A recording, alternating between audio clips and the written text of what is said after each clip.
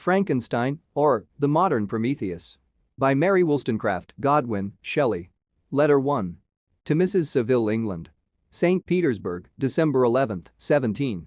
You will rejoice to hear that no disaster has accompanied the commencement of an enterprise which you have regarded with such evil forebodings. I arrived here yesterday, and my first task is to assure my dear sister of my welfare and increasing confidence in the success of my undertaking. I am already far north of London, and as I walk in the streets of Petersburg, I feel a cold northern breeze play upon my cheeks, which braces my nerves and fills me with delight. Do you understand this feeling? This breeze, which has traveled from the regions towards which I am advancing, gives me a foretaste of those icy climes. Inspirited by this wind of promise, my daydreams become more fervent and vivid. I try in vain to be persuaded that the pole is the seat of frost and desolation. It ever presents itself to my imagination as the region of beauty and delight. There, Margaret, the sun is forever visible, its broad disk just skirting the horizon and diffusing a perpetual splendor. Therefore, with your leave, my sister, I will put some trust in preceding navigators. Their snow and frost are banished, and, sailing over a calm sea, we may be wafted to a land surpassing in wonders and in beauty every region hitherto discovered on the habitable globe. Its productions and features may be without example, as the phenomena of the heavenly bodies undoubtedly are in those undiscovered solitudes. What may not be expected in a country of eternal light? I may there discover the wondrous power which attracts the needle and may regulate 1,000 celestial observations that require only this voyage to render their seeming eccentricities consistent forever. I shall satiate my ardent curiosity with the sight of a part of the world never before visited and may tread a land never before imprinted by the foot of man. These are my enticements, and they are sufficient to conquer all fear of danger or death and to induce me to commence this laborious voyage with the joy a child feels when he embarks in a little boat with his holiday mates on an expedition of discovery up his native river. But supposing all these conjectures to be false, you cannot contest the inestimable benefit which I shall confer on all mankind, to the last generation, by discovering a passage near the pole to those countries, to reach which at present so many months are requisite, or by ascertaining the secret of the magnet, which, if at all possible, can only be effected by an undertaking such as mine. These reflections have dispelled the agitation with which I began my letter, and I feel my heart glow with an enthusiasm which elevates me to heaven, for nothing contributes so much to tranquilize the mind as a steady purpose, a point on which the soul may fix its intellectual eye. This expedition has been the favorite dream of my early years. I have read with ardor the accounts of the various voyages which have been made in the prospect of arriving at the North Pacific Ocean through the seas which surround the pole. You may remember that a history of all the voyages made for purposes of discovery compassed the whole of our good Uncle Thomas's library. My education was neglected, yet I was passionately fond of reading. These volumes were my study day and night, and my familiarity with them increased that regret which I had felt as a child on learning that my father's dying injunction had forbidden my uncle to allow me to embark in a seafaring life. These visions faded when I perused, for the first time, those poets whose effusions entranced my soul and lifted it to heaven. I also became a poet and for 1 year lived in a paradise of my own creation. I imagined that I also might obtain a niche in the temple where the names of Homer and Shakespeare are consecrated. You are well acquainted with my failure and how heavily I bore the disappointment. But just at that time I inherited the fortune of my cousin, and my thoughts were turned into the channel of their earlier bent. 6 years have passed since I resolved on my present undertaking. I can't, even now, remember the hour from which I dedicated myself to this great enterprise. I commenced by inuring my body to hardship. I accompanied the whale fishers on several expeditions to the North Sea. I voluntarily endured cold, famine, thirst, and want of sleep. I often worked harder than the common sailors during the day and devoted my nights to the study of mathematics, the theory of medicine, and those branches of physical science from which a naval adventurer might derive the greatest practical advantage. Twice I actually hired myself as an undermate in a Greenland whaler and acquitted myself to admiration. I must own I felt a little proud when my captain offered me the second dignity in the vessel and entreated me to remain with the greatest earnestness, so valuable did he consider my services. And now, dear Margaret, do I not deserve to accomplish some great purpose? My life might have been passed in ease and luxury, but I preferred glory to every enticement that wealth placed in my path. Oh, that some encouraging voice would answer in the affirmative.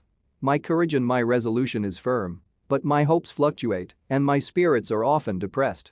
I am about to proceed on a long and difficult voyage, the emergencies of which will demand all my fortitude. I am required not only to raise the spirits of others, but sometimes to sustain my own when theirs are failing. This is the most favorable period for traveling in Russia. They fly quickly over the snow in their sledges. The motion is pleasant and, in my opinion, far more agreeable than that of an English stagecoach. The cold is not excessive if you are wrapped in furs, a dress which I have already adopted, for there is a great difference between walking the deck and remaining seated motionless for hours when no exercise prevents the blood from actually freezing in your veins. I have no ambition to lose my life on the post road between St. Petersburg and Archangel. I shall depart for the latter town in a fortnight or 3 weeks, and my intention is to hire a ship there, which can easily be done by paying the insurance for the owner and to engage as many sailors as I think necessary among those who are accustomed to the whale fishing. I do not intend to sail until the month of June. And when shall I return? Ah, dear sister, how can I answer this question? If I succeed, many months, perhaps years, will pass before you and I may meet. If I fail, you will see me again soon, or never. Farewell, my dear, excellent Margaret. Heaven shower down blessings on you and save me, that I may again and again testify my gratitude for all your love and kindness. Your affectionate brother, R. Walton. Letter 2. To Mrs. Saville, England. Archangel, 28 March, 17. How slowly the time passes here, encompassed as I am by frost and snow. Yet a second step is taken towards my enterprise. I have hired a vessel and am occupied in collecting my sailors. Those whom I have already engaged appear to be men on whom I can depend and are certainly possessed of dauntless courage. But I have one want which I have never yet been able to satisfy, and the absence of the object, of which I now feel is a most severe evil. I have no friend, Margaret. When I am glowing with the enthusiasm of success, there will be none to participate my joy. If I am assailed by disappointment, no one will endeavor to sustain me in dejection.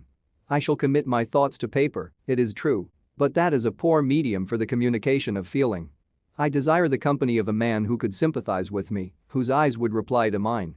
You may deem me romantic, my dear sister, but I bitterly feel the want of a friend. I have no one near me, gentle yet courageous, possessed of a cultivated as well as of a capacious mind, whose tastes are like my own, to approve or amend my plans. How would such a friend repair the faults of your poor brother? I am too ardent in execution and too impatient of difficulties. But it is a still greater evil to me that I am self-educated. For the first 14 years of my life I ran wild on a common and read nothing but our Uncle Thomas's books of voyages. At that age I became acquainted with the celebrated poets of our own country, but it was only when it had ceased to be in my power to derive its most important benefits from such a conviction that I perceived the necessity of becoming acquainted with more languages than that of my native country. Now I am 28 and am in reality more illiterate than many schoolboys of 15. It is true that I have thought more and that my daydreams are more extended and magnificent, but they want, as the painters call it, keeping. And I greatly need a friend who would have sense enough not to despise me as romantic and affection enough for me to endeavor to regulate my mind.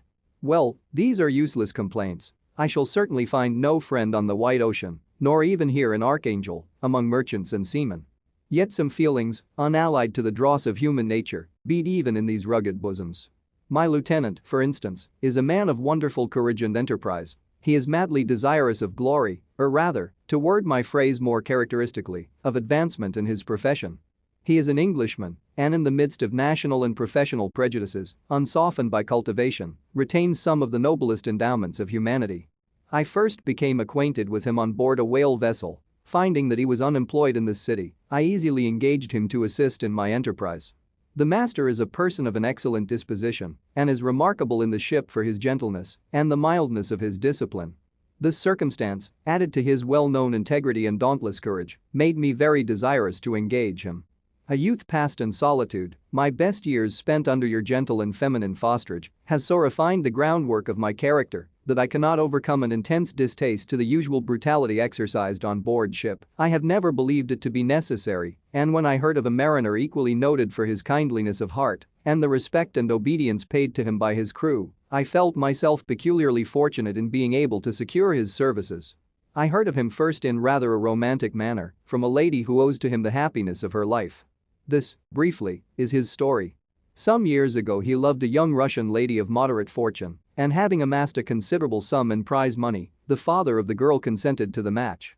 He saw his mistress once before the destined ceremony, but she was bathed in tears and, throwing herself at his feet, entreated him to spare her, confessing at the same time that she loved another but that he was poor and that her father would never consent to the union. My generous friend reassured the suppliant and, on being informed of the name of her lover, instantly abandoned his pursuit. He had already bought a farm with his money, on which he had designed to pass the remainder of his life, but he bestowed the whole on his rival, together with the remains of his prize money to purchase stock, and then himself solicited the young woman's father to consent to her marriage with her lover. But the old man decidedly refused, thinking himself bound in honor to my friend, who, when he found the father inexorable, quitted his country, nor returned until he heard that his former mistress was married according to her inclinations. What a noble fellow, you will exclaim. He is so. But then he is wholly uneducated, he is as silent as a Turk, and a kind of ignorant carelessness attends him, which, while it renders his conduct the more astonishing, detracts from the interest and sympathy which otherwise he would command. Yet do not suppose, because I complain a little, or because I can conceive a consolation for my toils which I may never know, that I am wavering in my resolutions. Those are as fixed as fate, and my voyage is only now delayed until the weather shall permit my embarkation. The winter has been dreadfully severe, but the spring promises well, and it is considered as a remarkably early season, so that perhaps I may sail sooner than I expected. I shall do nothing rashly, you know me sufficiently to confide in my prudence and considerateness whenever the safety of others is committed to my care. I cannot describe to you my sensations on the near prospect of my undertaking. It is impossible to communicate to you a conception of the trembling sensation, half pleasurable and half fearful, with which I am preparing to depart. I am going to unexplored regions, to the land of mist and snow, but I shall kill no albatross, therefore do not be alarmed for my safety, or if I should come back to you as worn and woeful as the ancient mariner. You will smile at my illusion, but I will disclose a secret. I have often attributed my attachment to, my passionate enthusiasm for, the dangerous mysteries of ocean to that production of the most imaginative of modern poets. There is something at work in my soul which I do not understand. I am practically industrious, painstaking, a workman to execute with perseverance and labor, but besides this there is a love for the marvelous, a belief in the marvelous, intertwined in all my projects, which hurries me out of the common pathways of men, even to the wild sea and unvisited regions I am about to explore. But to return to dearer considerations. Shall I meet you again, after having traversed immense seas and returned by the most southern cape of Africa or America? I dare not expect such success, yet I cannot bear to look on the reverse of the picture. Continue for the present to write to me by every opportunity. I may receive your letters on some occasions when I need them most to support my spirits. I love you very tenderly. Remember me with affection, should you never hear from me again. Your affectionate brother, Robert Walton. Letter 3. To Mrs. Saville, England. July 7, 17. My dear sister, I write a few lines in haste to say that I am safe and well advanced on my voyage. This letter will reach England by a merchantman now on its homeward voyage from Archangel, more fortunate than I, who may not see my native land, perhaps, for many years. I am, however, in good spirits, my men are bold and apparently firm of purpose, nor do the floating sheets of ice that continually pass us, indicating the dangers of the region towards which we are advancing, appear to dismay them. We have already reached a very high latitude, but it is the height of summer, and although not so warm as in England, the southern gales, which blow us speedily towards those shores which I so ardently desire to attain, breathe a degree of renovating warmth which I had not expected. No incidents have hitherto befallen us that would make a figure in a letter. 1 or 2 stiff gales and the springing of a leak are accidents which experienced navigators scarcely remember to record, and I shall be well content if nothing worse happened to us during our voyage. Adieu, my dear Margaret. Be assured that for my own sake, as well as yours, I will not rashly encounter danger. I will be cool, persevering, and prudent. But success shall crown my endeavors. Wherefore not? Thus far I have gone, tracing a secure way over the pathless seas, the very stars themselves being witnesses and testimonies of my triumph. Why not still proceed over the untamed yet obedient element? What can stop the determined heart and resolved will of man? My swelling heart involuntarily pours itself out thus. But I must finish. Heaven bless my beloved sister. R.W., Letter 4. To Mrs. Saville, England. August 5, 17. So strange an accident has happened to us that I cannot forbear recording it, although it is very probable that you will see me before these papers can come into your possession. Last Monday, July 31st, we were nearly surrounded by ice, which closed in the ship on all sides, scarcely leaving her the sea room in which she floated. Our situation was somewhat dangerous, especially as we were compassed round by a very thick fog.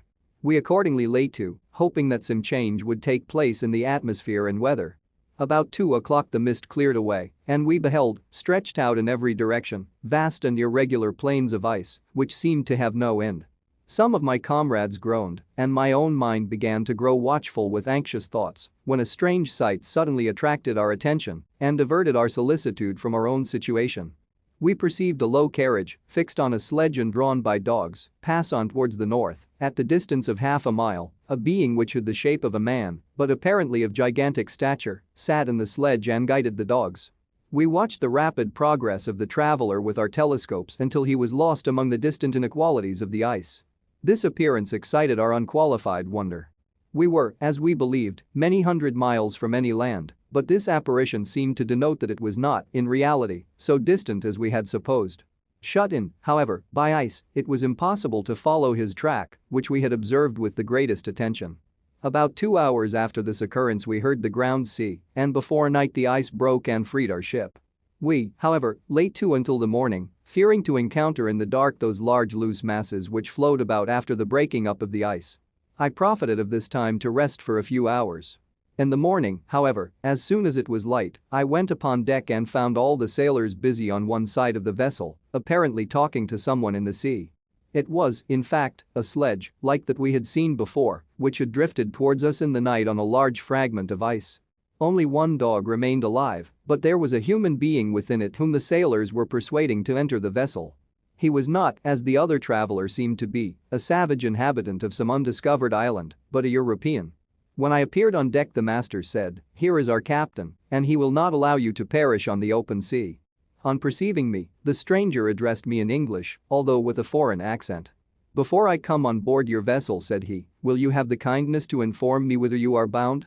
You may conceive my astonishment on hearing such a question addressed to me from a man on the brink of destruction, and to whom I should have supposed that my vessel would have been a resource which he would not have exchanged for the most precious wealth the earth can afford. I replied, however, that we were on a voyage of discovery towards the northern pole. Upon hearing this he appeared satisfied and consented to come on board. Good God! Margaret, if you had seen the man who thus capitulated for his safety, your surprise would have been boundless. His limbs were nearly frozen, and his body dreadfully emaciated by fatigue and suffering. I never saw a man in so wretched a condition. We attempted to carry him into the cabin, but as soon as he had quitted the fresh air he fainted.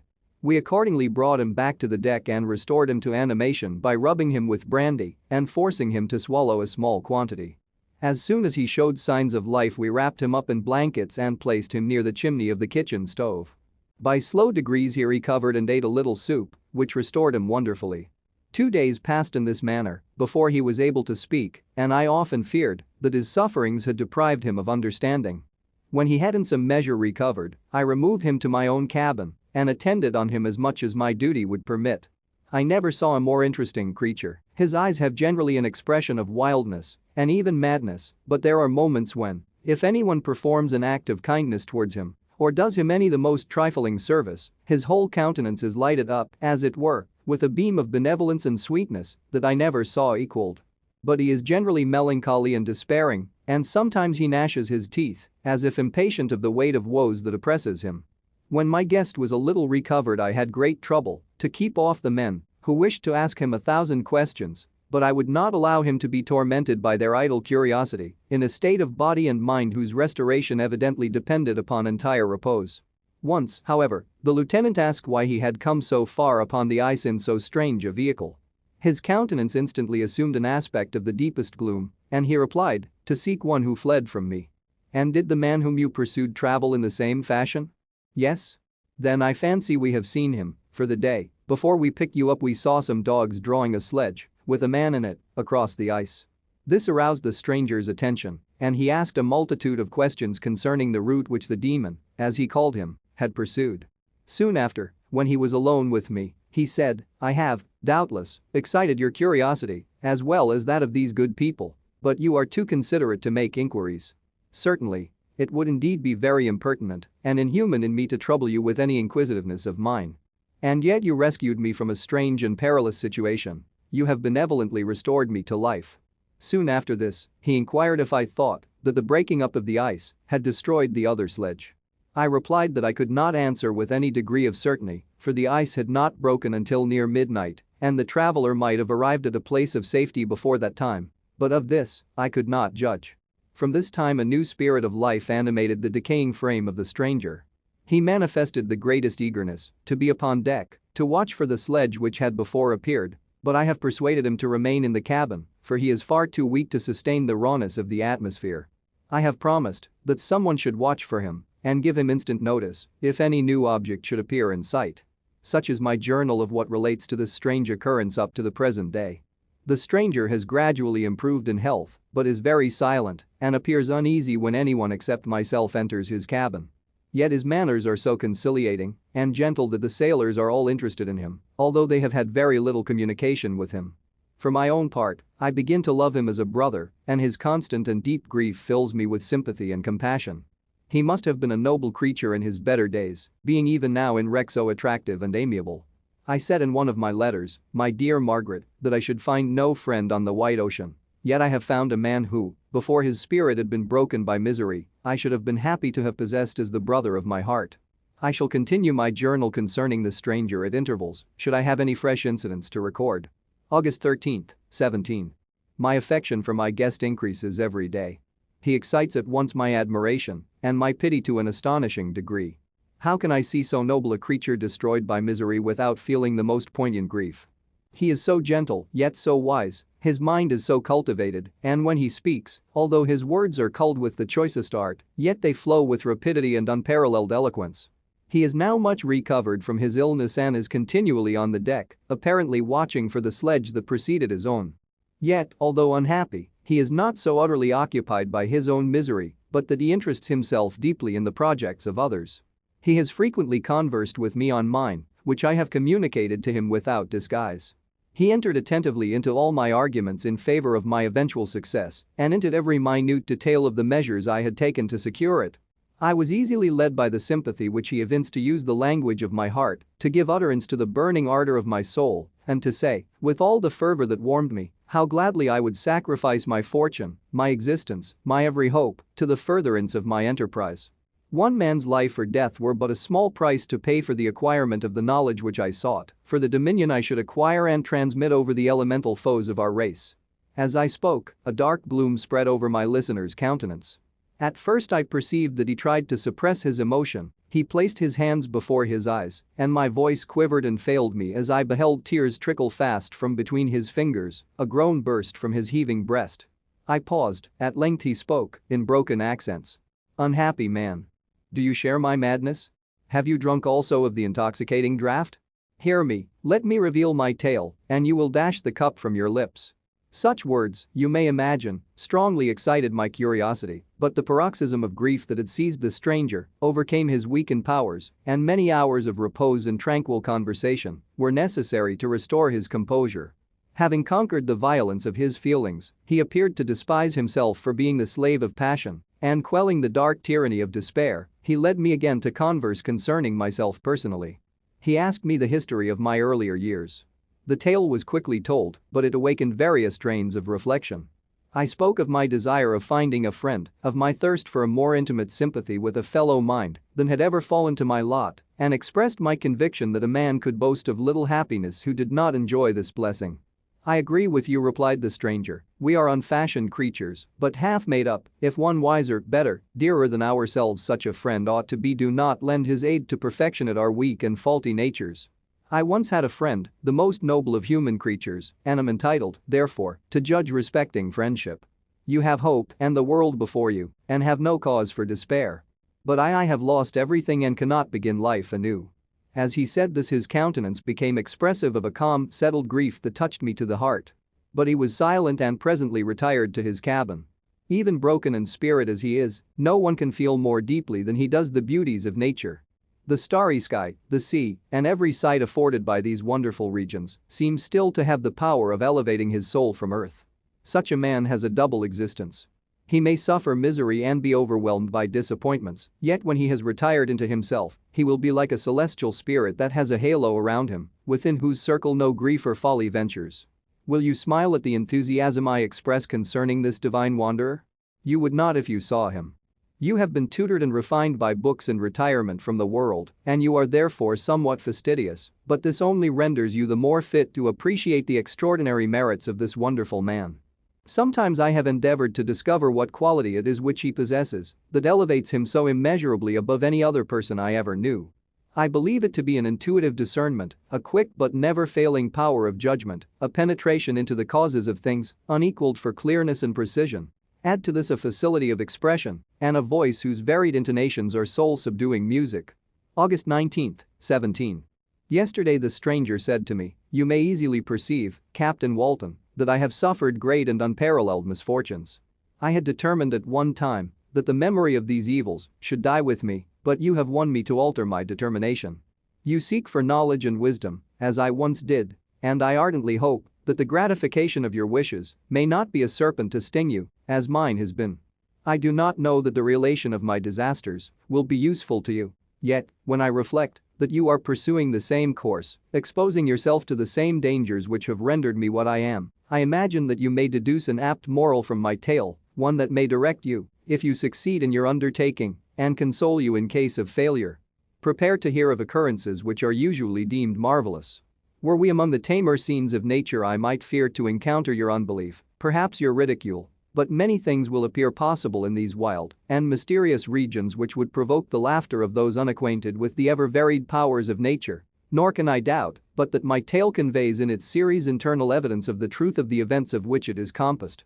You may easily imagine that I was much gratified by the offered communication, yet I could not endure that he should renew his grief by a recital of his misfortunes. I felt the greatest eagerness to hear the promised narrative, partly from curiosity and partly from a strong desire to ameliorate his fate, if it were in my power. I expressed these feelings in my answer. "I thank you," he replied, "for your sympathy, but it is useless. My fate is nearly fulfilled. I wait but for one event, and then I shall repose in peace."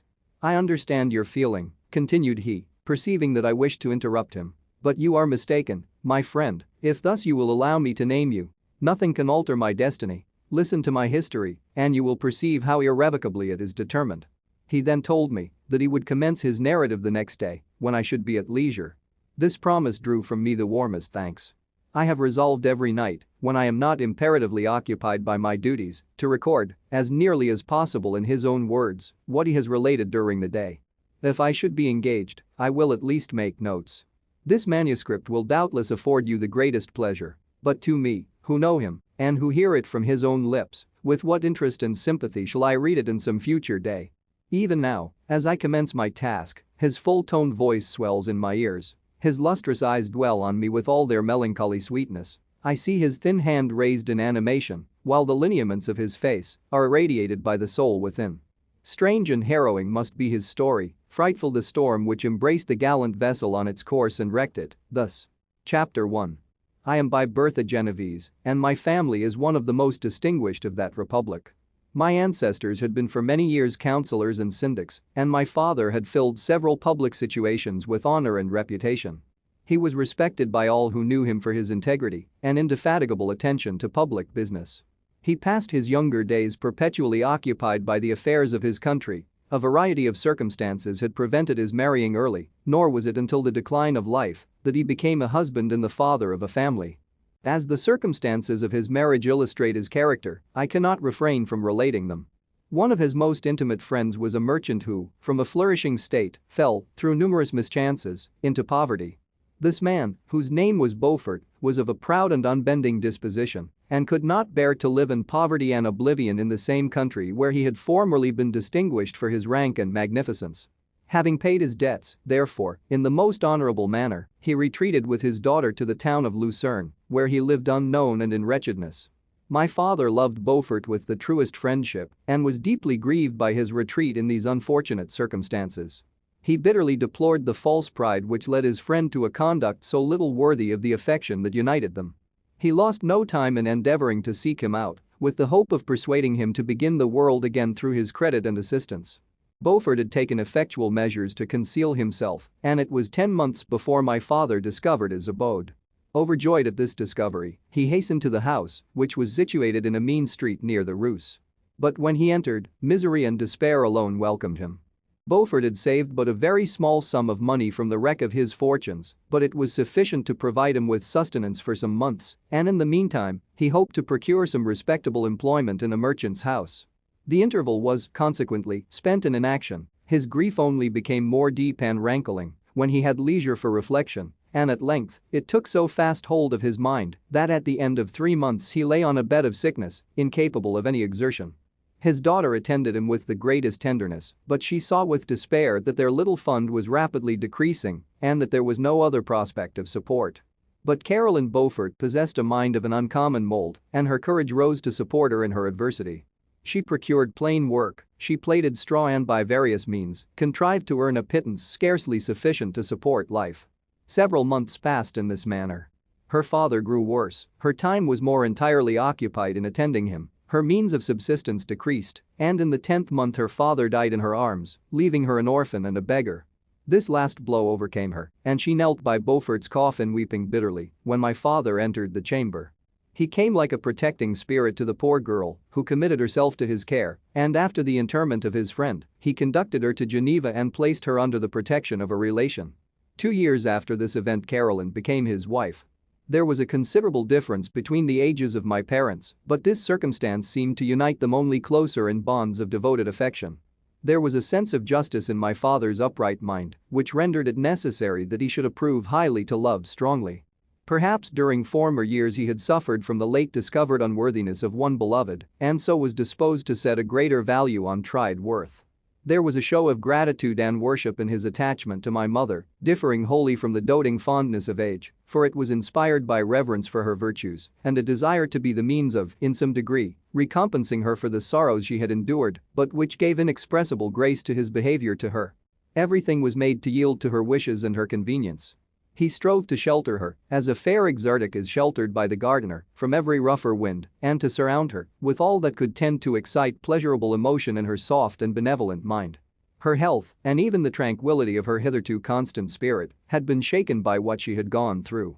During the 2 years that had elapsed previous to their marriage my father had gradually relinquished all his public functions, and immediately after their union they sought the pleasant climate of Italy and the change of scene and interest attendant on a tour through that land of wonders as a restorative for her weakened frame.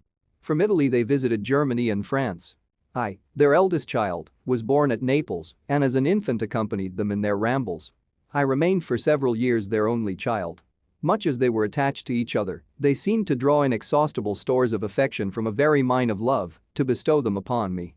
My mother's tender caresses and my father's smile of benevolent pleasure, while regarding me, are my first recollections. I was their plaything and their idol, and something better, their child, the innocent and helpless creature bestowed on them by heaven, whom to bring up to good, and whose future lot it was in their hands to direct to happiness or misery, according as they fulfilled their duties towards me.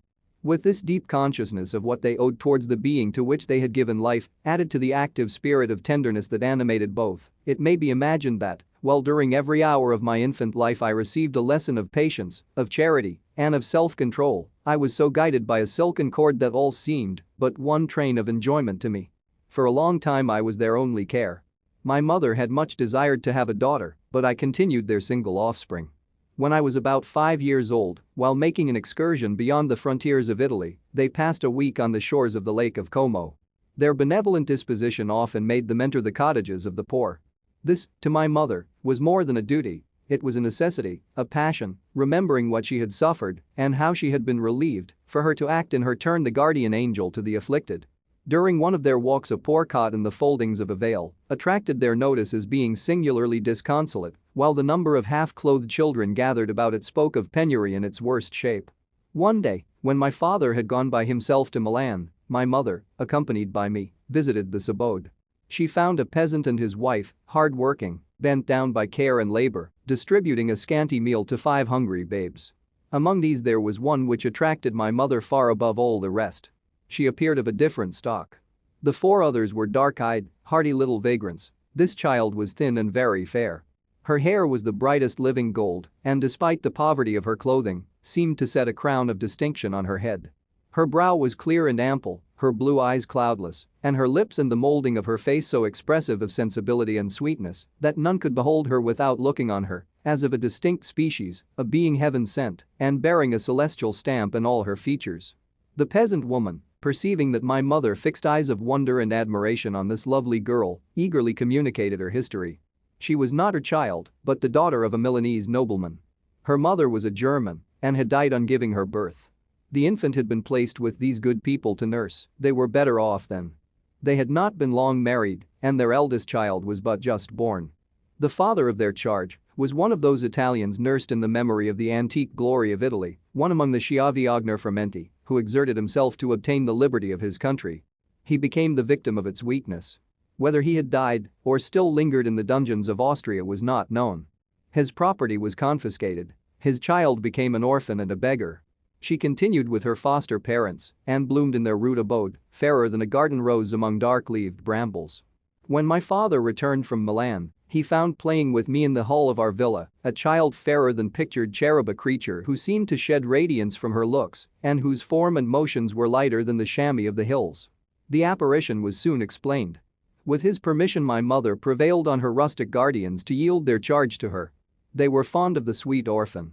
Her presence had seemed a blessing to them, but it would be unfair to her to keep her in poverty and want when Providence afforded her such powerful protection.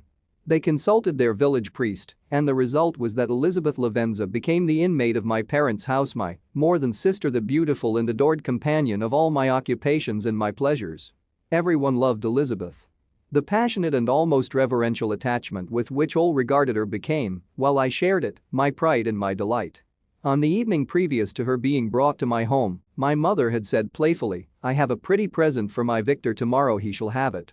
And when, on the morrow, she presented Elizabeth to me as her promised gift, I, with childish seriousness, interpreted her words literally and looked upon Elizabeth as mine to protect, love, and cherish. All praises bestowed on her I received as made to a possession of my own. We called each other familiarly by the name of cousin. No word, no expression could body forth the kind of relation in which she stood to me, my more than sister, since till death she was to be mine only. Chapter 2. We were brought up together, there was not quite a year difference in our ages. I need not say that we were strangers to any species of disunion or dispute. Harmony was the soul of our companionship, and the diversity and contrast that subsisted in our characters drew us nearer together. Elizabeth was of a calmer and more concentrated disposition, but, with all my ardor, I was capable of a more intense application and was more deeply smitten with the thirst for knowledge.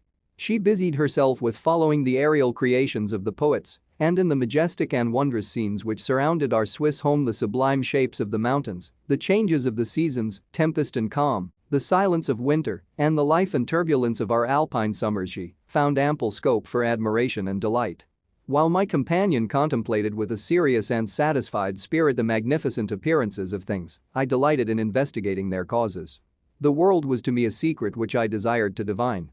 Curiosity, earnest research to learn the hidden laws of nature, gladness akin to rapture, as they were unfolded to me, are among the earliest sensations I can remember. On the birth of a second son, my junior by 7 years, my parents gave up entirely their wandering life and fixed themselves in their native country. We possessed a house in Geneva and a campaign on Belrive, the eastern shore of the lake, at the distance of rather more than a league from the city. We resided principally in the latter, and the lives of my parents were passed in considerable seclusion.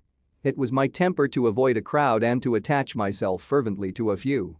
I was indifferent, therefore, to my school fellows in general, but I united myself in the bonds of the closest friendship to one among them. Henry Clerval was the son of a merchant of Geneva. He was a boy of singular talent and fancy.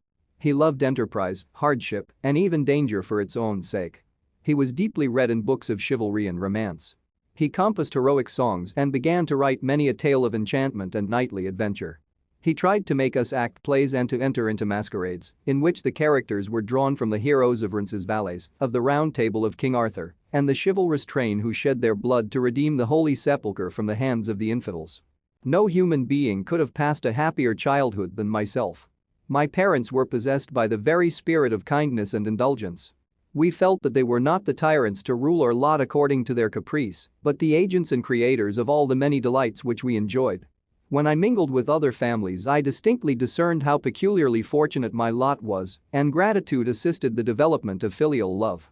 My temper was sometimes violent and my passions vehement, but by some law in my temperature they were turned not towards childish pursuits, but to an eager desire to learn, and not to learn all things indiscriminately.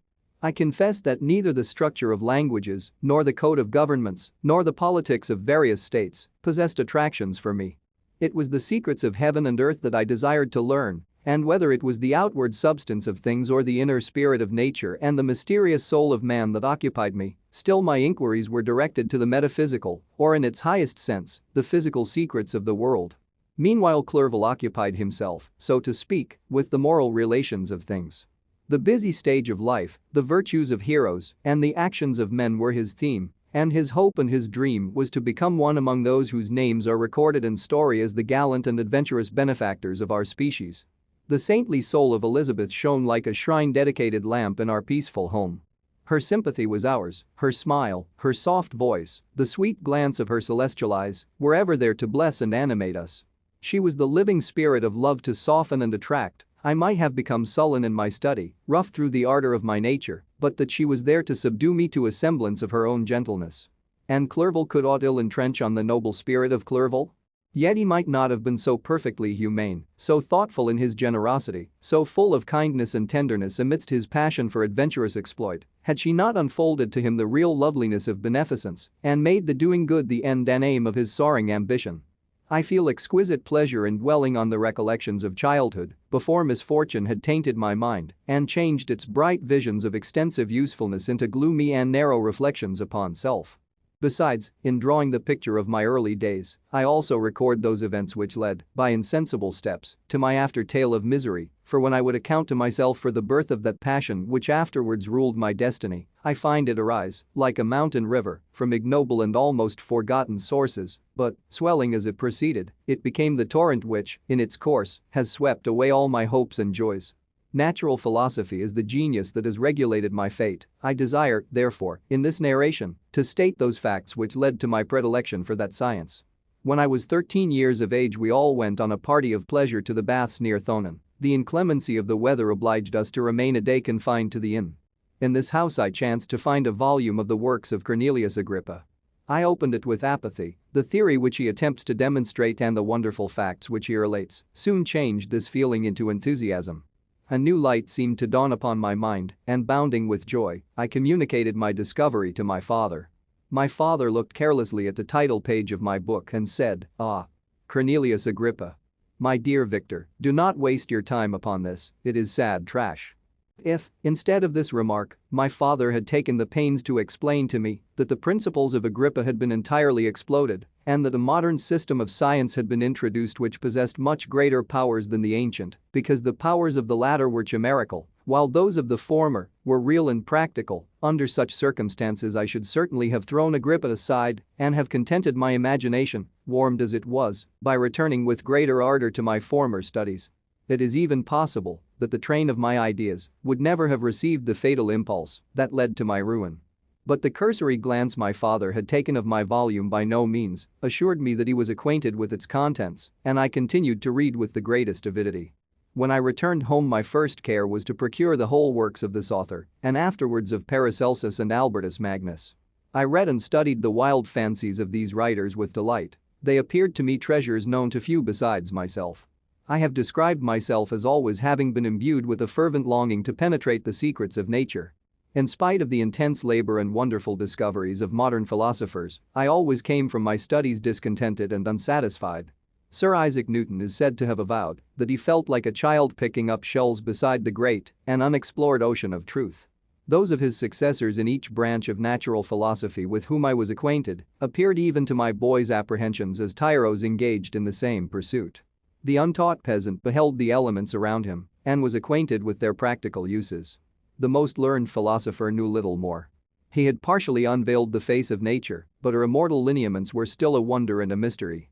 He might dissect, anatomize, and give names, but, not to speak of a final cause, causes in their secondary and tertiary grades were utterly unknown to him. I had gazed upon the fortifications and impediments that seemed to keep human beings from entering the citadel of nature, and rashly and ignorantly I had repined. But here were books, and here were men who had penetrated deeper and knew more. I took their word for all that they averred, and I became their disciple. It may appear strange that such should arise in the 18th century, but while I followed the routine of education in the schools of Geneva, I was, to a great degree, self-taught with regard to my favorite studies. My father was not scientific, and I was left to struggle with a child's blindness, added to a student's thirst for knowledge. Under the guidance of my new preceptors, I entered with the greatest diligence into the search of the philosopher's stone and the elixir of life, but the latter soon obtained my undivided attention. Wealth was an inferior object, but what glory would attend the discovery if I could banish disease from the human frame and render man invulnerable to any but a violent death? Nor were these my only visions. The raising of ghosts or devils was a promise liberally accorded by my favorite authors, the fulfillment of which I most eagerly sought. And if my incantations were always unsuccessful, I attributed the failure rather to my own inexperience and mistake than to a want of skill or fidelity in my instructors. And thus for a time I was occupied by exploded systems, mingling, like an unadept, 1,000 contradictory theories and floundering desperately in a very slough of multifarious knowledge, guided by an ardent imagination and childish reasoning, till an accident again changed the current of my ideas. When I was about 15 years old we had retired to our house near Bellerive when we witnessed a most violent and terrible thunderstorm. It advanced from behind the mountains of Jura, and the thunder burst at once with frightful loudness from various quarters of the heavens. I remained, while the storm lasted, watching its progress with curiosity and delight. As I stood at the door, on a sudden I beheld a stream of fire issue from an old and beautiful oak which stood about 20 yards from our house, and so soon as the dazzling light vanished, the oak had disappeared and nothing remained but a blasted stump. When we visited it the next morning, we found the tree shattered in a singular manner. It was not splintered by the shock, but entirely reduced to thin ribbons of wood. I never beheld anything so utterly destroyed. Before this I was not unacquainted with the more obvious laws of electricity. On this occasion a man of great research in natural philosophy was with us, and excited by this catastrophe, he entered on the explanation of a theory which he had formed on the subject of electricity and galvanism, which was at once new and astonishing to me. All that he said threw greatly into the shade Cornelius Agrippa, Albertus Magnus, and Paracelsus, the lords of my imagination, but by some fatality the overthrow of these men disinclined me to pursue my accustomed studies. It seemed to me as if nothing would or could ever be known. All that had so long engaged my attention suddenly grew despicable. By one of those caprices of the mind which we are perhaps most subject to in early youth, I at once gave up my former occupations, set down natural history and all its progeny as a deformed and abortive creation, and entertained the greatest disdain for would-be science, which could never even step within the threshold of real knowledge. In this mood of mind I betook myself to the mathematics and the branches of study appertaining to that science as being built upon secure foundations and so worthy of my consideration. Thus strangely are our souls constructed, and by such slight ligaments are we bound to prosperity or ruin. When I look back, it seems to me as if this almost miraculous change of inclination and will was the immediate suggestion of the guardian angel of my life, the last effort made by the spirit of preservation to avert the storm that was even then hanging in the stars and ready to envelop me.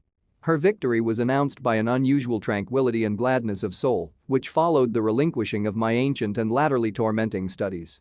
It was thus that I was to be taught to associate evil with their prosecution, happiness with their disregard. It was a strong effort of the spirit of good, but it was ineffectual. Destiny was too potent, and her immutable laws had decreed my utter and terrible destruction. Chapter 3. When I had attained the age of 17, my parents resolved that I should become a student at the University of Ingolstadt. I had hitherto attended the schools of Geneva, but my father thought it necessary for the completion of my education that I should be made acquainted with other customs than those of my native country. My departure was therefore fixed at an early date, but before the day I resolved upon could arrive, the first misfortune of my life occurred, an omen, as it were, of my future misery. Elizabeth had caught the scarlet fever, her illness was severe, and she was in the greatest danger. During her illness many arguments had been urged to persuade my mother to refrain from attending upon her. She had at first yielded to our entreaties, but when she heard that the life of her favorite was menaced, she could no longer control her anxiety. She attended her sickbed, her watchful attentions triumphed over the malignity of the distemper. Elizabeth was saved, but the consequences of this imprudence were fatal to her preserver. On the third day my mother sickened, her fever was accompanied by the most alarming symptoms, and the looks of her medical attendants prognosticated the worst event. On her deathbed the fortitude and benignity of this best of women did not desert her. She joined the hands of Elizabeth and myself. "My children," she said, "my firmest hopes of future happiness were placed on the prospect of your union. This expectation will now be the consolation of your father. Elizabeth, my love, you must supply my place to my younger children. Alas! I regret that I am taken from you, and, happy and beloved as I have been, is it not hard to quit you all? But these are not thoughts befitting me. I will endeavor to resign myself cheerfully to death and will indulge a hope of meeting you in another world." She died calmly, and her countenance expressed affection even in death. I need not describe the feelings of those whose dearest ties are rent by that most irreparable evil, the void that presents itself to the soul, and the despair that is exhibited on the countenance. It is so long before the mind can persuade itself that she whom we saw every day, and whose very existence appeared a part of our own, can have departed forever, that the brightness of a beloved eye can have been extinguished, and the sound of a voice so familiar and dear to the ear can be hushed, never more to be heard. These are the reflections of the first days, but when the lapse of time proves the reality of the evil, then the actual bitterness of grief commences. Yet from whom has not that rude hand rent away some dear connection? And why should I describe a sorrow which all have felt and must feel? The time at length arrives when grief is rather an indulgence than a necessity, and the smile that plays upon the lips, although it may be deemed a sacrilege, is not banished. My mother was dead, but we had still duties which we ought to perform. We must continue our course with the rest and learn to think ourselves fortunate whilst one remains whom the spoiler has not seized. My departure for Ingolstadt, which had been deferred by these events, was now again determined upon. I obtained from my father a respite of some weeks. It appeared to me sacrilege so soon to leave the repose, akin to death, of the house of mourning and to rush into the thick of life. I was new to sorrow, but it did not the less alarm me. I was unwilling to quit the sight of those that remained to me, and above all, I desired to see my sweet Elizabeth in some degree consoled. She indeed veiled her grief and strove to act the comforter to us all. She looked steadily on life and assumed its duties with courage and zeal. She devoted herself to those whom she had been taught to call her uncle and cousins. Never was she so enchanting as at this time, when she recalled the sunshine of her smiles and spent them upon us. She forgot even her own regret in her endeavors to make us forget.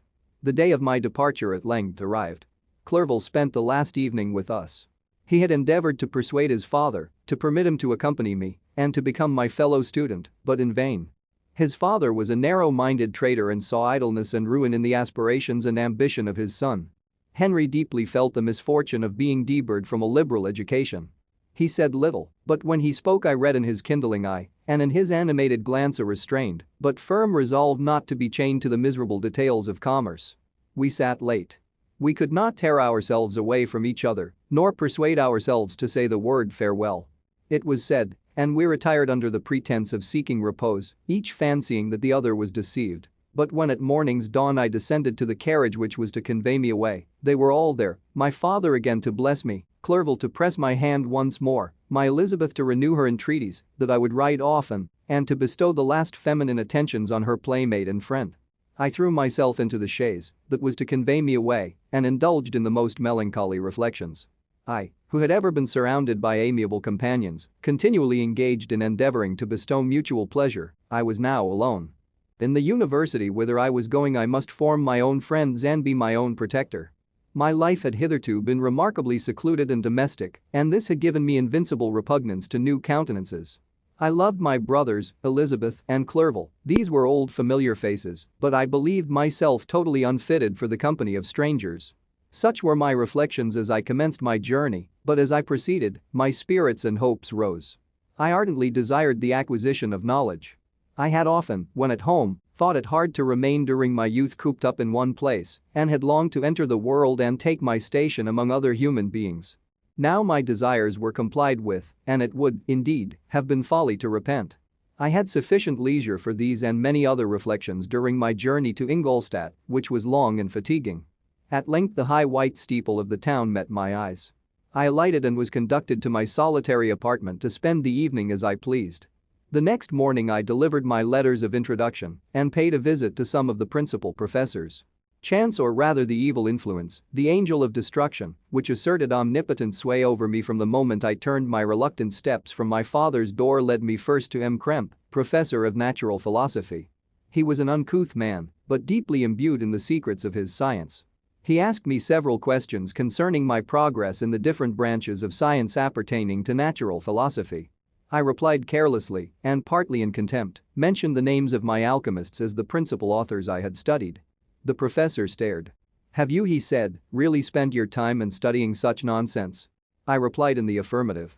"Every minute," continued M. Krempe with warmth, "every instant that you have wasted on those books is utterly and entirely lost.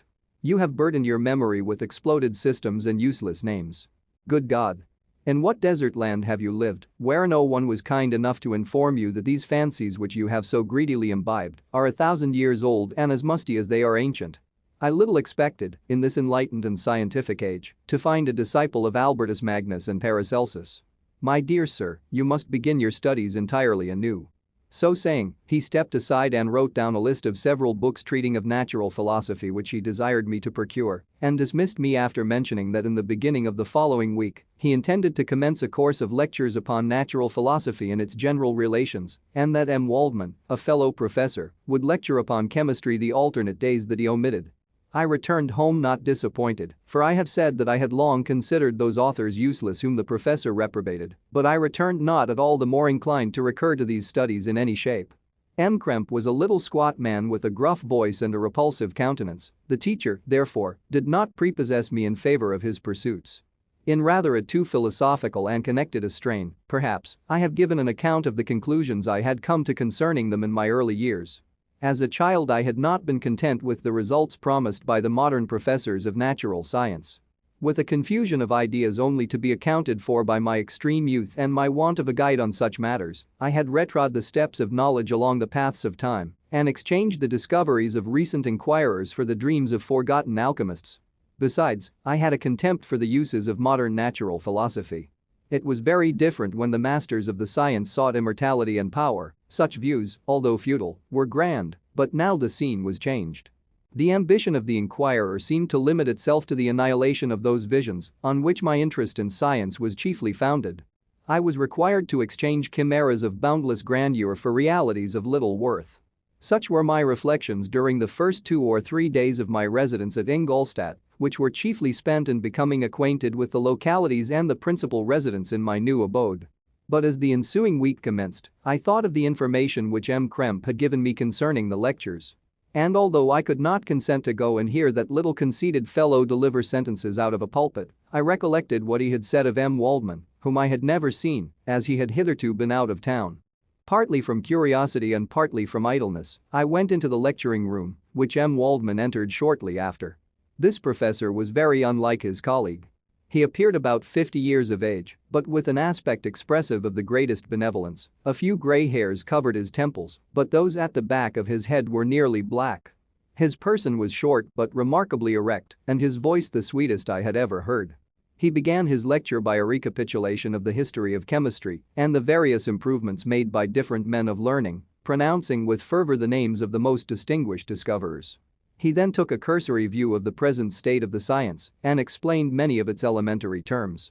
After having made a few preparatory experiments, he concluded with a panegyric upon modern chemistry, the terms of which I shall never forget. The ancient teachers of this science, said he, promised impossibilities and performed nothing.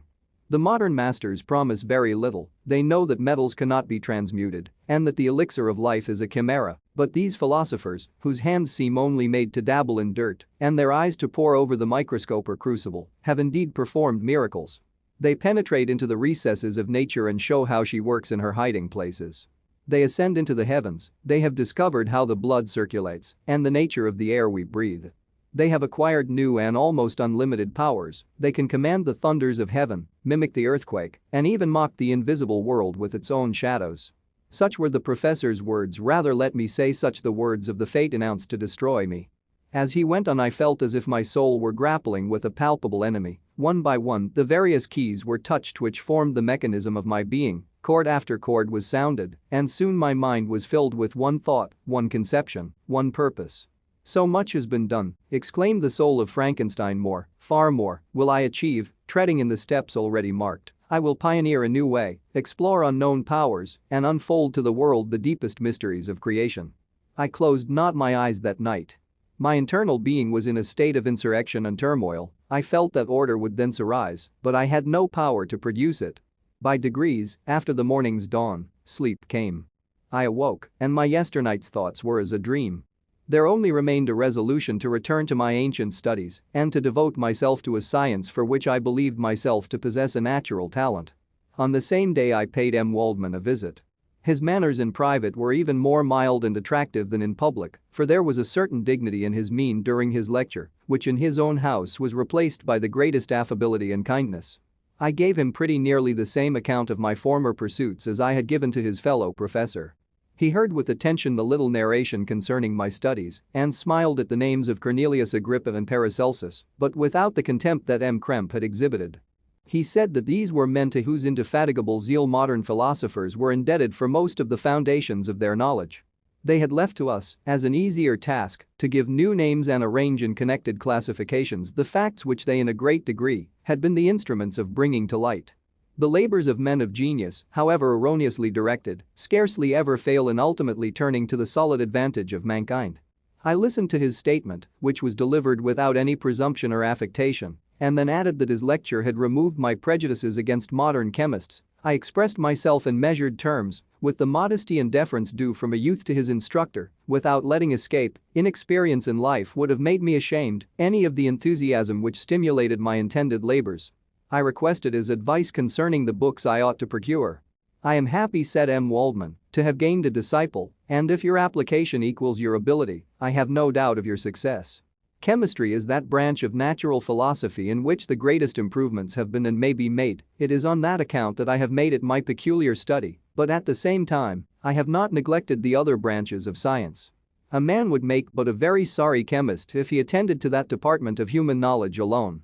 If your wish is to become really a man of science and not merely a petty experimentalist, I should advise you to apply to every branch of natural philosophy, including mathematics." He then took me into his laboratory and explained to me the uses of his various machines, instructing me as to what I ought to procure and promising me the use of his own when I should have advanced far enough in the science not to derange their mechanism. He also gave me the list of books which I had requested, and I took my leave. Thus ended a day memorable to me. It decided my future destiny. Chapter 4. From this day natural philosophy, and particularly chemistry, in the most comprehensive sense of the term, became nearly my sole occupation. I read with ardor those works, so full of genius and discrimination, which modern inquirers have written on these subjects. I attended the lectures and cultivated the acquaintance of the men of science of the university, and I found even in M. Krempe a great deal of sound sense and real information, combined, it is true, with a repulsive physiognomy and manners, but not on that account the less valuable. In M. Waldman I found a true friend. His gentleness was never tinged by dogmatism, and his instructions were given with an air of frankness and good nature that banished every idea of pedantry. In 1,000 ways he smoothed for me the path of knowledge and made the most abstruse inquiries clear and facile to my apprehension.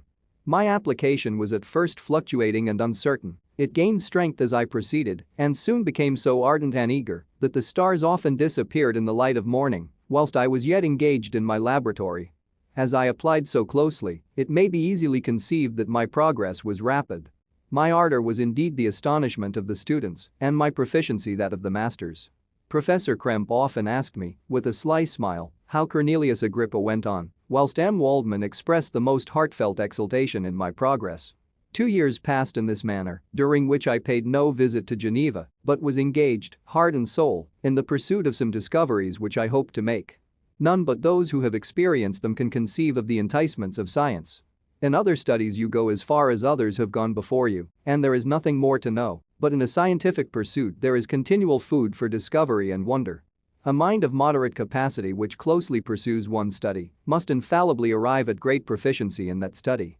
And I, who continually sought the attainment of one object of pursuit and was solely wrapped up in this, improved so rapidly that at the end of 2 years I made some discoveries in the improvement of some chemical instruments, which procured me great esteem and admiration at the university.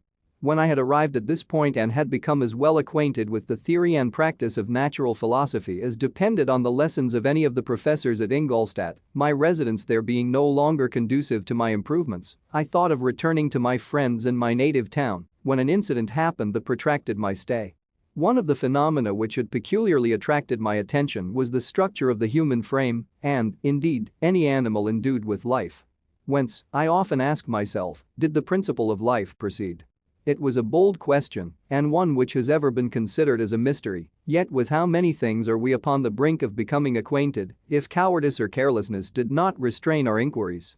I revolved these circumstances in my mind and determined thenceforth to apply myself more particularly to those branches of natural philosophy which relate to physiology. Unless I had been animated by an almost supernatural enthusiasm, my application to this study would have been irksome and almost intolerable.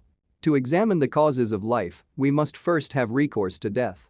I became acquainted with the science of anatomy, but this was not sufficient, I must also observe the natural decay and corruption of the human body. In my education my father had taken the greatest precautions that my mind should be impressed with no supernatural horrors. I do not ever remember to have trembled at a tale of superstition or to have feared the apparition of a spirit. Darkness had no effect upon my fancy, and a churchyard was to me merely the receptacle of bodies deprived of life, which, from being the seat of beauty and strength, had become food for the worm. Now I was led to examine the cause and progress of this decay and forced to spend days and nights in vaults and charnel houses. My attention was fixed upon every object the most insupportable to the delicacy of the human feelings. I saw how the fine form of man was degraded and wasted. I beheld the corruption of death succeed to the blooming cheek of life. I saw how the worm inherited the wonders of the eye and brain. I paused, examining and analyzing all the minutiae of causation, as exemplified in the change from life to death and death to life, until from the midst of this darkness, a sudden light broke in upon me, a light so brilliant and wondrous, yet so simple, that while I became dizzy with the immensity of the prospect which it illustrated, I was surprised that among so many men of genius who had directed their inquiries towards the same science, that I alone should be reserved to discover so astonishing a secret. Remember, I am not recording the vision of a madman. The sun does not more certainly shine in the heavens than that which I now affirm is true. Some miracle might have produced it, yet the stages of the discovery were distinct and probable. After days and nights of incredible labor and fatigue, I succeeded in discovering the cause of generation and life, nay, more, I became myself capable of bestowing animation upon lifeless matter. The astonishment which I had at first experienced on this discovery soon gave place to delight and rapture. After so much time spent in painful labor, to arrive at once at the summit of my desires was the most gratifying consummation of my toils. But this discovery was so great and overwhelming that all the steps by which I had been progressively led to it were obliterated, and I beheld only the result. What had been the study and desire of the wisest men since the creation of the world was now within my grasp. Not that, like a magic scene, it all opened upon me at once. The information I had obtained was of a nature rather to direct my endeavors so soon as I should point them towards the object of my search than to exhibit that object already accomplished. I was like the Arabian who had been buried with the dead and found a passage to life, aided only by one glimmering and seemingly ineffectual light. I see by your eagerness and the wonder and hope which your eyes express, my friend, that you expect to be informed of the secret with which I am acquainted. That cannot be. Listen patiently until the end of my story, and you will easily perceive why I am reserved upon that subject. I will not lead you on, unguarded and ardent as I then was, to your destruction and infallible misery. Learn from me, if not by my precepts, at least by my example, how dangerous is the acquirement of knowledge, and how much happier that man is who believes his native town to be the world than he who aspires to become greater than his nature will allow. When I found so astonishing a power placed within my hands, I hesitated a long time concerning the manner in which I should employ it. Although I possessed a capacity of bestowing animation, yet to prepare a frame for the reception of it, with all its intricacies of fibers, muscles, and veins, still remained a work of inconceivable difficulty and labor. I doubted at first whether I should attempt the creation of a being like myself, or one of simpler organization. But my imagination was too much exalted by my first success to permit me to doubt of my ability to give life to an animal as complex and wonderful as man. The materials at present within my command hardly appeared adequate to so arduous an undertaking, but I doubted not that I should ultimately succeed. I prepared myself for a multitude of reverses. My operations might be incessantly baffled, and at last my work be imperfect, yet when I considered the improvement which every day takes place in science and mechanics, I was encouraged to hope my present attempts would at least lay the foundations of future success. Nor could I consider the magnitude and complexity of my plan as any argument of its impracticability. It was with these feelings that I began the creation of a human being. As the minuteness of the parts formed a great hindrance to my speed, I resolved, contrary to my first intention, to make the being of a gigantic stature, that is to say, about 8 feet in height and proportionably large. After having formed this determination, and having spent some months in successfully collecting and arranging my materials, I began. No one can conceive the variety of feelings which bore me onwards, like a hurricane, in the first enthusiasm of success. Life and death appeared to me ideal bounds, which I should first break through and pour a torrent of light into our dark world. A new species would bless me as its creator and source. Many happy and excellent natures would owe their being to me. No father could claim the gratitude of his child so completely as I should deserve theirs. Pursuing these reflections, I thought that, if I could bestow animation upon lifeless matter, I might in process of time, although I now found it impossible, renew life where death had apparently devoted the body to corruption. These thoughts supported my spirits while I pursued my undertaking with unremitting ardor. My cheek had grown pale with study, and my person had become emaciated with confinement. Sometimes, on the very brink of certainty, I failed, yet still I clung to the hope which the next day, or the next hour might realize. One secret which I alone possessed was the hope to which I had dedicated myself, and the moon gazed on my midnight labors, while, with unrelaxed and breathless eagerness, I pursued nature to her hiding places. Who shall conceive the horrors of my secret toil as I dabbled among the unhallowed damps of the grave, or tortured the living animal to animate the lifeless clay? My limbs now tremble, and my eyes swim with the remembrance, but then a resistless and almost frantic impulse urged me forward. I seemed to have lost all solar sensation, but for this one pursuit. It was indeed but a passing trance that only made me feel with renewed acuteness so soon as, the unnatural stimulus ceasing to operate, I had returned to my old habits. I collected bones from charnel houses and disturbed, with profane fingers, the tremendous secrets of the human frame. In a solitary chamber, or rather cell, at the top of the house, and separated from all the other apartments by a gallery and staircase, I kept my workshop of filthy creation. My eyeballs were starting from their sockets in attending to the details of my employment. The dissecting room and the slaughter-house furnished many of my materials, and often did my human nature turn with loathing from my occupation, whilst, still urged on by an eagerness which perpetually increased, I brought my work near to a conclusion. The summer months passed while I was thus engaged, heart and soul, in one pursuit. It was a most beautiful season. Never did the fields bestow a more plentiful harvest, or the vines yield a more luxuriant vintage, but my eyes were insensible to the charms of nature. And the same feelings which made me neglect the scenes around me caused me also to forget those friends who were so many miles absent and whom I had not seen for so long a time. I knew my silence disquieted them, and I well remembered the words of my father. I know that, while you are pleased with yourself, you will think of us with affection, and we shall hear regularly from you. You must pardon me if I regard any interruption in your correspondence as a proof that your other duties are equally neglected. I knew well, therefore, what would be my father's feelings, but I could not tear my thoughts from my employment, loathsome in itself, but which had taken an irresistible hold of my imagination. I wished, as it were, to procrastinate all that related to my feelings of affection until the great object, which swallowed up every habit of my nature, should be completed. I then thought that my father would be unjust if he ascribed my neglect to vice or faultiness on my part, but I am now convinced that he was justified in conceiving that I should not be altogether free from blame. A human being in perfection ought always to preserve a calm and peaceful mind and never to allow passion or a transitory desire to disturb his tranquility. I do not think that the pursuit of knowledge is an exception to this rule. If the study to which you apply yourself has a tendency to weaken your affections and to destroy your taste for those simple pleasures in which no alloy can possibly mix, then that study is certainly unlawful, that is to say, not befitting the human mind. If this rule were always observed, if no man allowed any pursuit whatsoever to interfere with the tranquility of his domestic affections, Greece had not been enslaved, Caesar would have spared his country, America would have been discovered more gradually, and the empires of Mexico and Peru had not been destroyed. But I forget that I am moralizing in the most interesting part of my tale, and your looks remind me to proceed. My father made no reproach in his letters and only took notice of my silence by inquiring into my occupations more particularly than before.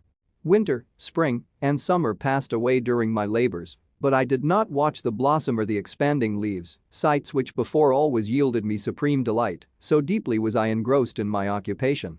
The leaves of that year had withered before my work drew near to a close, and now every day showed me more plainly how well I had succeeded. But my enthusiasm was checked by my anxiety, and I appeared rather like one doomed by slavery to toil in the mines or any other unwholesome trade than an artist occupied by his favorite employment. Every night I was oppressed by a slow fever, and I became nervous to a most painful degree. The fall of a leaf startled me, and I shunned my fellow creatures as if I had been guilty of a crime. Sometimes I grew alarmed at the wreck I perceived that I had become. The energy of my purpose alone sustained me. My labors would soon end, and I believed that exercise and amusement would then drive away incipient disease, and I promised myself both of these when my creation should be complete. Chapter 5. It was on a dreary night of November that I beheld the accomplishment of my toils.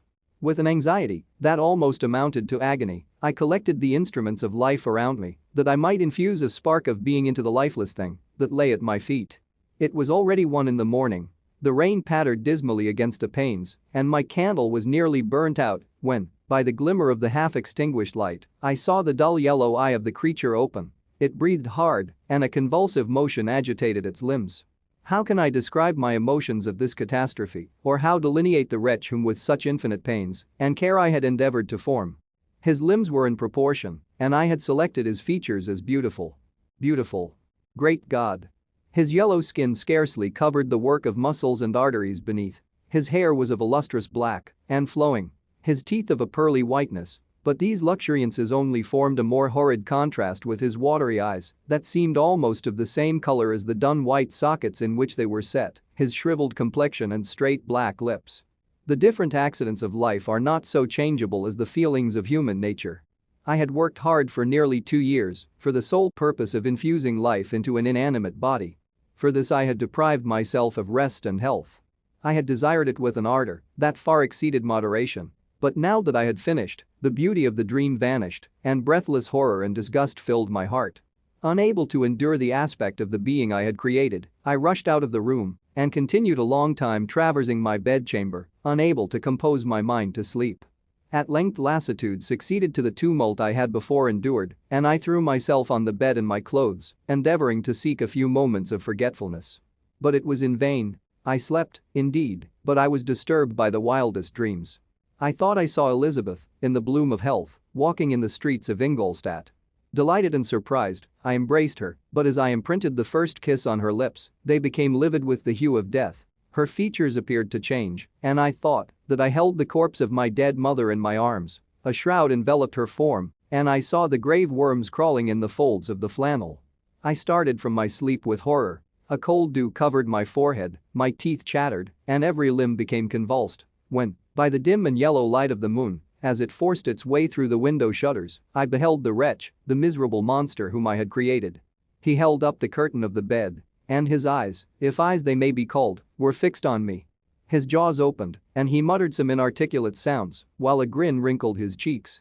He might have spoken, but I did not hear. One hand was stretched out, seemingly to detain me, but I escaped and rushed downstairs. I took refuge in the courtyard belonging to the house which I inhabited, where I remained during the rest of the night, walking up and down in the greatest agitation, listening attentively, catching and fearing each sound as if it were to announce the approach of the demoniacal corpse to which I had so miserably given life. Oh! No mortal could support the horror of that countenance. A mummy again endued with animation could not be so hideous as that wretch. I had gazed on him while unfinished. He was ugly then, but when those muscles and joints were rendered capable of motion, it became a thing such as even Dante could not have conceived.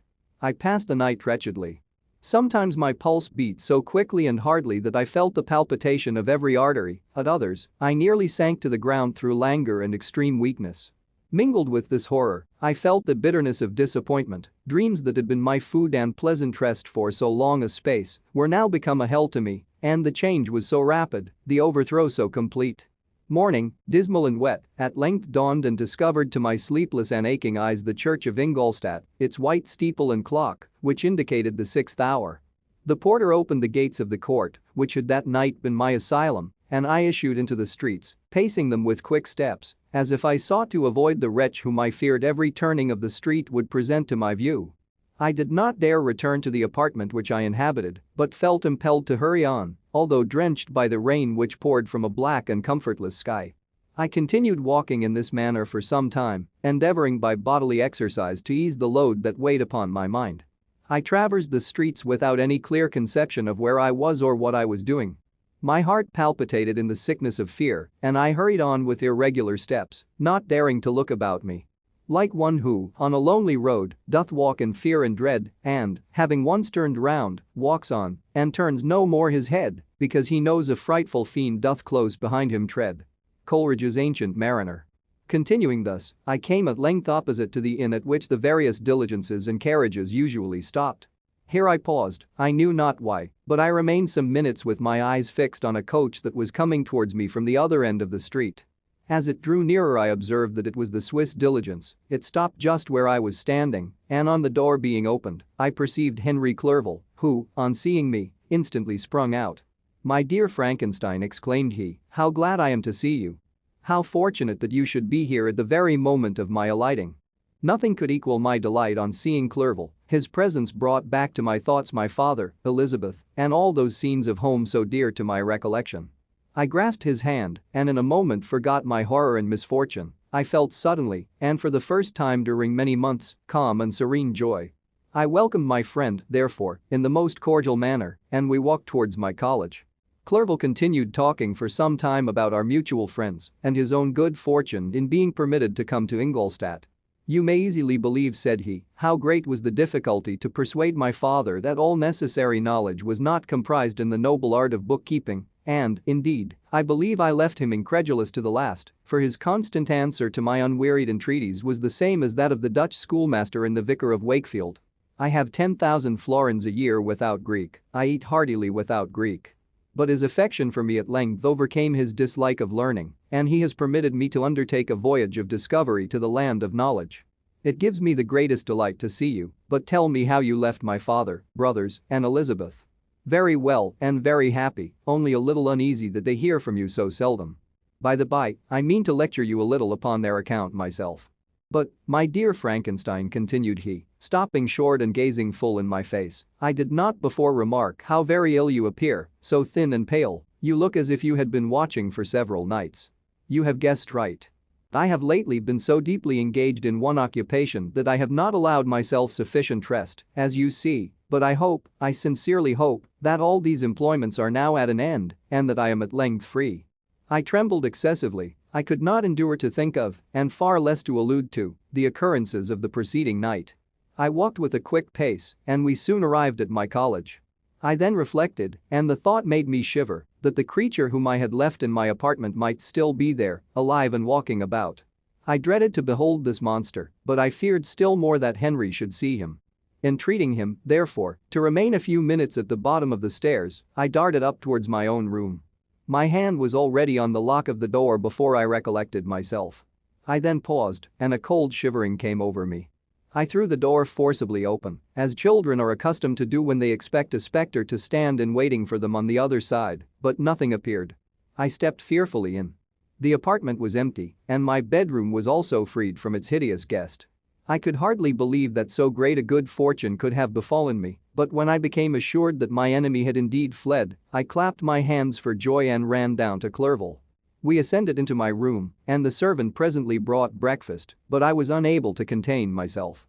It was not joy only that possessed me, I felt my flesh tingle with excess of sensitiveness, and my pulse beat rapidly. I was unable to remain for a single instant in the same place. I jumped over the chairs, clapped my hands, and laughed aloud. Clerval at first attributed my unusual spirits to joy on his arrival, but when he observed me more attentively, he saw a wildness in my eyes for which he could not account, and my loud, unrestrained, heartless laughter frightened and astonished him. "My dear Victor," cried he, "what, for God's sake, is the matter? Do not laugh in that manner. How ill you are! What is the cause of all this?" "Do not ask me," cried I, putting my hands before my eyes, for I thought I saw the dreaded spectre glide into the room. "He can tell. Oh, save me! Save me! I imagined that the monster seized me, I struggled furiously and fell down in a fit. Poor Clerval. What must have been his feelings? A meeting, which he anticipated with such joy, so strangely turned to bitterness. But I was not the witness of his grief, for I was lifeless and did not recover my senses for a long time. This was the commencement of a nervous fever which confined me for several months. During all that time Henry was my only nurse. I afterwards learned that, knowing my father's advanced age and unfitness for so long a journey, and how wretched my sickness would make Elizabeth, he spared them this grief by concealing the extent of my disorder. He knew that I could not have a more kind and attentive nurse than himself, and, firm in the hope he felt of my recovery, he did not doubt that, instead of doing harm, he performed the kindest action that he could towards them. But I was in reality very ill, and surely nothing but the unbounded and unremitting attentions of my friend could have restored me to life. The form of the monster on whom I had bestowed existence was forever before my eyes, and I raved incessantly concerning him. Doubtless my words surprised Henry. He at first believed them to be the wanderings of my disturbed imagination, but the pertinacity with which I continually recurred to the same subject persuaded him that my disorder indeed owed its origin to some uncommon and terrible event. By very slow degrees, and with frequent relapses that alarmed and grieved my friend, I recovered. I remember the first time I became capable of observing outward objects with any kind of pleasure. I perceived that the fallen leaves had disappeared and that the young buds were shooting forth from the trees that shaded my window. It was a divine spring, and the season contributed greatly to my convalescence. I felt also sentiments of joy and affection revive in my bosom, my gloom disappeared, and in a short time I became as cheerful as before I was attacked by the fatal passion. "Dearest Clerval," exclaimed I, "how kind, how very good you are to me. This whole winter, instead of being spent in study, as you promised yourself, has been consumed in my sick room. How shall I ever repay you? I feel the greatest remorse for the disappointment of which I have been the occasion, but you will forgive me. You will repay me entirely if you do not discompose yourself, but get well as fast as you can, and since you appear in such good spirits, I may speak to you on one subject, may I not?" I trembled. One subject. What could it be? Could he allude to an object on whom I dared not even think? "Compose yourself," said Clerval, who observed my change of color. "I will not mention it if it agitates you, but your father and cousin would be very happy if they received a letter from you in your own handwriting. They hardly know how ill you have been and are uneasy at your long silence. Is that all, my dear Henry? How could you suppose that my first thought would not fly towards those dear friends whom I love and who are so deserving of my love? If this is your present temper, my friend, you will perhaps be glad to see a letter that has been lying here some days for you. It is from your cousin, I believe." Chapter 6. Clerval then put the following letter into my hands. It was from my own Elizabeth. "My dearest cousin, you have been ill, very ill, and even the constant letters of dear kind Henry are not sufficient to reassure me on your account. You are forbidden to write to hold a pen, yet one word from you, dear Victor, is necessary to calm our apprehensions. For a long time I have thought that each post would bring this line, and my persuasions have restrained my uncle from undertaking a journey to Ingolstadt. I have prevented his encountering the inconveniences and perhaps dangers of so long a journey, yet how often have I regretted not being able to perform it myself. I figure to myself that the task of attending on your sickbed is devolved on some mercenary old nurse who could never guess your wishes nor minister to them with the care and affection of your poor cousin. Yet that is over now.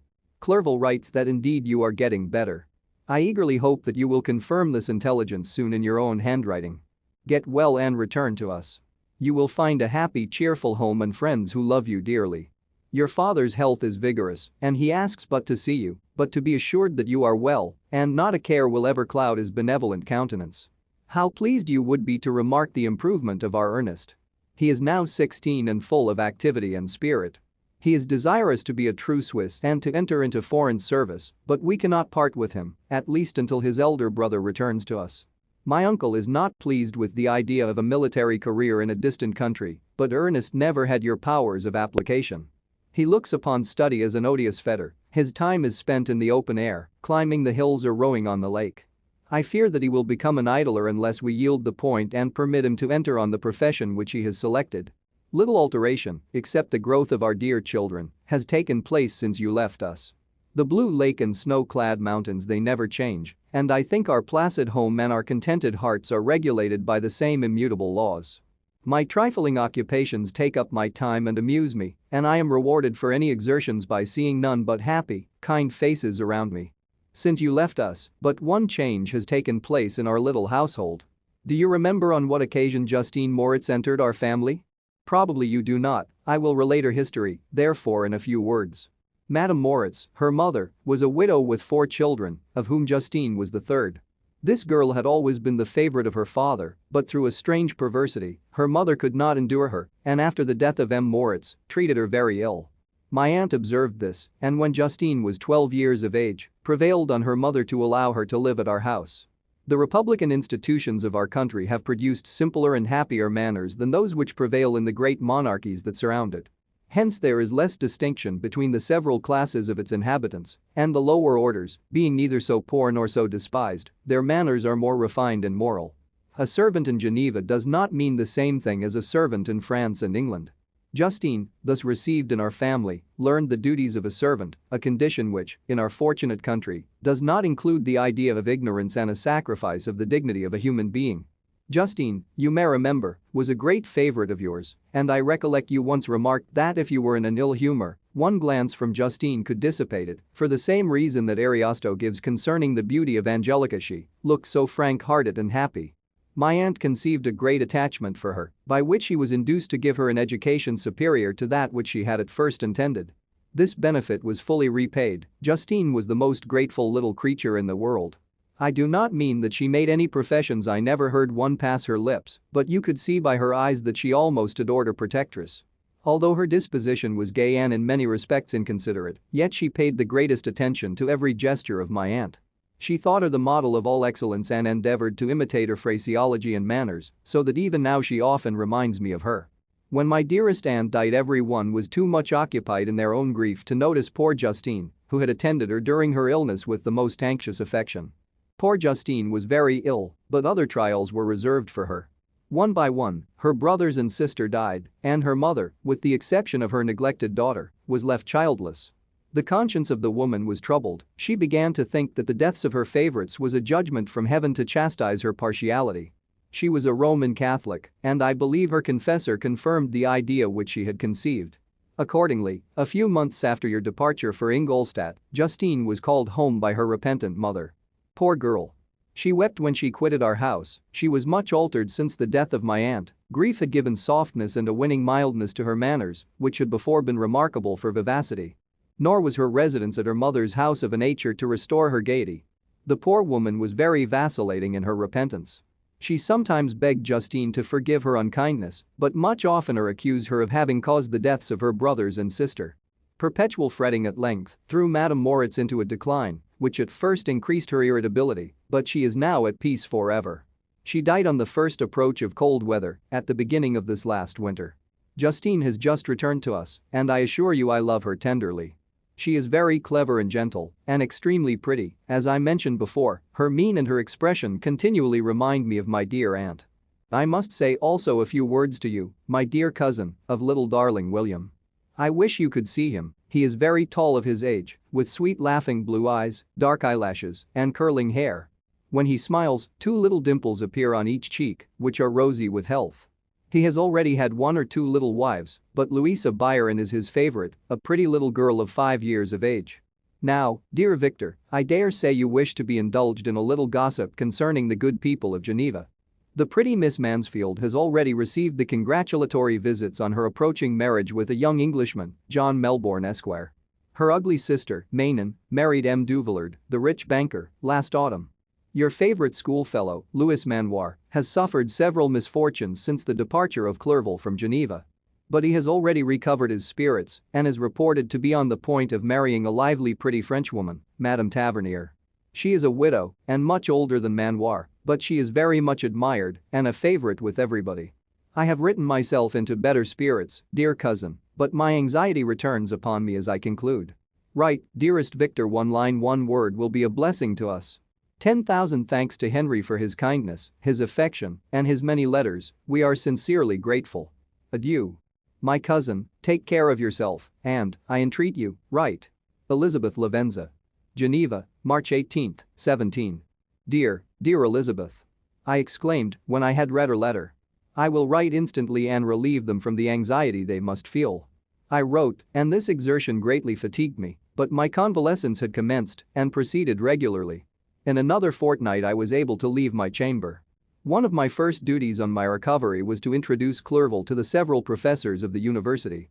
In doing this, I underwent a kind of rough usage, ill befitting the wounds that my mind had sustained. Ever since the fatal night, the end of my labors, and the beginning of my misfortunes, I had conceived a violent antipathy even to the name of natural philosophy. When I was otherwise quite restored to health, the sight of a chemical instrument would renew all the agony of my nervous symptoms. Henry saw this and had removed all my apparatus from my view. He had also changed my apartment, for he perceived that I had acquired a dislike for the room which had previously been my laboratory. But these cares of Clerval were made of no avail when I visited the professors. M. Waldman inflicted torture when he praised, with kindness and warmth, the astonishing progress I had made in the sciences. He soon perceived that I disliked the subject, but not guessing the real cause, he attributed my feelings to modesty and changed the subject from my improvement to the science itself, with a desire, as I evidently saw, of drawing me out. What could I do? He meant to please, and he tormented me. I felt as if he had placed carefully, one by one, in my view those instruments which were to be afterwards used in putting me to a slow and cruel death. I writhed under his words, yet dared not exhibit the pain I felt. Clerval, whose eyes and feelings were always quick in discerning the sensations of others, declined the subject, alleging, in excuse, his total ignorance, and the conversation took a more general turn. I thanked my friend from my heart, but I did not speak. I saw plainly that he was surprised, but he never attempted to draw my secret from me, and although I loved him with a mixture of affection and reverence that knew no bounds, yet I could never persuade myself to confide in him that event which was so often present to my recollection, but which I feared the detail to another would only impress more deeply. M. Krempe was not equally docile.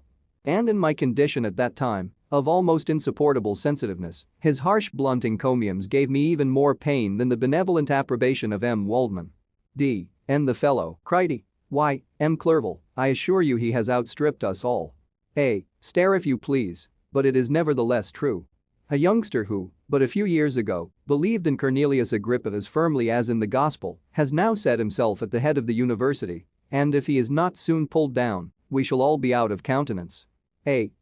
Continued he, observing my face expressive of suffering, M. Frankenstein is modest, an excellent quality in a young man. Young men should be diffident of themselves, you know, M. Clerval, I was myself when young, but that wears out in a very short time. M. Krempe had now commenced an eulogy on himself, which happily turned the conversation from a subject that was so annoying to me. Clerval had never sympathized in my tastes for natural science, and his literary pursuits differed wholly from those which had occupied me. He came to the university with the design of making himself complete master of the Oriental languages, and thus he should open a field for the plan of life he had marked out for himself. Resolved to pursue no inglorious career, he turned his eyes toward the east as affording scope for his spirit of enterprise. The Persian, Arabic, and Sanskrit languages engaged his attention, and I was easily induced to enter on the same studies. Idleness had ever been irksome to me, and now that I wished to fly from reflection and hated my former studies, I felt great relief in being the fellow pupil with my friend and found not only instruction but consolation in the works of the Orientalists. I did not, like him, attempt a critical knowledge of their dialects, for I did not contemplate making any other use of them than temporary amusement. I read merely to understand their meaning, and they well repaid my labors.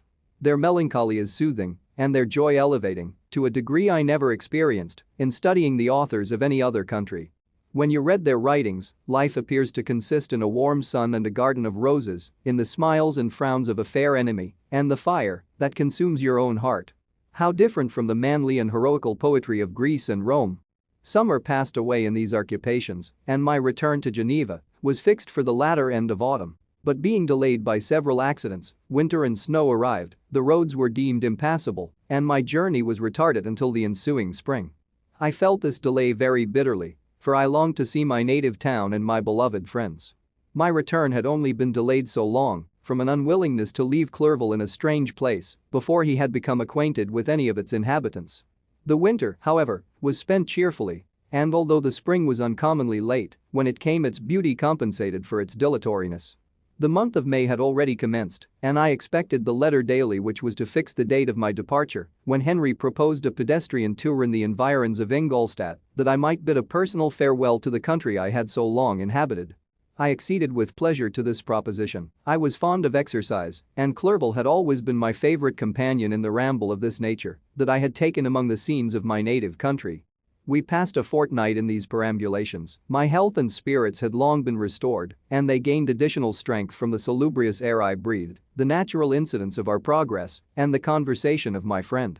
Study had before secluded me from the intercourse of my fellow creatures and rendered me unsocial, but Clerval called forth the better feelings of my heart. He again taught me to love the aspect of nature and the cheerful faces of children.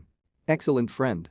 How sincerely you did love me and endeavor to elevate my mind until it was on a level with your own. A selfish pursuit had cramped and narrowed me until your gentleness and affection warmed and opened my senses. I became the same happy creature who, a few years ago, loved and beloved by all, had no sorrow or care. When happy, inanimate nature had the power of bestowing on me the most delightful sensations. A serene sky and verdant fields filled me with ecstasy. The present season was indeed divine. The flowers of spring bloomed in the hedges, while those of summer were already in bud. I was undisturbed by thoughts which during the preceding year had pressed upon me, notwithstanding my endeavors to throw them off with an invincible burden. Henry rejoiced in my gaiety and sincerely sympathized in my feelings. He exerted himself to amuse me while he expressed the sensations that filled his soul. The resources of his mind on this occasion were truly astonishing. His conversation was full of imagination, and very often, in imitation of the Persian and Arabic writers, he invented tales of wonderful fancy and passion. At other times he repeated my favorite poems or drew me out into arguments, which he supported with great ingenuity. We returned to our college on a Sunday afternoon. The peasants were dancing, and every one we met appeared gay and happy. My own spirits were high, and I bounded along with feelings of unbridled joy and hilarity. Chapter 7. On my return, I found the following letter from my father. My dear Victor, you have probably waited impatiently for a letter to fix the date of your return to us, and I was at first tempted to write only a few lines, merely mentioning the day on which I should expect you. But that would be a cruel kindness, and I dare not do it. What would be your surprise, my son, when you expected a happy and glad welcome, to behold, on the contrary, tears and wretchedness? And how, Victor, can I relate our misfortune? Absence cannot have rendered you callous to our joys and griefs, and how shall I inflict pain on my long-absent son? I wish to prepare you for the woeful news, but I know it is impossible. Even now your eye skims over the page to seek the words which are to convey to you the horrible tidings. William is dead. That sweet child, whose smiles delighted and warmed my heart, who was so gentle, yet so gay. Victor, he is murdered. I will not attempt to console you, but will simply relate the circumstances of the transaction. Last Thursday, May 7th, I, my niece, and your two brothers went to walk in Plainpalais. The evening was warm and serene, and we prolonged our walk farther than usual. It was already dusk before we thought of returning, and then we discovered that William and Ernest, who had gone on before, were not to be found. We accordingly rested on a seat until they should return. Presently Ernest came and inquired if we had seen his brother. He said that he had been playing with him, that William had run away to hide himself, and that he vainly sought for him, and afterwards waited for a long time, but that he did not return. This account rather alarmed us, and we continued to search for him until night fell, when Elizabeth conjectured that he might have returned to the house. He was not there. We returned again, with torches, for I could not rest when I thought that my sweet boy had lost himself and was exposed to all the damps and dews of night. Elizabeth also suffered extreme anguish. About 5 in the morning I discovered my lovely boy, whom the night before I had seen blooming and active in health, stretched on the grass livid and motionless. The print of the murderer's finger was on his neck. He was conveyed home, and the anguish that was visible in my countenance betrayed the secret to Elizabeth. She was very earnest to see the corpse. At first I attempted to prevent her, but she persisted, and entering the room where it lay, hastily examined the neck of the victim, and clasping her hands exclaimed, "Oh God! I have murdered my darling child." She fainted and was restored with extreme difficulty. When she again lived, it was only to weep and sigh. She told me that same evening William had teased her to let him wear a very valuable miniature that she possessed of your mother. This picture is gone, and was doubtless the temptation which urged the murderer to the deed. We have no trace of him at present, although our exertions to discover him are unremitted, but they will not restore my beloved William. Come, dearest Victor, you alone can console Elizabeth. She weeps continually and accuses herself unjustly as the cause of his death. Her words pierce my heart. We are all unhappy, but will not that be an additional motive for you, my son, to return and be our comforter? Your dear mother. Alas, Victor. I now say, thank God she did not live to witness the cruel, miserable death of her youngest darling. Come, Victor, not brooding thoughts of vengeance against the assassin, but with feelings of peace and gentleness that will heal, instead of festering, the wounds of our minds. Enter the house of mourning, my friend, but with kindness and affection for those who love you, and not with hatred for your enemies. Your affectionate and afflicted father, Alphonse Frankenstein. Geneva, May 12, 17. Clerval, who had watched my countenance as I read this letter, was surprised to observe the despair that succeeded the joy I at first expressed on receiving news from my friends. I threw the letter on the table and covered my face with my hands. "My dear Frankenstein," exclaimed Henry when he perceived me weep with bitterness, "are you always to be unhappy? My dear friend, what has happened?"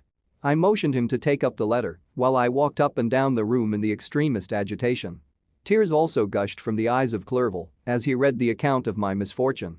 "I can offer you no consolation, my friend," said he. "Your disaster is irreparable. What do you intend to do?" "To go instantly to Geneva. Come with me, Henry, to order the horses." During our walk, Clerval endeavored to say a few words of consolation. He could only express his heartfelt sympathy. "Poor William," said he, "dear lovely child, he now sleeps with his angel mother. Who that had seen him bright and joyous in his young beauty, but must weep over his untimely loss. To die so miserably, to feel the murderer's grasp. How much more a murdered that could destroy radiant innocence. Poor little fellow, one only consolation have we. His friends mourn and weep, but he is at rest. The pang is over, his sufferings are at an end forever. A sod covers his gentle form, and he knows no pain. He can no longer be a subject for pity, we must reserve that for his miserable survivors." Clerval spoke thus as we hurried through the streets. The words impressed themselves on my mind, and I remembered them afterwards in solitude. But now, as soon as the horses arrived, I hurried into a cabriolet and bade farewell to my friend. My journey was very melancholy. At first I wished to hurry on, for I longed to console and sympathize with my loved and sorrowing friends, but when I drew near my native town, I slackened my progress. I could hardly sustain the multitude of feelings that crowded into my mind. I passed through scenes familiar to my youth, but which I had not seen for nearly 6 years. How altered everything might be during that time. One sudden and desolating change had taken place, but 1,000 little circumstances might have by degrees worked other alterations, which, although they were done more tranquilly, might not be the less decisive. Fear overcame me. I dared no advance, dreading 1,000 nameless evils that made me tremble, although I was unable to define them. I remained 2 days at Lausanne, in this painful state of mind. I contemplated the lake, the waters were placid, all around was calm, and the snowy mountains, the palaces of nature, were not changed. By degrees the calm and heavenly scene restored me, and I continued my journey towards Geneva. The road ran by the side of the lake, which became narrower as I approached my native town. I discovered more distinctly the black sides of Jura and the bright summit of Mont Blanc. I wept like a child. Dear mountains, my own beautiful lake, how do you welcome your wanderer? Your summits are clear. The sky and lake are blue and placid. Is this to prognosticate peace or to mock at my unhappiness? I fear, my friend, that I shall render myself tedious by dwelling on these preliminary circumstances, but they were days of comparative happiness, and I think of them with pleasure. My country, my beloved country, who but a native can tell the delight I took in again beholding thy streams, thy mountains, and, more than all, thy lovely lake. Yet, as I drew nearer home, grief and fear again overcame me. Night also closed around, and when I could hardly see the dark mountains, I felt still more gloomily. The picture appeared a vast and dim scene of evil, and I foresaw obscurely that I was destined to become the most wretched of human beings. Alas! I prophesied truly and failed only in one single circumstance, that in all the misery I imagined and dreaded, I did not conceive the 100th part of the anguish I was destined to endure. It was completely dark when I arrived in the environs of Geneva. The gates of the town were already shut, and I was obliged to pass the night at Secherin, a village at the distance of half a league from the city. The sky was serene, and, as I was unable to rest, I resolved to visit the spot where my poor William had been murdered. As I could not pass through the town, I was obliged to cross the lake in a boat to arrive at Plainpalais. During this short voyage I saw the lightning playing on the summit of Mont Blanc in the most beautiful figures. The storm appeared to approach rapidly and, on landing, I ascended a low hill that I might observe its progress. It advanced. The heavens were clouded, and I soon felt the rain coming slowly in large drops, but its violence quickly increased. I quitted my seat and walked on, although the darkness and storm increased every minute and the thunder burst with a terrific crash over my head. It was echoed from Salève, the Jura, and the Alps of Savoy. Vivid flashes of lightning dazzled my eyes, illuminating the lake, making it appear like a vast sheet of fire. Then for an instant everything seemed of a pitchy darkness until the eye recovered itself from the preceding flash. The storm, as is often the case in Switzerland, appeared at once in various parts of the heavens. The most violent storm hung exactly north of the town, over the part of the lake which lies between the promontory of Bellerive and the village of Coppet. Another storm enlightened Jura with faint flashes, and another darkened and sometimes disclosed the Mole, a peaked mountain to the east of the lake. While I watched the tempest, so beautiful yet terrific, I wandered on with a hasty step. This noble war in the sky elevated my spirits. I clasped my hands and exclaimed aloud, "William, dear angel, this is thy funeral, this thy dirge." As I said these words, I perceived in the gloom a figure which stole from behind a clump of trees near me. I stood fixed, gazing intently. I could not be mistaken. A flash of lightning illuminated the object and discovered its shape plainly to me, its gigantic stature, and the deformity of its aspect more hideous than belongs to humanity, instantly informed me that it was the wretch, the filthy demon, to whom I had given life. What did he there? Could he be, I shuddered at the conception, the murderer of my brother?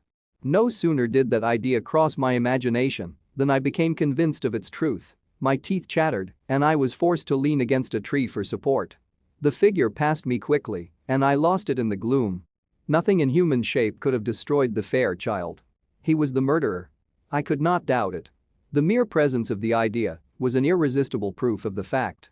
I thought of pursuing the devil, but it would have been in vain, for another flash discovered him to me hanging among the rocks of the nearly perpendicular ascent of Mont Salève, a hill that bounds Plainpalais on the south. He soon reached the summit and disappeared. I remained motionless. The thunder ceased, but the rain still continued, and the scene was enveloped in an impenetrable darkness. I revolved in my mind the events which I had until now sought to forget, the whole train of my progress toward the creation, the appearance of the works of my own hands at my bedside, its departure. 2 years had now nearly elapsed since the night on which he first received life, and was this his first crime? Alas! I had turned loose into the world a depraved wretch whose delight was in carnage and misery. Had he not murdered my brother? No one can conceive the anguish I suffered during the remainder of the night, which I spent, cold and wet, in the open air. But I did not feel the inconvenience of the weather. My imagination was busy in scenes of evil and despair. I considered the being whom I had cast among mankind and endowed with the will and power to effect purposes of horror, such as the deed which he had now done, nearly in the light of my own vampire, my own spirit let loose from the grave and forced to destroy all that was dear to me. Day dawned, and I directed my steps towards the town. The gates were open, and I hastened to my father's house. My first thought was to discover what I knew of the murderer and cause instant pursuit to be made. But I paused when I reflected on the story that I had to tell. A being whom I myself had formed and endued with life had met me at midnight among the precipices of an inaccessible mountain. I remembered also the nervous fever with which I had been seized just at the time that I dated my creation and which would give an air of delirium to a tale otherwise so utterly improbable. I well knew that, if any other had communicated such a relation to me, I should have looked upon it as the ravings of insanity. Besides, the strange nature of the animal would elude all pursuit, even if I were so far credited as to persuade my relatives to commence it. And then of what use would be pursuit? Who could arrest a creature capable of scaling the overhanging sides of Mont Salève?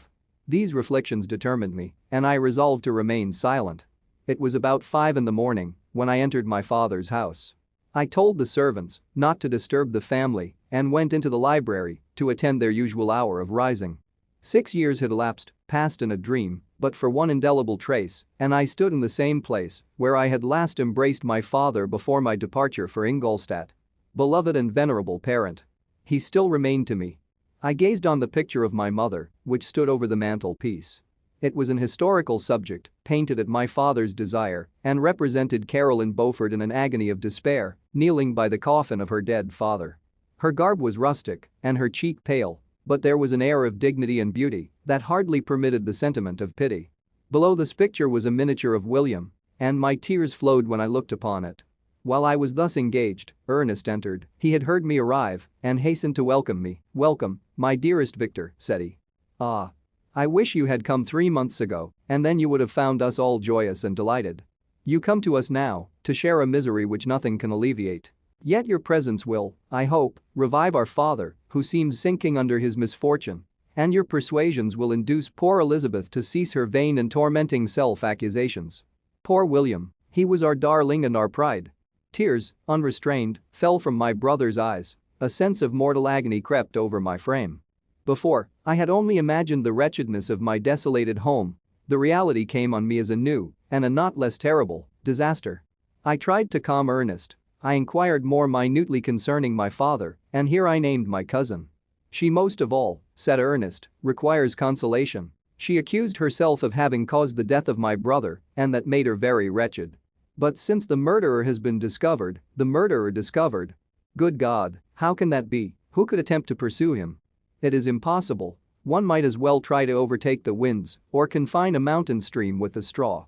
I saw him too. He was free last night."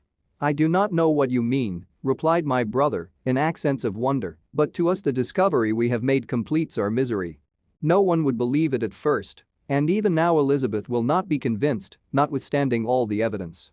Indeed, who would credit that Justine Moritz, who was so amiable and fond of all the family, could suddenly become so capable of so frightful, so appalling a crime?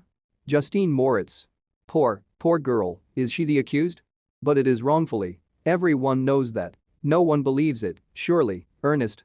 No one did at first, but several circumstances came out that have almost forced conviction upon us. And her own behavior has been so confused as to add to the evidence of facts a weight that, I fear, leaves no hope for doubt. But she will be tried today, and you will then hear all." He then related that, the morning on which the murder of poor William had been discovered, Justine had been taken ill and confined to her bed for several days. During this interval, one of the servants, happening to examine the apparel she had worn on the night of the murder, had discovered in her pocket the picture of my mother, which had been judged to be the temptation of the murderer. The servant instantly showed it to one of the others, who, without saying a word to any of the family, went to a magistrate, and, upon their deposition, Justine was apprehended. On being charged with the fact, the poor girl confirmed the suspicion in a great measure by her extreme confusion of manner. This was a strange tale, but it did not shake my faith, and I replied earnestly, "You are all mistaken. I know the murderer. Justine, poor, good Justine, is innocent." At that instant my father entered. I saw unhappiness deeply impressed on his countenance, but he endeavored to welcome me cheerfully and, after we had exchanged our mournful greeting, would have introduced some other topic than that of our disaster, had not Ernest exclaimed, "Good God, Papa. Victor says that he knows who was the murderer of poor William." "We do also, unfortunately," replied my father, "for indeed I had rather have been forever ignorant than have discovered so much depravity and ungratitude in one I valued so highly. My dear father, you are mistaken. Justine is innocent. If she is, God forbid that she should suffer as guilty. She is to be tried today, and I sincerely hope, that she will be acquitted." This speech calmed me. I was firmly convinced in my own mind that Justine, and indeed every human being, was guiltless of this murder. I had no fear, therefore, that any circumstantial evidence could be brought forward strong enough to convict her. My tale was not one to announce publicly. Its astounding horror would be looked upon as madness by the vulgar. Did anyone indeed exist, except I, the Creator, who would believe, unless his senses convinced him, in the existence of the living monument of presumption and rash ignorance which I had let loose upon the world? We were soon joined by Elizabeth. Time had altered her since I last beheld her. It had endowed her with loveliness, surpassing the beauty of her childish years. There was the same candor, the same vivacity, but it was allied to an expression more full of sensibility and intellect. She welcomed me with the greatest affection. "Your arrival, my dear cousin," said she, "fills me with hope. You perhaps will find some means to justify my poor guiltless Justine. Alas! Who is safe if she be convicted of crime? I rely on her innocence as certainly as I do upon my own. Our misfortune is doubly hard to us. We have not only lost that lovely darling boy, but this poor girl, whom I sincerely love, is to be torn away by even a worse fate. If she is condemned, I never shall know joy more." But she will not, I am sure she will not, and then I shall be happy again, even after the sad death of my little William. She is innocent, my Elizabeth, said I, and that shall be proved. Fear nothing, but let your spirits be cheered by the assurance of her acquittal. How kind and generous you are. Every one else believes in her guilt, and that made me wretched, for I knew that it was impossible. And to see every one else prejudiced in so deadly a manner rendered me hopeless and despairing. She wept. Dearest niece, said my father, dry your tears. If she is, as you believe, innocent, rely on the justice of our laws and the activity with which I shall prevent the slightest shadow of partiality. Chapter 8. We passed a few sad hours until 11 o'clock, when the trial was to commence. My father and the rest of the family being obliged to attend as witnesses, I accompanied them to the court. During the whole of this wretched mockery of justice I suffered living torture. It was to be decided whether the result of my curiosity and lawless devices would cause the death of two of my fellow beings. One a smiling babe full of innocence and joy, the other far more dreadfully murdered, with every aggravation of infamy that could make the murder memorable in horror. Justine also was a girl of merit and possessed qualities which promised to render her life happy. Now all was to be obliterated in an ignominious grave, and I the cause. 1,000 times rather would I have confessed myself guilty of the crime ascribed to Justine, but I was absent when it was committed, and such a declaration would have been considered as the ravings of a madman and would not have exculpated her who suffered through me. The appearance of Justine was calm. She was dressed in mourning, and her countenance, always engaging, was rendered, by the solemnity of her feelings, exquisitely beautiful. Yet she appeared confident in innocence and did not tremble, although gazed on and execrated by thousands, for all the kindness which her beauty might otherwise have excited was obliterated in the minds of the spectators by the imagination of the enormity she was supposed to have committed. She was tranquil, yet her tranquility was evidently constrained, and as her confusion had before been adduced as a proof of her guilt, she worked up her mind to an appearance of courage. When she entered the court she threw her eyes round it and quickly discovered where we were seated. A tear seemed to dim her eye when she saw us, but she quickly recovered herself, and a look of sorrowful affection seemed to attest her utter guiltlessness. The trial began, and after the advocate against her had stated the charge, several witnesses were called. Several strange facts combined against her, which might have staggered anyone who had not such proof of her innocence as I had. She had been out the whole of the night on which the murder had been committed, and towards morning, had been perceived by a market woman not far from the spot where the body of the murdered child had been afterwards found. The woman asked her what she did there, but she looked very strangely and only returned a confused and unintelligible answer. She returned to the house about 8 o'clock, and when one inquired where she had passed the night, she replied that she had been looking for the child and demanded earnestly if anything had been heard concerning him. When shown the body, she fell into violent hysterics and kept her bed for several days. The picture was then produced which the servant had found in her pocket, and when Elizabeth, in a faltering voice, proved that it was the same which, an hour before the child had been missed, she had placed round his neck, a murmur of horror and indignation filled the court. Justine was called on for her defense. As the trial had proceeded, her countenance had altered. Surprise, horror, and misery were strongly expressed. Sometimes she struggled with her tears, but when she was desired to plead, she collected her powers and spoke in an audible although variable voice. God knows, she said, how entirely I am innocent.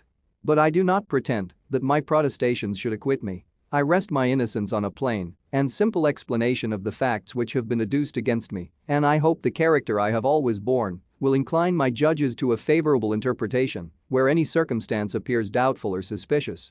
She then related that, by the permission of Elizabeth, she had passed the evening of the night on which the murder had been committed at the house of an aunt at Chine, a village situated at about a league from Geneva.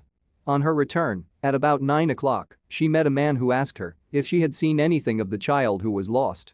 She was alarmed by this account and passed several hours in looking for him when the gates of Geneva were shut, and she was forced to remain several hours of the night in a barn belonging to a cottage, being unwilling to call up the inhabitants, to whom she was well known. Most of the night she spent here watching. Towards morning she believed that she slept for a few minutes, some steps disturbed her, and she awoke. It was dawn, and she quitted her asylum that she might again endeavor to find my brother. If she had gone near the spot where his body lay, it was without her knowledge. That she had been bewildered when questioned by the market woman was not surprising, since she had passed a sleepless night and the fate of poor William was yet uncertain. Concerning the picture she could give no account. I know, continued the unhappy victim, how heavily and fatally this one circumstance weighs against me, but I have no power of explaining it, And when I have expressed my utter ignorance, I am only left to conjecture concerning the probabilities by which it might have been placed in my pocket. But here also I am checked. I believe that I have no enemy on earth, and none surely would have been so wicked as to destroy me wantonly. Did the murderer place it there? I know of no opportunity afforded him for so doing. Or, if I had, why should he have stolen the jewel, to part with it again so soon? I commit my cause to the justice of my judges, yet I see no room for hope. I beg permission to have a few witnesses examined concerning my character, and if their testimony shall not overweigh my supposed guilt, I must be condemned, although I would pledge my salvation on my innocence. Several witnesses were called who had known her for many years, and they spoke well of her. But fear and hatred of the crime, of which they supposed her guilty, rendered them timorous and unwilling to come forward. Elizabeth saw even this last resource, her excellent dispositions and irreproachable conduct, about to fail the accused when, although violently agitated, she desired permission to address the court. "I am," said she, "the cousin of the unhappy child who was murdered, or rather his sister, for I was educated by and have lived with his parents ever since, and even long before his birth. It may therefore be judged indecent in me to come forward on this occasion, but when I see a fellow creature about to perish through the cowardice of her pretended friends, I wish to be allowed to speak, that I may say what I know of her character. I am well acquainted with the accused. I have lived in the same house with her, at one time for 5, and at another for nearly 2 years. During all that period she appeared to me the most amiable and benevolent of human creatures. She nursed Madame Frankenstein, my aunt, in her last illness, with the greatest affection and care, and afterwards attended her own mother during a tedious illness, in a manner that excited the admiration of all who knew her, after which she again lived in my uncle's house, where she was beloved by all the family. She was warmly attached to the child who is now dead, and acted towards him like a most affectionate mother.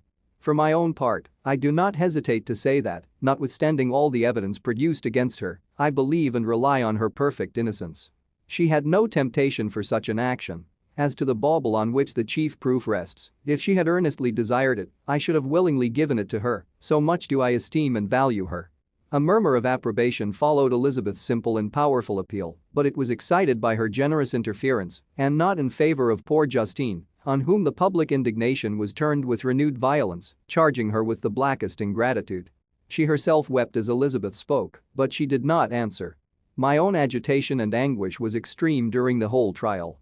I believed in her innocence. I knew it. Could the demon who had, I did not for a minute doubt, murdered my brother also in his hellish sport have betrayed the innocent to death and ignominy?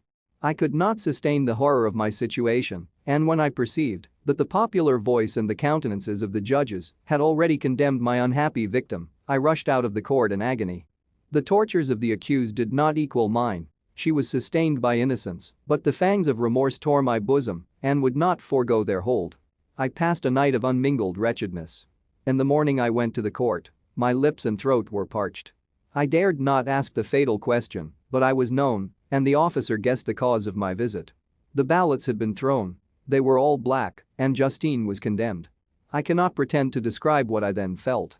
I had before experienced sensations of horror, and I have endeavored to bestow upon them adequate expressions, but words cannot convey an idea of the heart-sickening despair that I then endured. The person to whom I addressed myself added that Justine had already confessed her guilt.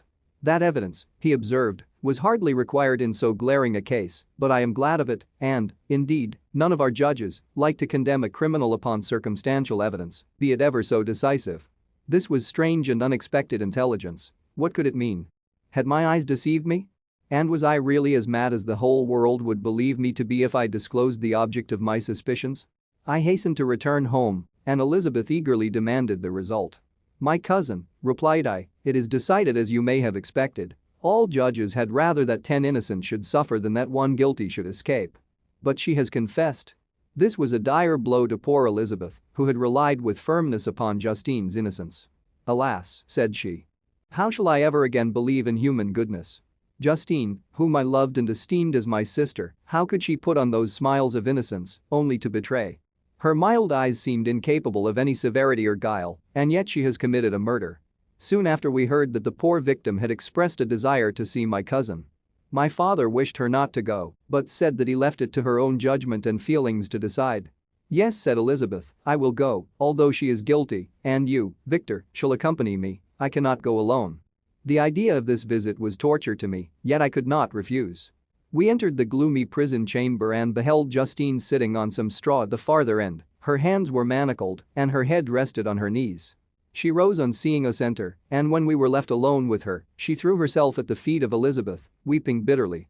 My cousin wept also. "Oh, Justine," said she. "Why did you rob me of my last consolation? I relied on your innocence, and although I was then very wretched, I was not so miserable as I am now. And do you also believe that I am so very, very wicked? Do you also join with my enemies to crush me, to condemn me as a murderer?" Her voice was suffocated with sobs. "Rise, my poor girl," said Elizabeth. "Why do you kneel, if you are innocent? I am not one of your enemies. I believed you guiltless, notwithstanding every evidence, until I heard that you had yourself declared your guilt. That report, you say, is false, and be assured, dear Justine, that nothing can shake my confidence in you for a moment but your own confession. I did confess, but I confessed a lie. I confessed that I might obtain absolution, but now that falsehood lies heavier at my heart than all my other sins. The God of heaven forgive me. Ever since I was condemned, my confessor has besieged me, he threatened and menaced, until I almost began to think that I was the monster that he said I was. He threatened excommunication and hellfire in my last moments if I continued obdurate. Dear lady, I had none to support me, all looked on me as a wretch doomed to ignominy and perdition. What could I do? In an evil hour I subscribed to a lie, and now only am I truly miserable."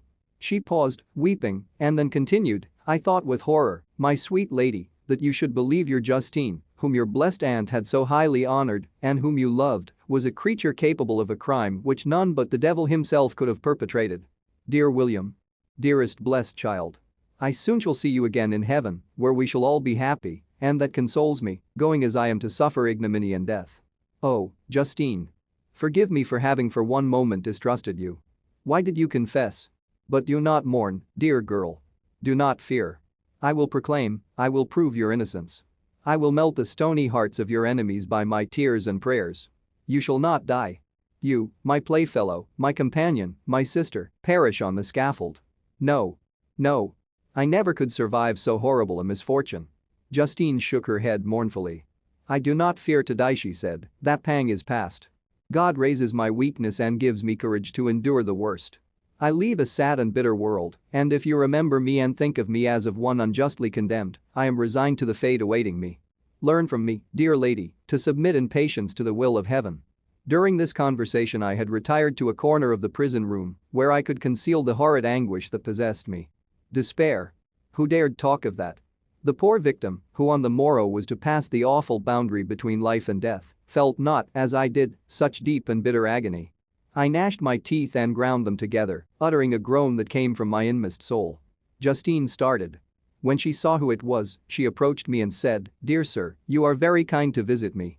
You, I hope, do not believe that I am guilty?" I could not answer. "No, Justine," said Elizabeth. "He is more convinced of your innocence than I was, for even when he heard that you had confessed, he did not credit it. I truly thank him. In these last moments I feel the sincerest gratitude towards those who think of me with kindness. How sweet is the affection of others to such a wretch as I am. It removes more than half my misfortune, and I feel as if I could die in peace now that my innocence is acknowledged by you, dear lady, and your cousin." Thus the poor sufferer tried to comfort others and herself. She indeed gained the resignation she desired. But I, the true murderer, felt the never-dying worm alive in my bosom, which allowed of no hope or consolation. Elizabeth also wept and was unhappy, but hers also was the misery of innocence, which, like a cloud that passes over the fair moon, for a while hides, but cannot tarnish its brightness. Anguish and despair had penetrated into the core of my heart. I bore a hell within me which nothing could extinguish. We stayed several hours with Justine, and it was with great difficulty that Elizabeth could tear herself away. "I wish," cried she, "that I were to die with you. I cannot live in this world of misery." Justine assumed an air of cheerfulness, while she with difficulty repressed her bitter tears. She embraced Elizabeth and said in a voice of half-suppressed emotion, "Farewell, sweet lady, dearest Elizabeth, my beloved and only friend. May heaven, in its bounty, bless and preserve you. May this be the last misfortune that you will ever suffer. Live, and be happy, and make others so." And on the morrow Justine died. Elizabeth's heart-rending eloquence failed to move the judges from their settled conviction in the criminality of the saintly sufferer. My passionate and indignant appeals were lost upon them. And when I received their cold answers and heard the harsh, unfeeling reasoning of these men, my purposed avowal died away on my lips. Thus I might proclaim myself a madman, but not revoke the sentence passed upon my wretched victim. She perished on the scaffold as a murderess. From the tortures of my own heart, I turned to contemplate the deep and voiceless grief of my Elizabeth. This also was my doing. And my father's woe, and the desolation of that late so smiling home, all was the work of my thrice accursed hands. Ye weep, unhappy ones, but these are not your last tears. Again shall you raise the funeral wail, and the sound of your lamentations shall again and again be heard. Frankenstein, your son, your kinsman, your early, much-loved friend, he who would spend each vital drop of blood for your sakes, who has no thought nor sense of joy except as it is mirrored also in your dear countenances, who would fill the air with blessings and spend his life in serving you, he bids you weep, to shed countless tears, happy beyond his hopes, if thus inexorable fate be satisfied, and if the destruction pause before the peace of the grave have succeeded to your sad torments. Thus spoke my prophetic soul, as, torn by remorse, horror, and despair, I beheld those I loved spend vain sorrow upon the graves of William and Justine, the first hapless victims to my unhallowed arts. Chapter 9. Nothing is more painful to the human mind than, after the feelings have been worked up by a quick succession of events, the dead calmness of inaction and certainty which follows and deprives the soul both of hope and fear. Justine died, she rested, and I was alive. The blood flowed freely in my veins, but a weight of despair and remorse pressed on my heart which nothing could remove. Sleep fled from my eyes. I wandered like an evil spirit, for I had committed deeds of mischief beyond description horrible, and more, much more, I persuaded myself, was yet behind. Yet my heart overflowed with kindness and the love of virtue. I had begun life with benevolent intentions and thirsted for the moment when I should put them in practice and make myself useful to my fellow beings. Now all was blasted. Instead of that serenity of conscience which allowed me to look back upon the past with self-satisfaction and from thence to gather promise of new hopes, I was seized by remorse and the sense of guilt, which hurried me away to a hell of intense tortures, such as no language can describe. This state of mind preyed upon my health, which had perhaps never entirely recovered from the first shock it had sustained. I shunned the face of man, all sound of joy or complacency was torture to me, solitude was my only consolation, deep, dark, death-like solitude.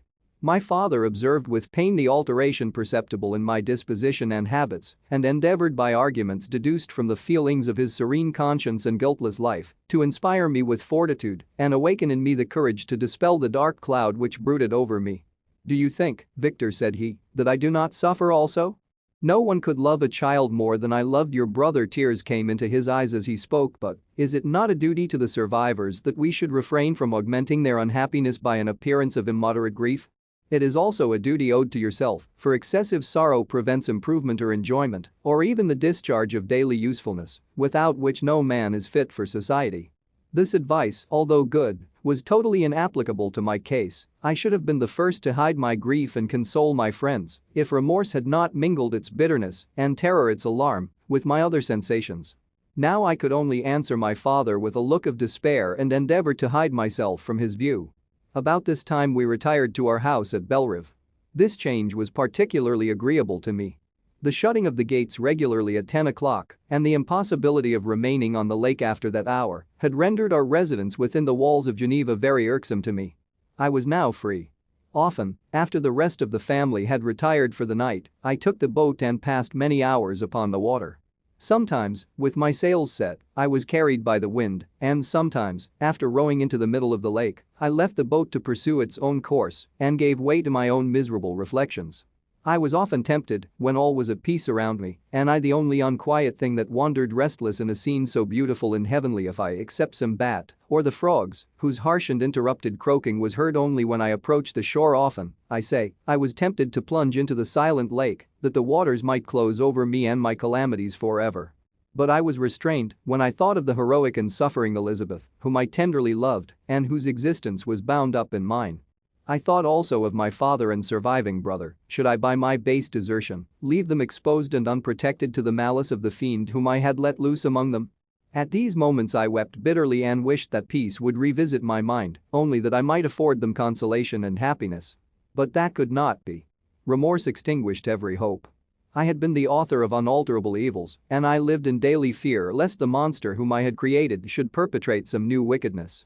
I had an obscure feeling that all was not over and that he would still commit some signal crime, which by its enormity should almost efface the recollection of the past. There was always scope for fear so long as anything I loved remained behind. My abhorrence of this fiend cannot be conceived. When I thought of him I gnashed my teeth, my eyes became inflamed, and I ardently wished to extinguish that life which I had so thoughtlessly bestowed. When I reflected on his crimes and malice, my hatred and revenge burst all bounds of moderation. I would have made a pilgrimage to the highest peak of the Andes, could I, when there, have precipitated him to their base. I wished to see him again, that I might wreak the utmost extent of abhorrence on his head and avenge the deaths of William and Justine. Our house was the house of mourning. My father's health was deeply shaken by the horror of the recent events. Elizabeth was sad and desponding. She no longer took delight in her ordinary occupations. All pleasure seemed to her sacrilege toward the dead. Eternal woe and tears, she then thought, was the just tribute she should pay to innocence so blasted and destroyed. She was no longer that happy creature who in earlier youth wandered with me on the banks of the lake and talked with ecstasy of our future prospects. The first of those sorrows which are sent to wean us from the earth had visited her, and its dimming influence quenched her dearest smiles. "When I reflect, my dear cousin," said she, "on the miserable death of Justine Moritz, I no longer see the world and its works as they before appeared to me. Before, I looked upon the accounts of vice and injustice that I read in books or heard from others as tales of ancient days or imaginary evils. At least they were remote and more familiar to reason than to the imagination. But now misery has come home, and men appear to me as monsters thirsting for each other's blood. Yet I am certainly unjust. Everybody believed that poor girl to be guilty, and if she could have committed the crime for which she suffered, assuredly she would have been the most depraved of human creatures. For the sake of a few jewels, to have murdered the son of her benefactor and friend, a child whom she had nursed from its birth and appeared to love as if it had been her own. I could not consent to the death of any human being, but certainly I should have thought such a creature unfit to remain in the society of men. But she was innocent. I know, I feel she was innocent. You are of the same opinion, and that confirms me. Alas! Victor, when falsehood can look so like the truth, who can assure themselves of certain happiness? I feel as if I were walking on the edge of a precipice, towards which thousands are crowding and endeavoring to plunge me into the abyss. William and Justine were assassinated, and the murderer escapes. He walks about the world free, and perhaps respected. But even if I were condemned to suffer on the scaffold for the same crimes, I would not change places with such a wretch. I listened to this discourse with the extremest agony. I, not indeed, but in effect, was the true murderer. Elizabeth read my anguish in my countenance and kindly taking my hand, said, "My dearest friend, you must calm yourself. These events have affected me, God knows how deeply, but I am not so wretched as you are. There is an expression of despair and sometimes of revenge in your countenance that makes me tremble. Dear Victor, banish these dark passions. Remember the friends around you who center all their hopes in you. Have we lost the power of rendering you happy? Ah! While we love, while we are true to each other, here in this land of peace and beauty, your native country, we may reap every tranquil blessing, what can disturb our peace?" And could not such words from her whom I fondly prized before every other gift of fortune suffice to chase away the fiend that lurked in my heart? Even as she spoke I drew near to her, as if in terror, lest at that very moment the destroyer had been near to rob me of her. Thus not the tenderness of friendship, nor the beauty of earth, nor of heaven, could redeem my soul from woe. The very accents of love were ineffectual. I was encompassed by a cloud which no beneficial influence could penetrate. The wounded deer dragging its fainting limbs to some untrodden brake, there to gaze upon the arrow which had pierced it, and to die, was but a type of me. Sometimes I could cope with the sullen despair that overwhelmed me, but sometimes the whirlwind passions of my soul drove me to seek, by bodily exercise and by change of place, some relief from my intolerable sensations. It was during an access of this kind that I suddenly left my home and bending my steps towards the near alpine valleys, sought in the magnificence, the eternity of such scenes, to forget myself and my ephemeral, because human, sorrows. My wanderings were directed towards the valley of Chamonix. I had visited it frequently during my boyhood. 6 years had passed since then. I was a wreck, but naught had changed in those savage and enduring scenes. I performed the first part of my journey on horseback. I afterwards hired a mule, as the more sure-footed and least liable to receive injury on these rugged roads. The weather was fine. It was about the middle of the month of August, nearly 2 months after the death of Justine, that miserable epoch from which I dated all my woe. The weight upon my spirit was sensibly lightened as I plunged yet deeper in the ravine of Arve. The immense mountains and precipices that overhung me on every side, the sound of the river raging among the rocks, and the dashing of the waterfalls around spoke of a power mighty as omnipotence, and I ceased to fear or to bend before any being less almighty than that which had created and ruled the elements, here displayed in their most terrific guise. Still, as I ascended higher, the valley assumed a more magnificent and astonishing character. Ruined castles hanging on the precipices of piny mountains, the impetuous Arve, and cottages every here and there peeping forth from among the trees, formed a scene of singular beauty. But it was augmented and rendered sublime by the mighty Alps, whose white and shining pyramids and domes towered above all, as belonging to another earth, the habitations of another race of beings. I passed the bridge of Pellissier, where the ravine, which the river forms, opened before me, and I began to ascend the mountain that overhangs it. Soon after, I entered the valley of Chamonix. This valley is more wonderful and sublime, but not so beautiful and picturesque as that of Servox, through which I had just passed. The high and snowy mountains were its immediate boundaries, but I saw no more ruined castles and fertile fields. Immense glaciers approached the road. I heard the rumbling thunder of the falling avalanche and marked the smoke of its passage. Mont Blanc, the supreme and magnificent Mont Blanc, raised itself from the surrounding Aiguilles, and its tremendous dome overlooked the valley. A tingling long-lost sense of pleasure often came across me during this journey. Some turn in the road, some new object suddenly perceived and recognized, reminded me of days gone by and were associated with the light-hearted gaiety of boyhood. The very winds whispered in soothing accents, and maternal nature bade me weep no more. Then again the kindly influence ceased to act. I found myself fettered again to grief and indulging in all the misery of reflection. Then I spurred on my animal, striving so to forget the world, my fears, and more than all, myself, or, in a more desperate fashion, I alighted and threw myself on the grass, weighed down by horror and despair. At length I arrived at the village of Chamonix. Exhaustion succeeded to the extreme fatigue both of body and of mind which I had endured. For a short space of time I remained at the window watching the pallid lightnings that played above Mont Blanc and listening to the rushing of the Arve, which pursued its noisy way beneath. The same lulling sounds acted as a lullaby to my too keen sensations. When I placed my head upon my pillow, sleep crept over me. I felt it as it came and blessed the giver of oblivion. Chapter 10. I spent the following day roaming through the valley. I stood beside the sources of the Arve, which take their rise in a glacier that with slow pace is advancing down from the summit of the hills to barricade the valley.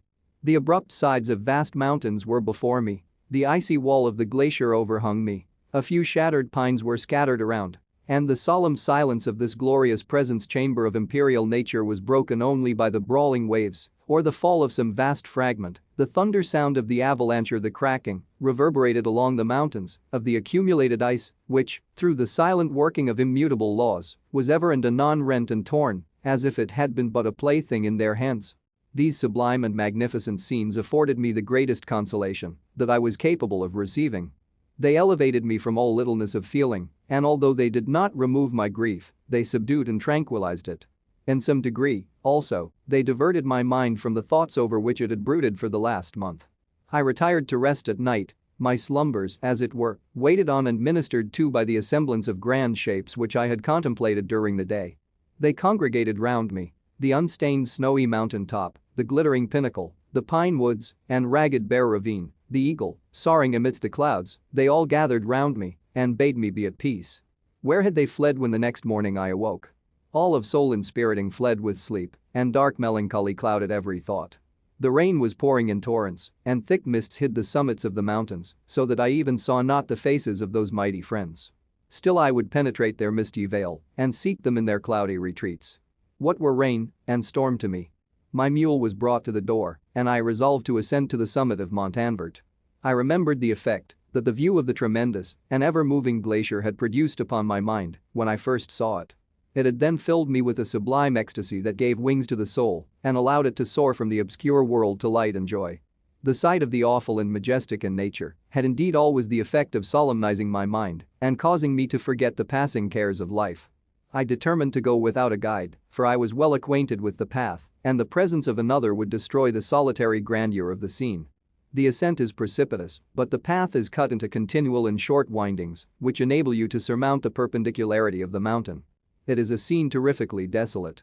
In 1,000 spots the traces of the winter avalanche may be perceived, where trees lie broken and strewed on the ground, some entirely destroyed, others bent, leaning upon the jutting rocks of the mountain or transversely upon other trees.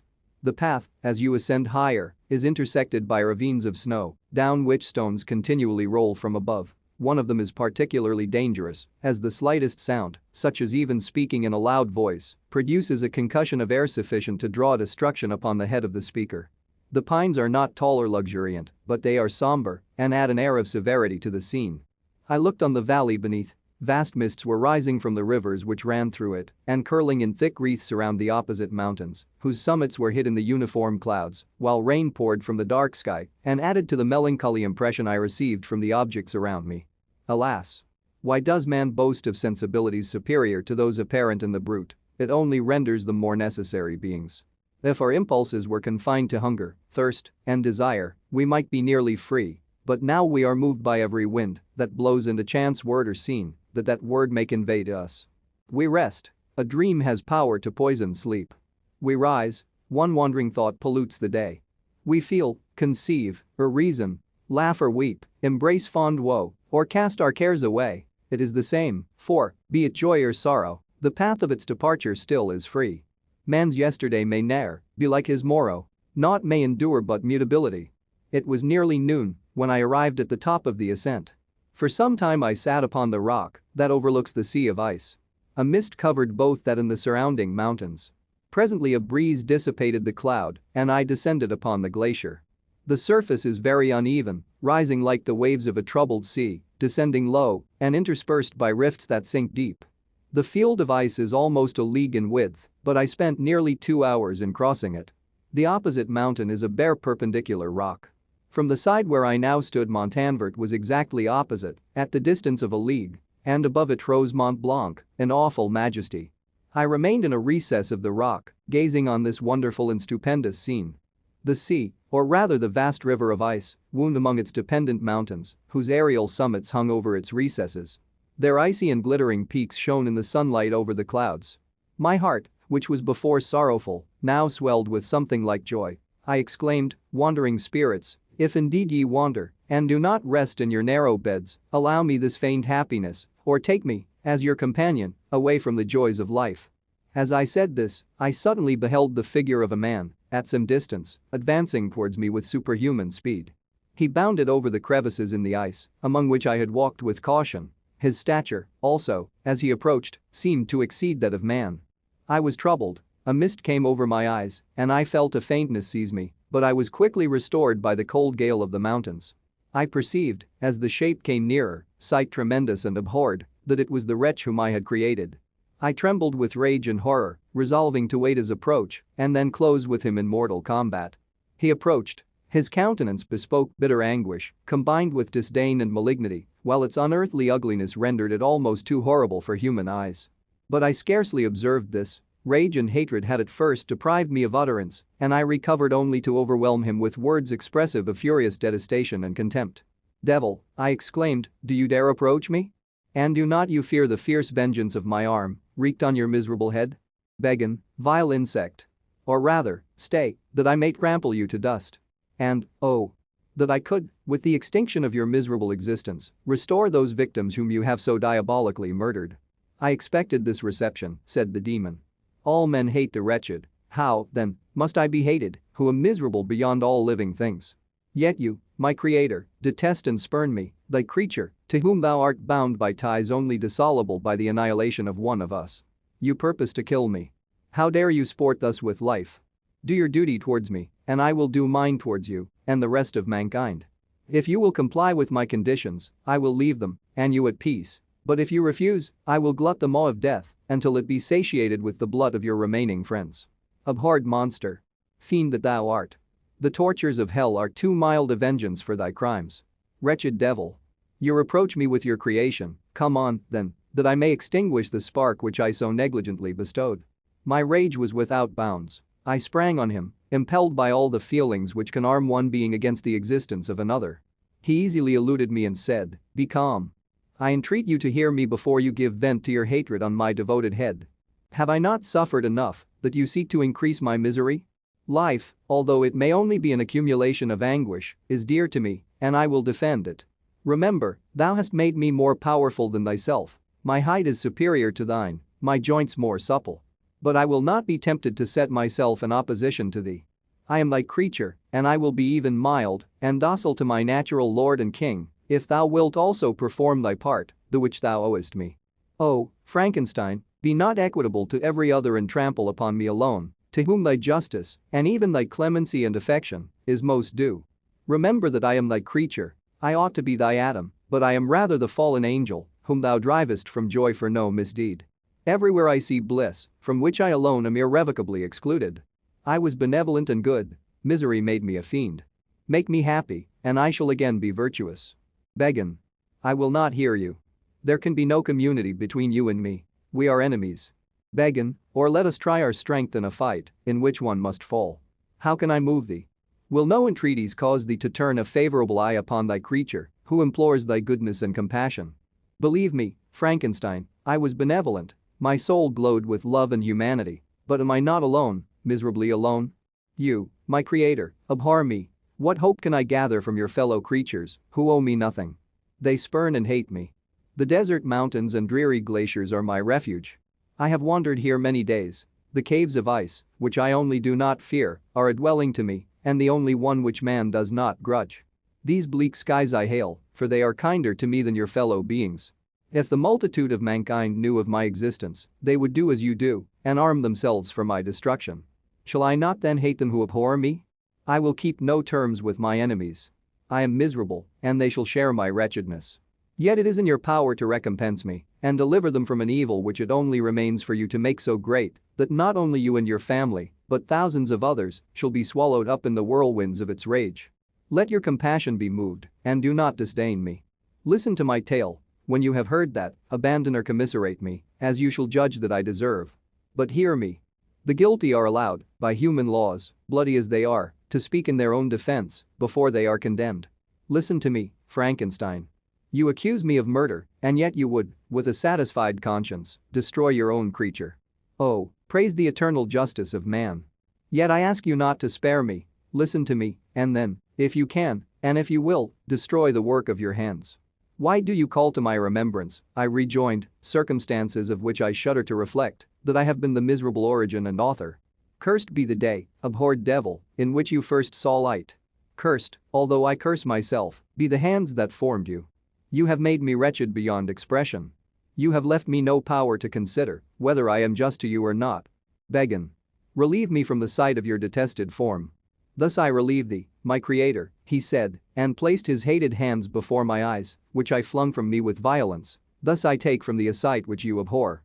Still thou canst listen to me, and grant me thy compassion. By the virtues that I once possessed, I demand this from you. Hear my tale. It is long and strange, and the temperature of this place is not fitting to your fine sensations. Come to the hut upon the mountain. The sun is yet high in the heavens. Before it descends to hide itself behind your snowy precipices and illuminate another world, you will have heard my story and can decide. On you it rests, whether I quit forever the neighborhood of man and lead a harmless life, or become the scourge of your fellow creatures and the author of your own speedy ruin. As he said this, he led the way across the ice. I followed. My heart was full, and I did not answer him, but as I proceeded, I weighed the various arguments that he had used and determined at least to listen to his tale. I was partly urged by curiosity, and compassion confirmed my resolution. I had hitherto supposed him to be the murderer of my brother, and I eagerly sought a confirmation or denial of this opinion. For the first time, also, I felt what the duties of a creator towards his creature were, and that I ought to render him happy before I complained of his wickedness. These motives urged me to comply with his demand. We crossed the ice, therefore, and ascended the opposite rock. The air was cold, and the rain again began to descend. We entered the hut, the fiend with an air of exultation, I with a heavy heart and depressed spirits. But I consented to listen, and seating myself by the fire which my odious companion had lighted, he thus began his tale. Chapter 11. It is with considerable difficulty that I remember the original era of my being. All the events of that period appear confused and indistinct. A strange multiplicity of sensations seized me, and I saw, felt, heard, and smelt at the same time. And it was, indeed, a long time before I learned to distinguish between the operations of my various senses. By degrees, I remember, a stronger light pressed upon my nerves so that I was obliged to shut my eyes. Darkness then came over me and troubled me, but hardly had I felt this when, by opening my eyes, as I now suppose, the light poured in upon me again. I walked and, I believe, descended, but I presently found a great alteration in my sensations. Before, dark and opaque bodies had surrounded me, impervious to my touch or sight, but I now found that I could wander on at liberty, with no obstacles which I could not either surmount or avoid. The light became more and more oppressive to me, and the heat wearying me as I walked, I sought a place where I could receive shade. This was the forest near Ingolstadt, and here I lay by the side of a brook resting from my fatigue until I felt tormented by hunger and thirst. This roused me from my nearly dormant state, and I ate some berries which I found hanging on the trees or lying on the ground. I slaked my thirst at the brook, and then lying down, was overcome by sleep. It was dark when I awoke. I felt cold also, and half frightened, as it were, instinctively, finding myself so desolate. Before I had quitted your apartment, on a sensation of cold, I had covered myself with some clothes, but these were insufficient to secure me from the dews of night. I was a poor, helpless, miserable wretch. I knew, and could distinguish, nothing. But feeling pain invade me on all sides, I sat down and wept. Soon a gentle light stole over the heavens and gave me a sensation of pleasure. I started up and beheld a radiant form rise from among the trees. The moon I gazed with a kind of wonder. It moved slowly, but it enlightened my path, and I again went out in search of berries.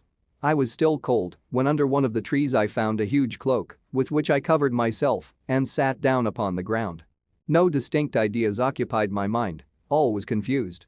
I felt light and hunger and thirst and darkness. Innumerable sounds rang in my ears, and on all sides various scents saluted me. The only object that I could distinguish was the bright moon, and I fixed my eyes on that with pleasure.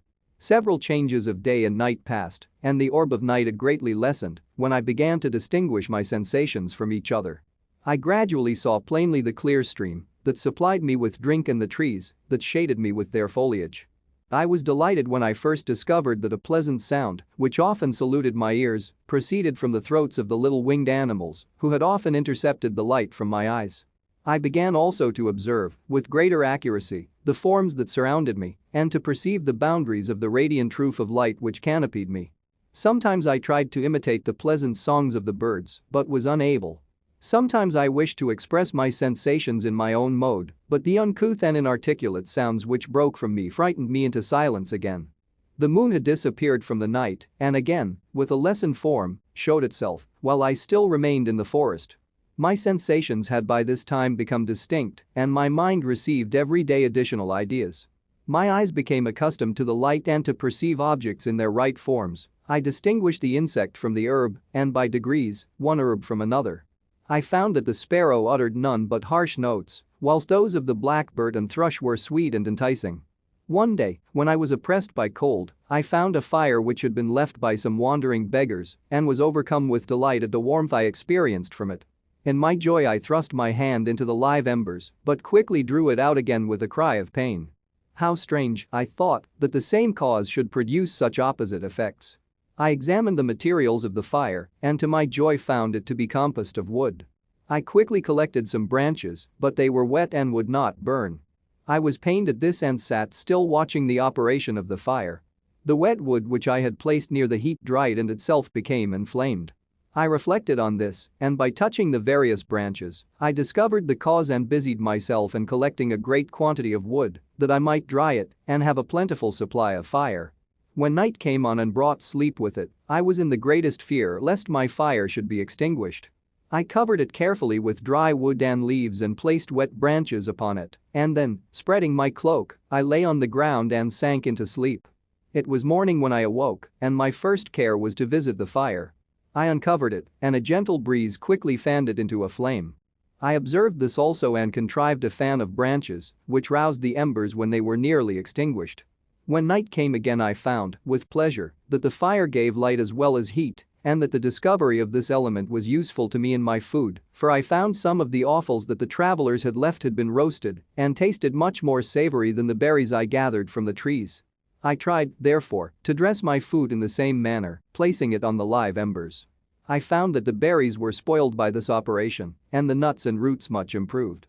Food, however, became scarce, and I often spent the whole day searching in vain for a few acorns to assuage the pangs of hunger. When I found this, I resolved to quit the place that I had hitherto inhabited, to seek for one where the few wants I experienced would be more easily satisfied. In this emigration I exceedingly lamented the loss of the fire which I had obtained through accident and knew not how to reproduce it. I gave several hours to the serious consideration of this difficulty, but I was obliged to relinquish all attempt to supply it, and wrapping myself up in my cloak, I struck across the wood towards the setting sun. I passed 3 days in these rambles and at length discovered the open country. A great fall of snow had taken place the night before, and the fields were of one uniform white. The appearance was disconsolate, and I found my feet chilled by the cold damp substance that covered the ground. It was about 7 in the morning, and I longed to obtain food and shelter. At length I perceived a small hut on a rising ground, which had doubtless been built for the convenience of some shepherd. This was a new sight to me, and I examined the structure with great curiosity. Finding the door open, I entered. An old man sat in it, near a fire, over which he was preparing his breakfast. He turned on hearing a noise and perceiving me, shrieked loudly and quitting the hut, ran across the fields with a speed of which his debilitated form hardly appeared capable. His appearance different from any I had ever before seen, and his flight somewhat surprised me. But I was enchanted by the appearance of the hut. Here the snow and rain could not penetrate, the ground was dry, and it presented to me then as exquisite and divine a retreat as pandemonium appeared to the demons of hell after their sufferings in the lake of fire. I greedily devoured the remnants of the shepherd's breakfast, which consisted of bread, cheese, milk, and wine. The latter, however, I did not like. Then, overcome by fatigue, I lay down among some straw and fell asleep. It was noon when I awoke, and allured by the warmth of the sun, which shone brightly on the white ground, I determined to recommence my travels, and, depositing the remains of the peasant's breakfast in a wallet I found, I proceeded across the fields for several hours, until at sunset I arrived at a village. How miraculous did this appear! The huts, the neater cottages, and stately houses engaged my admiration by turns. The vegetables in the gardens, the milk and cheese that I saw placed at the windows of some of the cottages, allured my appetite. One of the best of these I entered, but I had hardly placed my foot within the door before the children shrieked and one of the women fainted. The whole village was roused, some fled, some attacked me, until, grievously bruised by stones and many other kinds of missile weapons, I escaped to the open country and fearfully took refuge in a low hovel, quite bare and making a wretched appearance after the palaces I had beheld in the village. This hovel, however, joined a cottage of a neat and pleasant appearance, but after my late dearly bought experience, I dared not enter it. My place of refuge was constructed of wood, but so low that I could with difficulty sit upright in it.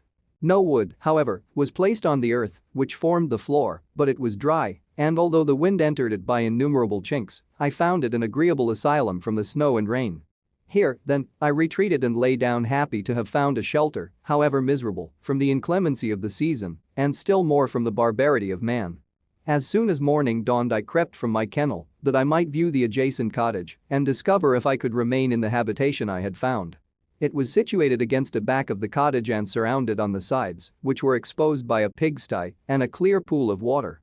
One part was open, and by that I had crept in, but now I covered every crevice by which I might be perceived with stones and wood, yet in such a manner that I might move them on occasion to pass out. All the light I enjoyed came through the sty, and that was sufficient for me. Having thus arranged my dwelling and carpeted it with clean straw, I retired, for I saw the figure of a man at a distance, and I remembered too well my treatment the night before to trust myself in his power. I had first, however, provided for my sustenance for that day by a loaf of coarse bread, which I purloined, and a cup with which I could drink more conveniently than from my hand of the pure water which flowed by my retreat. The floor was a little raised, so that it was kept perfectly dry, and by its vicinity to the chimney of the cottage it was tolerably warm. Being thus provided, I resolved to reside in this hovel until something should occur which might alter my determination. It was indeed a paradise compared to the bleak forest, my former residence, the rain-dropping branches, and dank earth. I ate my breakfast with pleasure and was about to remove a plank to procure myself a little water when I heard a step, and looking through a small chink, I beheld a young creature with a pail on her head passing before my hovel. The girl was young and of gentle demeanor, unlike what I have since found cottagers and farmhouse servants to be. Yet she was meanly dressed, a coarse blue petticoat and a linen jacket being her only garb. Her fair hair was plaited but not adorned, she looked patient yet sad. I lost sight of her, and in about a quarter of an hour she returned bearing the pail, which was now partly filled with milk. As she walked along, seemingly incommoded by the burden, a young man met her, whose countenance expressed a deeper despondence. Uttering a few sounds with an air of melancholy, he took the pail from her head and bore it to the cottage himself. She followed, and they disappeared. Presently I saw the young man again, with some tools in his hand, cross the field behind the cottage, and the girl was also busied, sometimes in the house and sometimes in the yard. On examining my dwelling, I found that one of the windows of the cottage had formerly occupied a part of it, but the panes had been filled up with wood. In one of these was a small and almost imperceptible chink through which the eye could just penetrate. Through this crevice a small room was visible, whitewashed and clean, but very bare of furniture. In one corner, near a small fire, sat an old man, leaning his head on his hands in a disconsolate attitude. The young girl was occupied in arranging the cottage, but presently she took something out of a drawer, which employed her hands, and she sat down beside the old man, who, taking up an instrument, began to play and to produce sounds sweeter than the voice of the thrush or the nightingale. It was a lovely sight, even to me, poor wretch who had never beheld aught beautiful before. The silver hair and benevolent countenance of the aged cottager won my reverence, while the gentle manners of the girl enticed my love. He played a sweet mournful air which I perceived drew tears from the eyes of his amiable companion, of which the old man took no notice until she sobbed audibly. He then pronounced a few sounds, and the fair creature, leaving her work, knelt at his feet. He raised her and smiled with such kindness and affection that I felt sensations of a peculiar and overpowering nature. They were a mixture of pain and pleasure, such as I had never before experienced, either from hunger or cold, warmth or food, and I withdrew from the window, unable to bear these emotions. Soon after this the young man returned, bearing on his shoulders a load of wood. The girl met him at the door, helped to relieve him of his burden, and taking some of the fuel into the cottage, placed it on the fire. Then she and the youth went apart into a nook of the cottage, and he showed her a large loaf and a piece of cheese. She seemed pleased and went into the garden for some roots and plants, which she placed in water and then upon the fire. She afterwards continued her work, whilst the young man went into the garden and appeared busily employed in digging and pulling up roots. After he had been employed thus about an hour, the young woman joined him, and they entered the cottage together.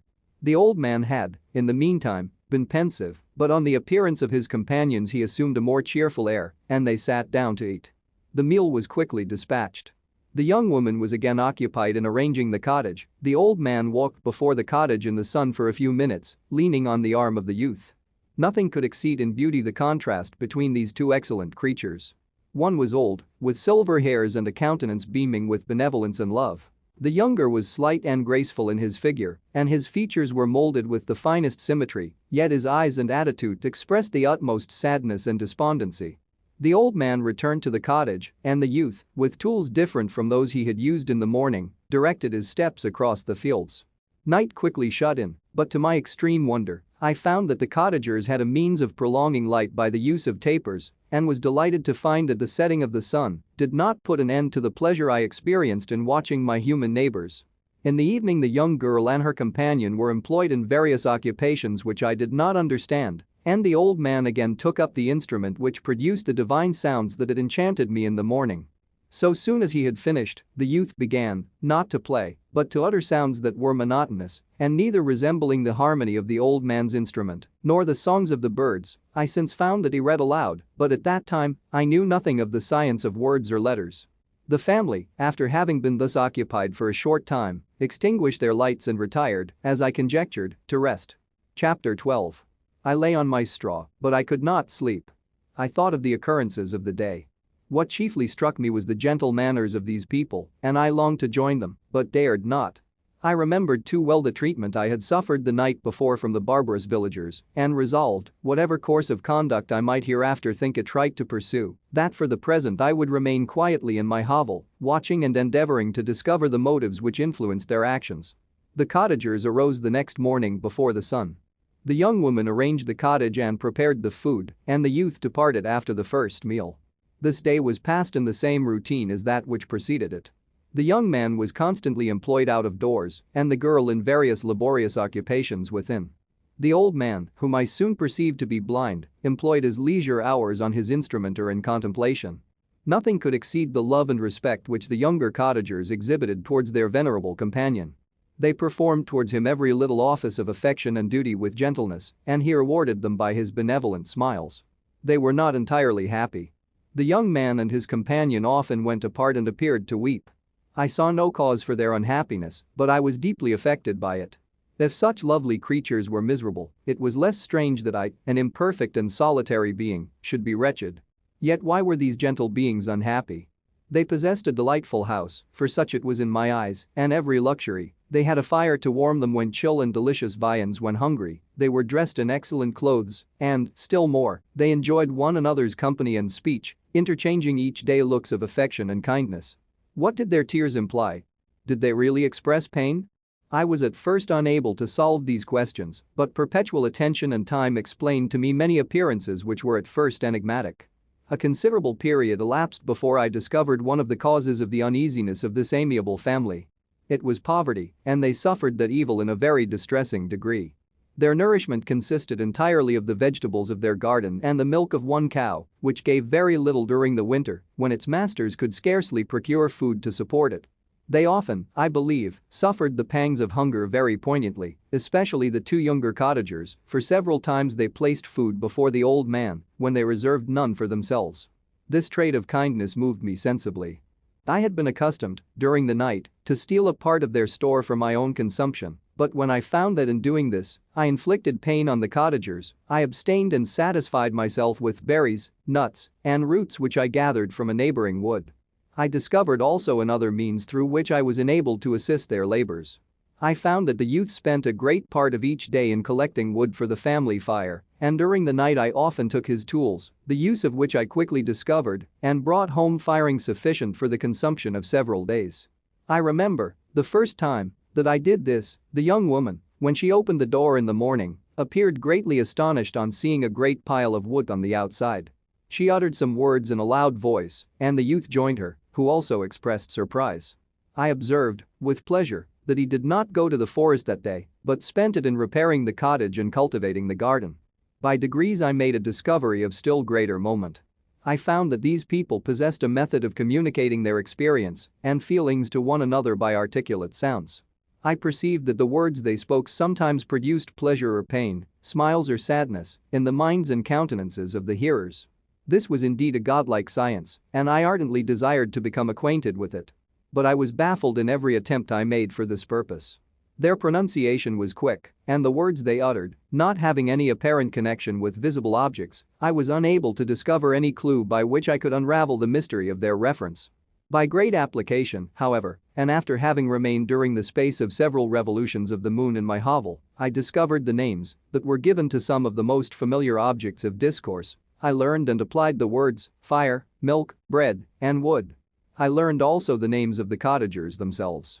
The youth and his companion had each of them several names, but the old man had only one, which was father.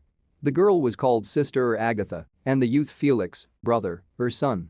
I cannot describe the delight I felt when I learned the ideas appropriated to each of these sounds and was able to pronounce them. I distinguished several other words without being able as yet to understand or apply them, such as good, dearest, unhappy. I spent the winter in this manner.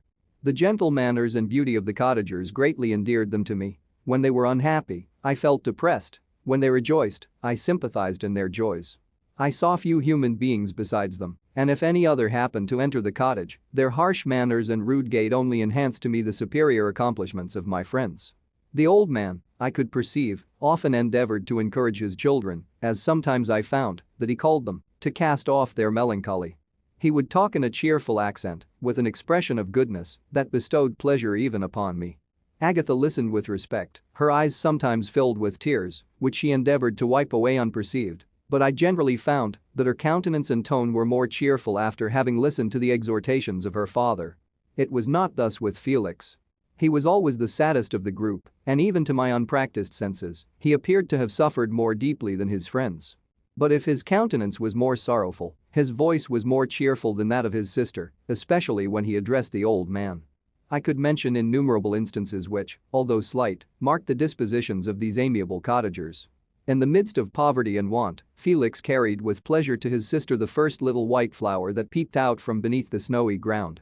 Early in the morning, before she had risen, He cleared away the snow that obstructed her path to the milk house, drew water from the well, and brought the wood from the outhouse, where, to his perpetual astonishment, he found his store always replenished by an invisible hand. In the day, I believe, he worked sometimes for a neighboring farmer, because he often went forth and did not return until dinner, yet brought no wood with him. At other times he worked in the garden, but as there was little to do in the frosty season, he read to the old man and Agatha. This reading had puzzled me extremely at first, but by degrees I discovered that he uttered many of the same sounds when he read as when he talked. I conjectured, therefore, that he found on the paper signs for speech which he understood, and I ardently longed to comprehend these also, but how was that possible when I did not even understand the sounds for which they stood as signs? I improved, however, sensibly in this science, but not sufficiently to follow up any kind of conversation, although I applied my whole mind to the endeavor, for I easily perceived that, although I eagerly longed to discover myself to the cottagers, I ought not to make the attempt until I had first become master of their language, which knowledge might enable me to make them overlook the deformity of my figure, for with this also the contrast perpetually presented to my eyes had made me acquainted. I had admired the perfect forms of my cottagers, their grace, beauty, and delicate complexions, but how was I terrified when I viewed myself in a transparent pool. At first I started back, unable to believe that it was indeed I who was reflected in the mirror, and when I became fully convinced that I was in reality the monster that I am, I was filled with the bitterest sensations of despondence and mortification. Alas! I did not yet entirely know the fatal effects of this miserable deformity. As the sun became warmer and the light of day longer, the snow vanished, and I beheld the bare trees and the black earth. From this time Felix was more employed, and the heart-moving indications of impending famine disappeared. Their food, as I afterwards found, was coarse, but it was wholesome, and they procured a sufficiency of it. Several new kinds of plants sprang up in the garden, which they dressed, and these signs of comfort increased daily as the season advanced. The old man, leaning on his son, walked each day at noon, when it did not rain, as I found it was called when the heavens poured forth its waters. This frequently took place, but a high wind quickly dried the earth, and the season became far more pleasant than it had been. My mode of life in my hovel was uniform. During the morning I attended the motions of the cottagers, and when they were dispersed in various occupations, I slept. The remainder of the day was spent in observing my friends. When they had retired to rest, if there was any moon or the night was starlight, I went into the woods and collected my own food and fuel for the cottage. When I returned, as often as it was necessary, I cleared their path from the snow and performed those offices that I had seen done by Felix. I afterwards found that these labors, performed by an invisible hand, greatly astonished them, and once or twice I heard them, on these occasions, utter the words good spirit, wonderful, but I did not then understand the signification of these terms. My thoughts now became more active, and I longed to discover the motives and feelings of these lovely creatures. I was inquisitive to know why Felix appeared so miserable and Agatha so sad. I thought, foolish wretch, that it might be in my power to restore happiness to these deserving people. When I slept or was absent, the forms of the venerable blind father, the gentle Agatha, and the excellent Felix flitted before me. I looked upon them as superior beings who would be the arbiters of my future destiny. I formed in my imagination 1,000 pictures of presenting myself to them and their reception of me. I imagined that they would be disgusted until, by my gentle demeanor and conciliating words, I should first win their favor and afterwards their love. These thoughts exhilarated me and led me to apply with fresh ardor to the acquiring the art of language. My organs were indeed harsh, but supple, and although my voice was very unlike the soft music of their tones, yet I pronounced such words as I understood with tolerable ease. It was as the ass and the lapdog, yet surely the gentle ass whose intentions were affectionate, although his manners were rude, deserved better treatment than blows and execration. The pleasant showers and genial warmth of spring greatly altered the aspect of the earth. Men who before this change seemed to have been hid in caves dispersed themselves and were employed in various arts of cultivation. The birds sang in more cheerful notes, and the leaves began to bud forth on the trees. Happy, happy earth! Fit habitation for gods, which, so short a time before, was bleak, damp, and unwholesome. My spirits were elevated by the enchanting appearance of nature. The past was blotted from my memory, the present was tranquil, and the future gilded by bright rays of hope and anticipations of joy. Chapter 13. I now hasten to the more moving part of my story. I shall relate events that impressed me with feelings which, from what I had been, have made me what I am.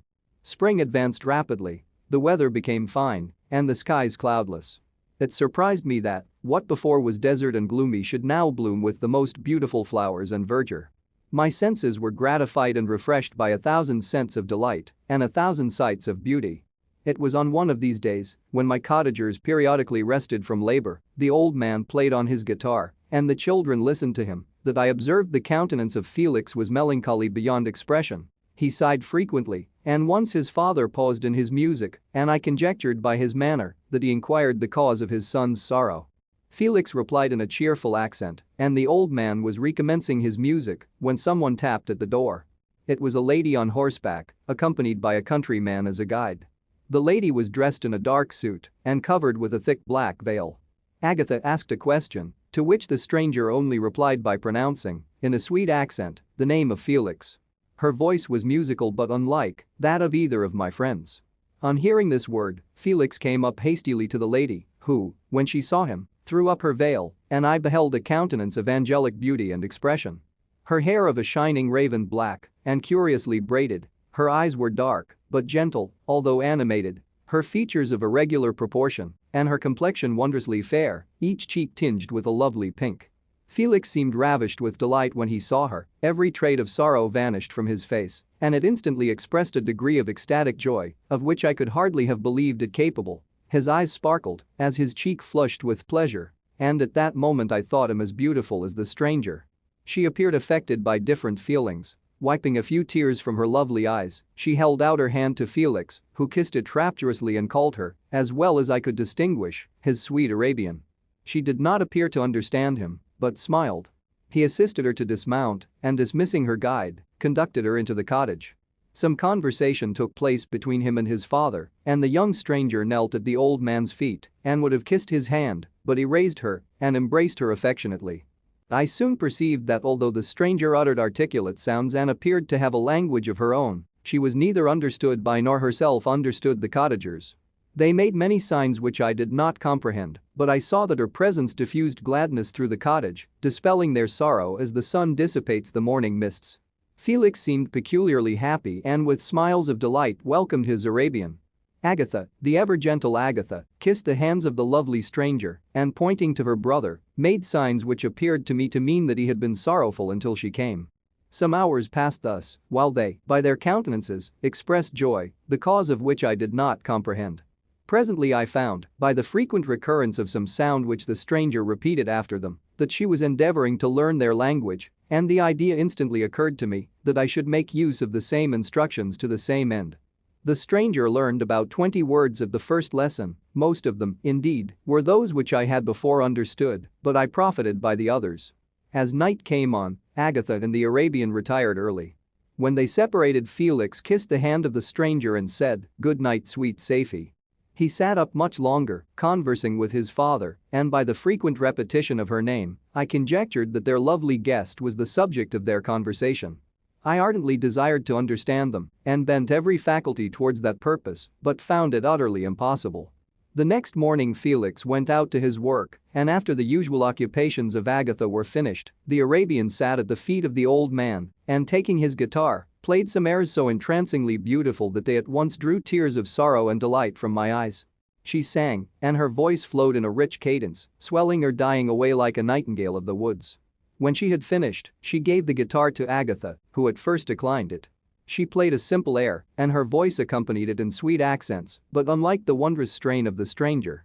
The old man appeared enraptured and said some words which Agatha endeavored to explain to Safie, and by which he appeared to wish to express that she bestowed on him the greatest delight by her music. The days now passed as peaceably as before, with the sole alteration that joy had taken place of sadness in the countenances of my friends. Safie was always gay and happy. She and I improved rapidly in the knowledge of language, so that in 2 months I began to comprehend most of the words uttered by my protectors.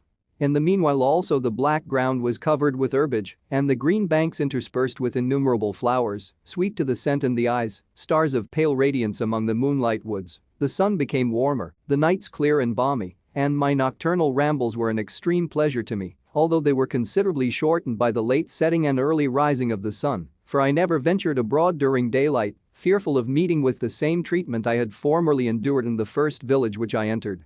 My days were spent in close attention, that I might more speedily master the language, and I may boast that I improved more rapidly than the Arabian, who understood very little and conversed in broken accents, whilst I comprehended and could imitate almost every word that was spoken. While I improved in speech, I also learned the science of letters as it was taught to the stranger, and this opened before me a wide field for wonder and delight. The book from which Felix instructed Safie was Volney's Ruins of Empires. I should not have understood the purport of this book had not Felix, in reading it, given very minute explanations. He had chosen this work, he said, because the declamatory style was framed in imitation of the Eastern authors. Through this work I obtained a cursory knowledge of history and a view of the several empires at present existing in the world. It gave me an insight into the manners, governments, and religions of the different nations of the earth. I heard of the slothful Asiatics, of the stupendous genius and mental activity of the Grecians, of the wars and wonderful virtue of the early Romans, of their subsequent degenerating, of the decline of that mighty empire, of chivalry, Christianity, and kings. I heard of the discovery of the American hemisphere and wept with Safie over the hapless fate of its original inhabitants. These wonderful narrations inspired me with strange feelings. Was man, indeed, at once so powerful, so virtuous and magnificent, yet so vicious and base? He appeared at one time a mere scion of the evil principle and at another as all that can be conceived of noble and godlike. To be a great and virtuous man appeared the highest honor that can befall a sensitive being. To be base and vicious, as many on record have been, appeared the lowest degradation, a condition more abject than that of the blind mole or harmless worm. For a long time I could not conceive how one man could go forth to murder his fellow, or even why there were laws and governments, but when I heard details of vice and bloodshed, my wonder ceased, and I turned away with disgust and loathing. Every conversation of the cottagers now opened new wonders to me. While I listened to the instructions which Felix bestowed upon the Arabian, the strange system of human society was explained to me. I heard of the division of property, of immense wealth and squalid poverty, of rank, descent, and noble blood. The words induced me to turn towards myself. I learned that the possessions most esteemed by your fellow creatures were high and unsullied descent united with riches. A man might be respected with only one of these advantages, but without either he was considered, except in very rare instances, as a vagabond and a slave, doomed to waste his powers for the profits of the chosen few. And what was I? Of my creation and creator I was absolutely ignorant, but I knew that I possessed no money, no friends, no kind of property. I was, besides, endued with a figure hideously deformed and loathsome. I was not even of the same nature as man. I was more agile than they and could subsist upon coarser diet. I bore the extremes of heat and cold with less injury to my frame. My stature far exceeded theirs.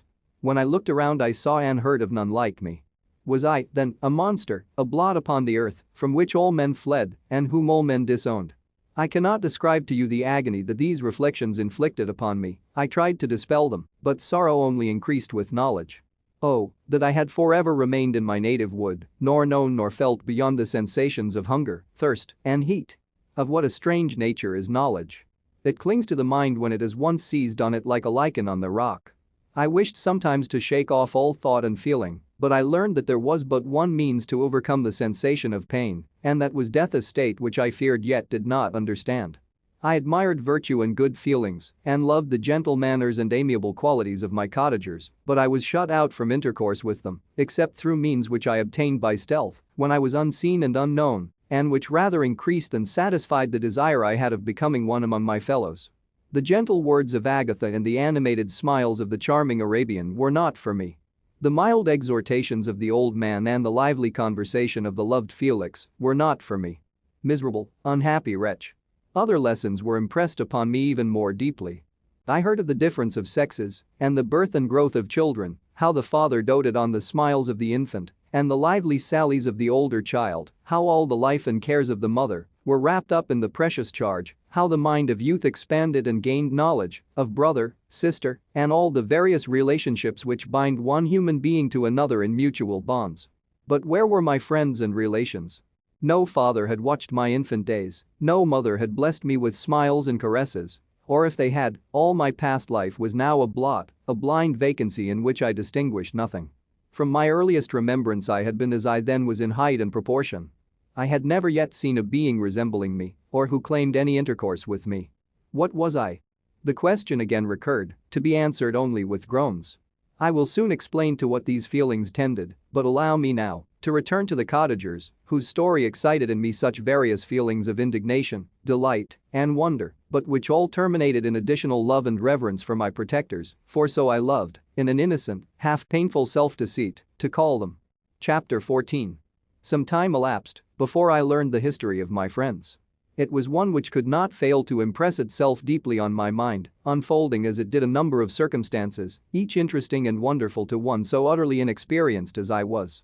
The name of the old man was de Lacy.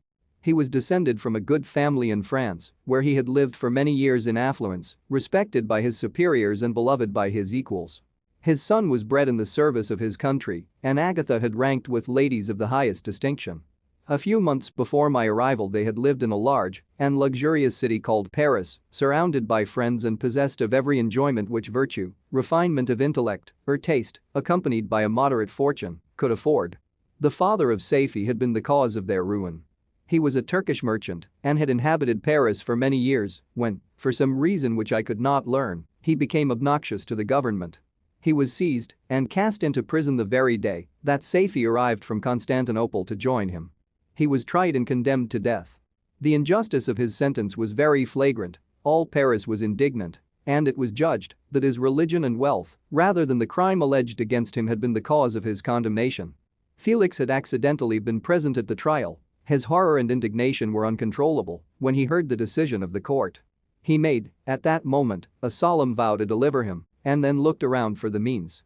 After many fruitless attempts to gain admittance to the prison, he found a strongly grated window in an unguarded part of the building, which lighted the dungeon of the unfortunate Mohammedan, who, loaded with chains, waited in despair the execution of the barbarous sentence. Felix visited the grate at night and made known to the prisoner his intentions in his favor. The Turk, amazed and delighted, endeavored to kindle the zeal of his deliverer by promises of reward and wealth.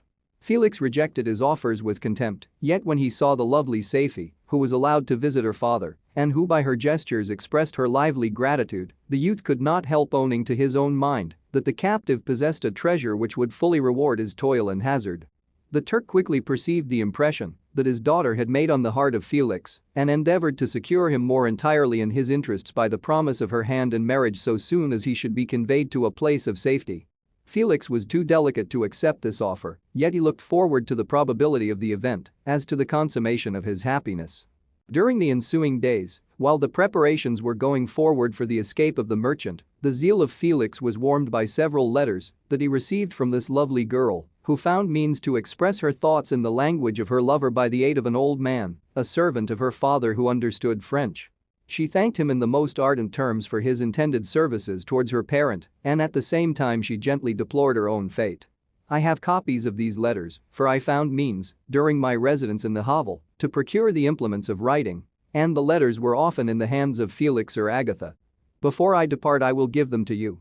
They will prove the truth of my tale, but at present, as the sun is already far declined, I shall only have time to repeat the substance of them to you. Safie related that her mother was a Christian Arab, seized and made a slave by the Turks. Recommended by her beauty, she had won the heart of the father of Safie, who married her. The young girl spoke in high and enthusiastic terms of her mother, who, born in freedom, spurned the bondage to which she was now reduced. She instructed her daughter in the tenets of her religion and taught her to aspire to higher powers of intellect and an independence of spirit forbidden to the female followers of Muhammad. This lady died, but her lessons were indelibly impressed on the mind of Safie, who sickened at the prospect of again returning to Asia and being immured within the walls of a harem, allowed only to occupy herself with infantile amusements, ill-suited to the temper of her soul, now accustomed to grand ideas and a noble emulation for virtue. The prospect of marrying a Christian and remaining in a country where women were allowed to take a rank in society was enchanting to her. The day for the execution of the Turk was fixed, but on the night previous to it, he quitted his prison and before morning was distant many leagues from Paris. Felix had procured passports in the name of his father, sister, and himself. He had previously communicated his plan to the former, who aided the deceit by quitting his house under the pretense of a journey and concealed himself, with his daughter, in an obscure part of Paris. Felix conducted the fugitives through France to Lyons and across Mont Cenis to Leghorn, where the merchant had decided to wait a favorable opportunity of passing into some part of the Turkish dominions. Saifi resolved to remain with her father until the moment of his departure, before which time the Turk renewed his promise that she should be united to his deliverer, and Felix remained with them in expectation of that event. And in the meantime he enjoyed the society of the Arabian, who exhibited towards him the simplest and tenderest affection. They conversed with one another through the means of an interpreter, and sometimes with the interpretation of looks, and Saifi sang to him the divine airs of her native country. The Turk allowed this intimacy to take place and encouraged the hopes of the youthful lovers, while in his heart he had formed far other plans. He loathed the idea that his daughter should be united to a Christian, but he feared the resentment of Felix if he should appear lukewarm, for he knew that he was still in the power of his deliverer if he should choose to betray him to the Italian state which they inhabited. He revolved 1,000 plans by which he should be enabled to prolong the deceit until it might be no longer necessary, and secretly to take his daughter with him when he departed. His plans were facilitated by the news which arrived from Paris. The government of France were greatly enraged at the escape of their victim and spared no pains to detect and punish his deliverer. The plot of Felix was quickly discovered, and de Lacy and Agatha were thrown into prison. The news reached Felix and roused him from his dream of pleasure. His blind and aged father and his gentle sister lay in a noisome dungeon, while he enjoyed the free air and the society of her whom he loved. This idea was torture to him. He quickly arranged with the Turk that if the latter should find a favorable opportunity for escape before Felix could return to Italy, Saifi should remain as a boarder at a convent at Leghorn, and then, quitting the lovely Arabian, he hastened to Paris and delivered himself up to the vengeance of the law, hoping to free de Lacy and Agatha by this proceeding. He did not succeed. They remained confined for 5 months before the trial took place, the result of which deprived them of their fortune and condemned them to a perpetual exile from their native country. They found a miserable asylum in the cottage in Germany, where I discovered them. Felix soon learned that the treacherous Turk, for whom he and his family endured such unheard of oppression, on discovering that his deliverer was thus reduced to poverty and ruin, became a traitor to good feeling and honor, and had quitted Italy with his daughter, insultingly sending Felix a pittance of money to aid him, as he said, in some plan of future maintenance. Such were the events that preyed on the heart of Felix and rendered him, when I first saw him, the most miserable of his family. He could have endured poverty, and while this distress had been the meed of his virtue, he gloried in it, but the ingratitude of the Turk and the loss of his beloved Saifi were misfortunes more bitter and irreparable. The arrival of the Arabian now infused new life into his soul. When the news reached Leghorn that Felix was deprived of his wealth and rank, the merchant commanded his daughter to think no more of her lover, but to prepare to return to her native country. The generous nature of Saifi was outraged by this command. She attempted to expostulate with her father, but he left her angrily, reiterating his tyrannical mandate. A few days after, the Turk entered his daughter's apartment and told her hastily that he had reason to believe that his residence at Leghorn had been divulged and that he should speedily be delivered up to the French government. He had consequently hired a vessel to convey him to Constantinople, for which city he should sail in a few hours.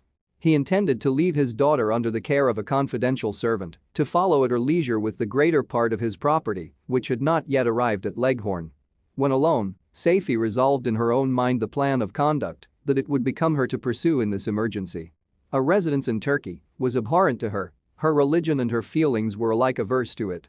By some papers of her father which fell into her hands she heard of the exile of her lover and learnt the name of the spot where he then resided. She hesitated some time, but at length she formed her determination. Taking with her some jewels that belonged to her and a sum of money, she quitted Italy with an attendant, a native of Leghorn, but who understood the common language of Turkey, and departed for Germany. She arrived in safety at a town about 20 leagues from the cottage of de Lacy when her attendant fell dangerously ill. Saifi nursed her with the most devoted affection, but the poor girl died, and the Arabian was left alone, unacquainted with the language of the country and utterly ignorant of the customs of the world. She fell, however, into good hands. The Italian had mentioned the name of the spot for which they were bound, and after her death the woman of the house in which they had lived took care that Saifi should arrive in safety at the cottage of her lover. Chapter 15. Such was the history of my beloved cottagers. It impressed me deeply. I learned, from the views of social life which it developed, to admire their virtues and to deprecate the vices of mankind. As yet I looked upon crime as a distant evil. Benevolence and generosity were ever present before me, inciting within me a desire to become an actor in the busy scene where so many admirable qualities were called forth and displayed. But in giving an account of the progress of my intellect, I must not omit a circumstance which occurred in the beginning of the month of August of the same year. One night during my accustomed visit to the neighboring wood, where I collected my own food and brought home firing for my protectors, I found on the ground a leathern portmanteau containing several articles of dress and some books. I eagerly seized the prize and returned with it to my hovel. Fortunately, the books were written in the language, the elements of which I had acquired at the cottage. They consisted of Paradise Lost, a volume of Plutarch's Lives, and The Sorrows of Werther. The possession of these treasures gave me extreme delight. I now continually studied and exercised my mind upon these histories, whilst my friends were employed in their ordinary occupations. I can hardly describe to you the effect of these books. They produced in me an infinity of new images and feelings that sometimes raised me to ecstasy, but more frequently sunk me into the lowest dejection. In The Sorrows of Werther, besides the interest of its simple and affecting story, so many opinions are canvassed and so many lights thrown upon what had hitherto been to me obscure subjects that I found in it a never-ending source of speculation and astonishment. The gentle and domestic manners it described, combined with lofty sentiments and feelings, which had for their object something out of self, accorded well with my experience among my protectors and with the wants which were forever alive in my own bosom. But I thought Werther himself a more divine being than I had ever beheld or imagined. His character contained no pretension, but it sank deep. The disquisitions upon death and suicide were calculated to fill me with wonder. I did not pretend to enter into the merits of the case, yet I inclined towards the opinions of the hero, whose extinction I wept, without precisely understanding it.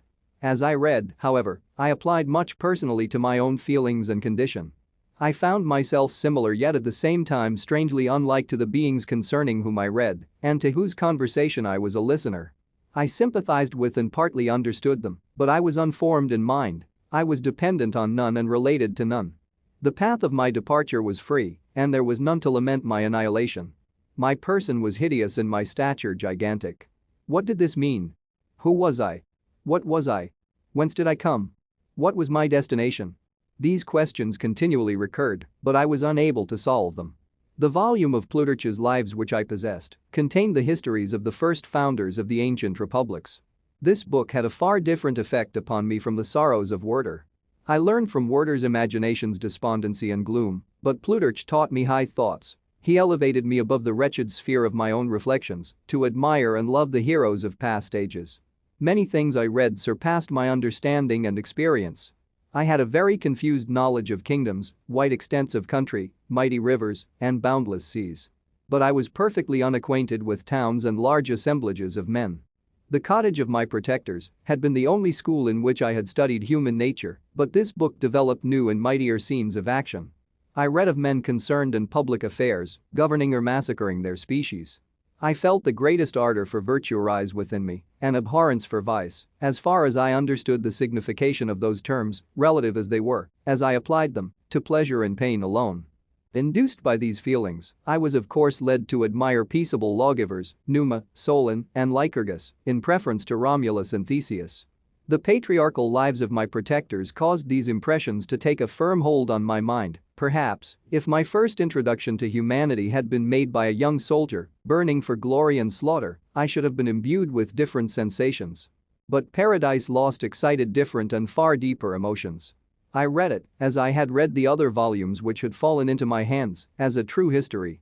It moved every feeling of wonder and awe that the picture of an omnipotent God warring with his creatures was capable of exciting. I often referred the several situations, as their similarity struck me, to my own. Like Adam, I was apparently united by no link to any other being in existence, but his state was far different from mine in every other respect.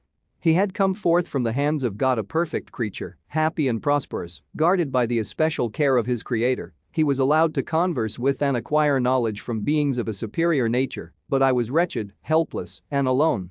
Many times I considered Satan as the fitter emblem of my condition, for often, like him, when I viewed the bliss of my protectors, the bitter gall of envy rose within me. Another circumstance strengthened and confirmed these feelings. Soon after my arrival in the hovel I discovered some papers in the pocket of the dress which I had taken from your laboratory. At first I had neglected them, but now that I was able to decipher the characters in which they were written, I began to study them with diligence. It was your journal of the 4 months that preceded my creation. You minutely described in these papers every step you took in the progress of your work. This history was mingled with accounts of domestic occurrences. You doubtless recollect these papers. Here they are. Everything is related in them which bears reference to my accursed origin. The whole detail of that series of disgusting circumstances which produced it is set in view. The minutest description of my odious and loathsome person is given, in language which painted your own horrors and rendered mine indelible. I sickened as I read. Hateful day when I received life. I exclaimed in agony. Accursed Creator. Why did you form a monster so hideous that even you turned from me in disgust? God, in pity, made man beautiful and alluring, after his own image, but my form is a filthy type of yours, more horrid even from the very resemblance. Satan had his companions, fellow devils, to admire and encourage him, but I am solitary and abhorred. These were the reflections of my hours of despondency and solitude, but when I contemplated the virtues of the cottagers, their amiable and benevolent dispositions, I persuaded myself that when they should become acquainted with my admiration of their virtues, they would compassionate me and overlook my personal deformity. Could they turn from their door one, however monstrous, who solicited their compassion and friendship? I resolved, at least, not to despair, but in every way to fit myself for an interview with them which would decide my fate. I postponed this attempt for some months longer, for the importance attached to its success inspired me with a dread lest I should fail. Besides, I found that my understanding improved so much with every day's experience that I was unwilling to commence this undertaking until a few more months should have added to my sagacity. Several changes, in the meantime, took place in the cottage. The presence of safety diffused happiness among its inhabitants, and I also found that a greater degree of plenty reigned there. Felix and Agatha spent more time in amusement and conversation and were assisted in their labors by servants. They did not appear rich, but they were contented and happy. Their feelings were serene and peaceful, while mine became every day more tumultuous.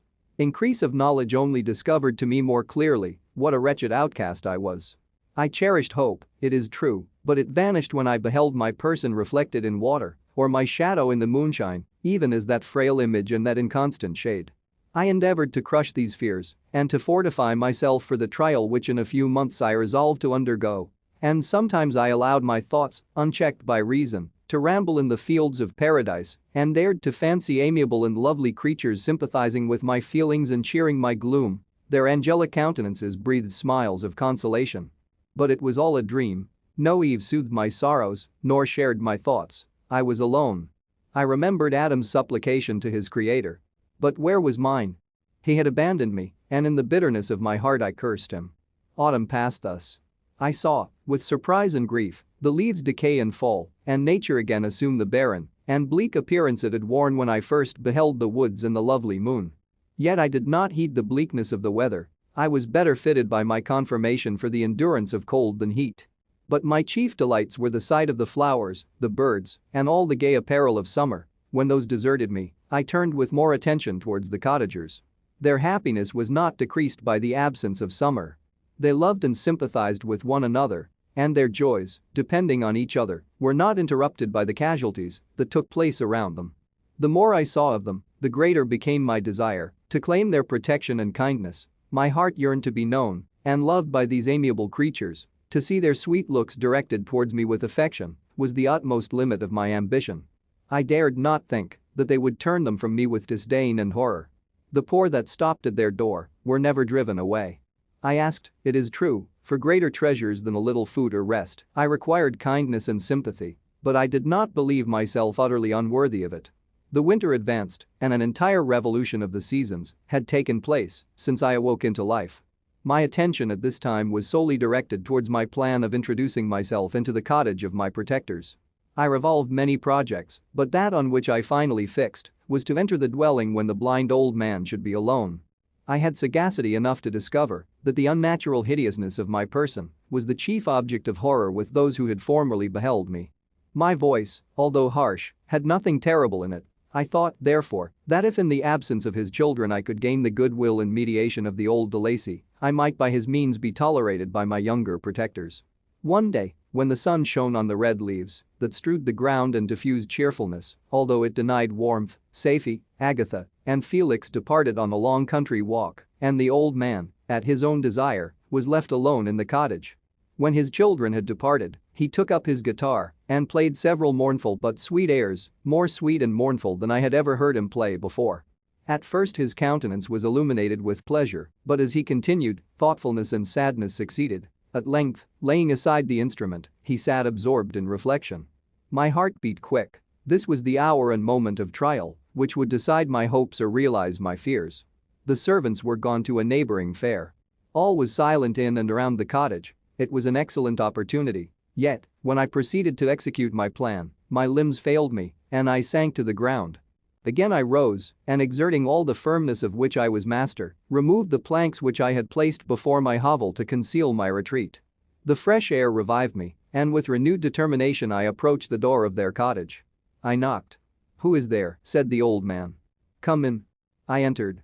"Pardon this intrusion," said I. "I am a traveler in want of a little rest. You would greatly oblige me if you would allow me to remain a few minutes before the fire." "Enter," said de Lacy, "and I will try in what manner I can to relieve your wants. But, unfortunately, my children are from home, and as I am blind, I am afraid I shall find it difficult to procure food for you." "Do not trouble yourself, my kind host. I have food. It is warmth and rest only that I need." I sat down, and a silence ensued. I knew that every minute was precious to me, yet I remained irresolute in what manner to commence the interview when the old man addressed me. "By your language, stranger, I suppose you are my countryman. Are you French?" "No, but I was educated by a French family and understand that language only. I am now going to claim the protection of some friends whom I sincerely love and of whose favor I have some hopes." "Are they Germans?" "No, they are French. But let us change the subject. I am an unfortunate and deserted creature. I look around, and I have no relation or friend upon earth. These amiable people to whom I go have never seen me and know little of me. I am full of fears, for if I fail there, I am an outcast in the world forever. Do not despair. To be friendless is indeed to be unfortunate, but the hearts of men, when unprejudiced by any obvious self-interest, are full of brotherly love and charity. Rely, therefore, on your hopes, and if these friends are good and amiable, do not despair. They are kind, they are the most excellent creatures in the world, but, unfortunately, they are prejudiced against me. I have good dispositions, my life has been hitherto harmless and in some degree beneficial, but a fatal prejudice clouds their eyes, and where they ought to see a feeling and kind friend, they behold only a detestable monster. That is indeed unfortunate, but if you are really blameless, cannot you undeceive them? I am about to undertake that task, and it is on that account that I feel so many overwhelming terrors. I tenderly love these friends. I have, unknown to them, been for many months in the habits of daily kindness towards them, but they believe that I wish to injure them, and it is that prejudice which I wish to overcome. Where do these friends reside? Near this spot." The old man paused and then continued, "If you will unreservedly confide to me the particulars of your tale, I perhaps may be of use in undeceiving them. I am blind and cannot judge of your countenance, but there is something in your words which persuades me that you are sincere. I am poor and an exile, but it will afford me true pleasure to be in any way serviceable to a human creature." "Excellent man. I thank you and accept your generous offer. You raise me from the dust by this kindness, and I trust that, by your aid, I shall not be driven from the society and sympathy of your fellow creatures. Heaven forbid. Even if you were really criminal, for that can only drive you to desperation and not instigate you to virtue. I also am unfortunate. I and my family have been condemned, although innocent. Judge, therefore, if I do not feel for your misfortunes. How can I thank you, my best and only benefactor? From your lips first have I heard the voice of kindness directed towards me. I shall be forever grateful, and your present humanity assures me of success with those friends whom I am on the point of meeting. May I know the names and residence of those friends?" I paused. This, I thought, was the moment of decision, which was to rob me of, or bestow happiness on me forever. I struggled vainly for firmness sufficient to answer him, but the effort destroyed all my remaining strength. I sank on the chair and sobbed aloud. At that moment I heard the steps of my younger protectors. I had not a moment to lose, but seizing the hand of the old man, I cried, "Now is the time. Save and protect me. You and your family are the friends whom I seek. Do not you desert me in the hour of trial." "Great God!" exclaimed the old man. "Who are you?" At that instant the cottage door was opened and Felix, Safie, and Agatha entered. Who can describe their horror and consternation on beholding me? Agatha fainted, and Safie, unable to attend to her friend, rushed out of the cottage. Felix darted forward and with supernatural force tore me from his father, to whose knees I clung. In a transport of fury, he dashed me to the ground and struck me violently with a stick. I could have torn him limb from limb, as the lion rends the antelope. But my heart sank within me as with bitter sickness, and I refrained. I saw him on the point of repeating his blow when, overcome by pain and anguish, I quitted the cottage and in the general tumult escaped unperceived to my hovel. Chapter 16. Cursed Creator. Why did I live? Why, in that instant, did I not extinguish the spark of existence which you had so wantonly bestowed? I know not, despair had not yet taken possession of me, my feelings were those of rage and revenge. I could with pleasure have destroyed the cottage and its inhabitants and have blooded myself with their shrieks and misery. When night came I quitted my retreat and wandered in the wood, and now, no longer restrained by the fear of discovery, I gave vent to my anguish in fearful howlings. I was like a wild beast that had broken the toils, destroying the objects that obstructed me, and ranging through the wood with a stag-like swiftness. Oh! What a miserable night I passed.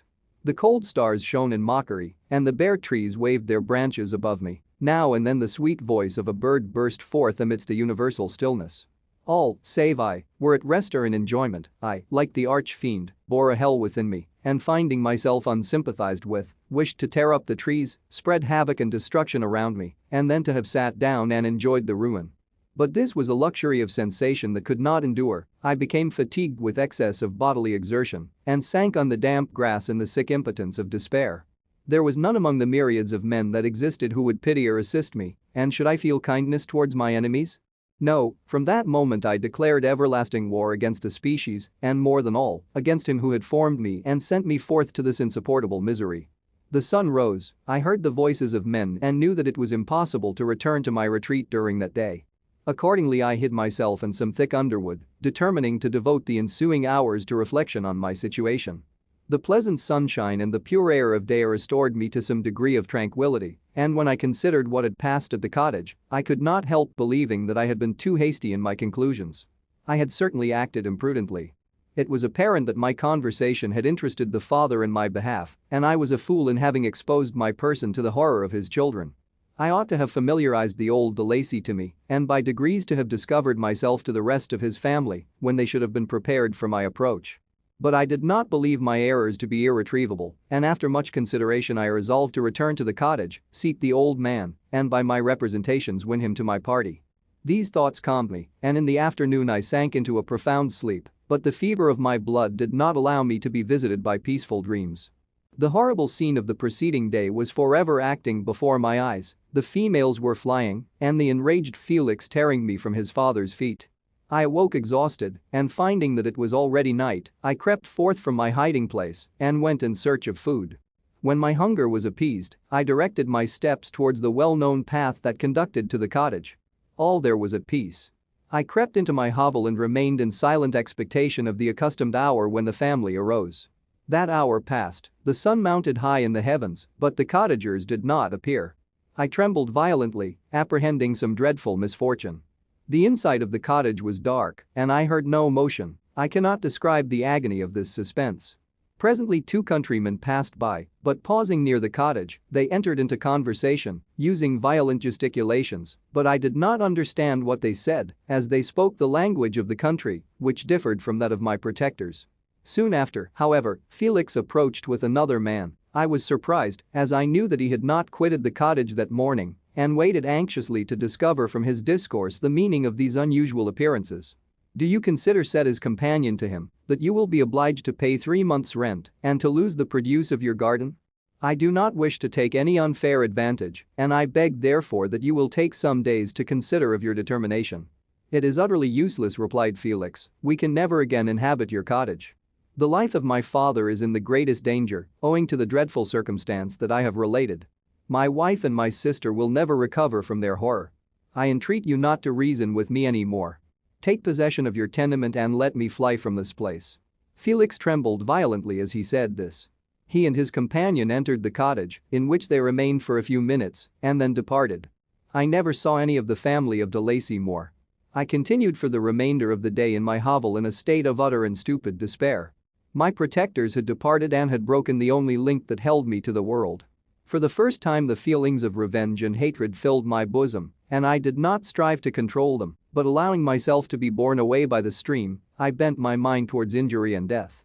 When I thought of my friends, of the mild voice of de Lacy, the gentle eyes of Agatha, and the exquisite beauty of the Arabian, these thoughts vanished, and a gush of tears somewhat soothed me. But again when I reflected that they had spurned and deserted me, anger returned, a rage of anger, and unable to injure anything human, I turned my fury towards inanimate objects. As night advanced, I placed a variety of combustibles around the cottage, and after having destroyed every vestige of cultivation in the garden, I waited with forced impatience until the moon had sunk to commence my operations. As the night advanced, a fierce wind arose from the woods and quickly dispersed the clouds that had loitered in the heavens. The blast tore along like a mighty avalanche and produced a kind of insanity in my spirits that burst all bounds of reason and reflection. I lighted the dry branch of a tree and danced with fury around the devoted cottage, my eyes still fixed on the western horizon, the edge of which the moon nearly touched. A part of its orb was at length hid, and I waved my brand, it sank, and with a loud scream, I fired the straw and heath and bushes which I had collected. The wind fanned the fire, and the cottage was quickly enveloped by the flames, which clung to it and licked it with their forked and destroying tongues. As soon as I was convinced that no assistance could save any part of the habitation, I quitted the scene and sought for refuge in the woods. And now, with the world before me, whither should I bend my steps? I resolved to fly far from the scene of my misfortunes, but to me, hated and despised, every country must be equally horrible. At length the thought of you crossed my mind. I learned from your papers that you were my father, my creator, and to whom could I apply with more fitness than to him who had given me life? Among the lessons that Felix had bestowed upon Safie, geography had not been omitted. I had learned from these the relative situations of the different countries of the earth. You had mentioned Geneva as the name of your native town, and towards this place I resolved to proceed. But how was I to direct myself? I knew that I must travel in a southwesterly direction to reach my destination, but the sun was my only guide. I did not know the names of the towns that I was to pass through, nor could I ask information from a single human being, but I did not despair. From you only could I hope for succor, although towards you I felt no sentiment but that of hatred. Unfeeling, heartless creator. You had endowed me with perceptions and passions, and then cast me abroad an object for the scorn and horror of mankind. But on you only had I any claim for pity and redress, and from you, I determined to seek that justice which I vainly attempted to gain from any other being that wore the human form. My travels were long and the sufferings I endured intense. It was late in autumn when I quitted the district where I had so long resided. I traveled only at night, fearful of encountering the visage of a human being. Nature decayed around me, and the sun became heatless, rain and snow poured around me, mighty rivers were frozen, the surface of the earth was hard and chill and bare, and I found no shelter. Oh, earth! How often did I imprecate curses on the cause of my being? The mildness of my nature had fled, and all within me was turned to gall and bitterness. The nearer I approached to your habitation, the more deeply did I feel the spirit of revenge enkindled in my heart. Snow fell, and the waters were hardened, but I rested not. A few incidents now and then directed me, and I possessed a map of the country, but I often wandered wide from my path. The agony of my feelings allowed me no respite, no incident occurred from which my rage and misery could not extract its food, but a circumstance that happened when I arrived on the confines of Switzerland, when the sun had recovered its warmth, and the earth again began to look green, confirmed in an especial manner the bitterness and horror of my feelings. I generally rested during the day and traveled only when I was secured by night from the view of man. One morning, however, finding that my path lay through a deep wood, I ventured to continue my journey after the sun had risen. The day, which was one of the first of spring, cheered even me by the loveliness of its sunshine and the balminess of the air. I felt emotions of gentleness and pleasure that had long appeared dead revive within me. Half surprised by the novelty of these sensations, I allowed myself to be borne away by them, and forgetting my solitude and deformity, dared to be happy. Soft tears again bedewed my cheeks, and I even raised my humid eyes with thankfulness towards the blessed sun, which bestowed such joy upon me. I continued to wind among the paths of the wood until I came to its boundary, which was skirted by a deep and rapid river, into which many of the trees bent their branches, now budding with the fresh spring. Here I paused, not exactly knowing what path to pursue, when I heard the sound of voices that induced me to conceal myself under the shade of a cypress. I was scarcely hid when a young girl came running towards the spot where I was concealed, laughing, as if she ran from someone in sport. She continued her course along the precipitous sides of the river when suddenly her foot slipped and she fell into the rapid stream. I rushed from my hiding place and with extreme labor, from the force of the current, saved her and dragged her to shore. She was senseless, and I endeavored by every means in my power to restore animation when I was suddenly interrupted by the approach of a rustic who was probably the person from whom she had playfully fled. On seeing me, he darted towards me and tearing the girl from my arms, hastened towards the deeper parts of the wood. I followed speedily, I hardly knew why, but when the man saw me draw near, he aimed a gun, which he carried, at my body and fired. I sank to the ground, and my injurer, with increased swiftness, escaped into the wood. This was then the reward of my benevolence. I had saved a human being from destruction, and as a recompense I now writhed under the miserable pain of a wound which shattered the flesh and bone. The feelings of kindness and gentleness which I had entertained but a few moments before gave place to hellish rage and gnashing of teeth. Inflamed by pain, I vowed eternal hatred and vengeance to all mankind. But the agony of my wound overcame me, my pulses paused, and I fainted. For some weeks I led a miserable life in the woods, endeavoring to cure the wound which I had received. The ball had entered my shoulder, and I knew not whether it had remained there or passed through. At any rate I had no means of extracting it. My sufferings were augmented also by the oppressive sense of the injustice and ingratitude of their infliction. My daily vows rose for revenge, a deep and deadly revenge, such as would alone compensate for the outrages and anguish I had endured. After some weeks my wound healed, and I continued my journey. The labors I endured were no longer to be alleviated by the bright sun or gentle breezes of spring.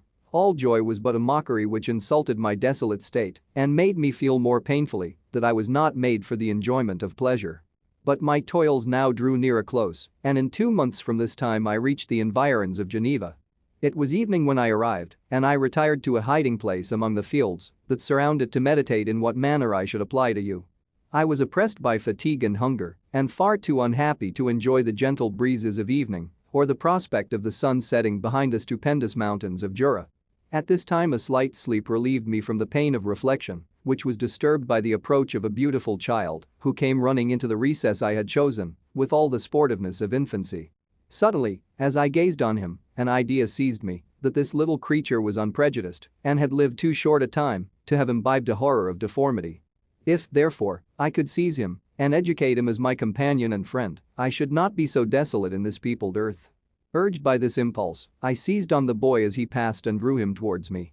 As soon as he beheld my form, he placed his hands before his eyes and uttered a shrill scream. I drew his hand forcibly from his face and said, "Child, what is the meaning of this? I do not intend to hurt you. Listen to me." He struggled violently. "Let me go," he cried. "Monster. Ugly wretch. You wish to eat me and tear me to pieces. You are an ogre. Let me go, or I will tell my papa. Boy, you will never see your father again. You must come with me. Hideous monster. Let me go. My papa is a syndic, he is M. Frankenstein, he will punish you. You dare not keep me. Frankenstein, you belong then to my enemy, to him towards whom I have sworn eternal revenge. You shall be my first victim." The child still struggled and loaded me with epithets which carried despair to my heart. I grasped his throat to silence him, and in a moment he lay dead at my feet.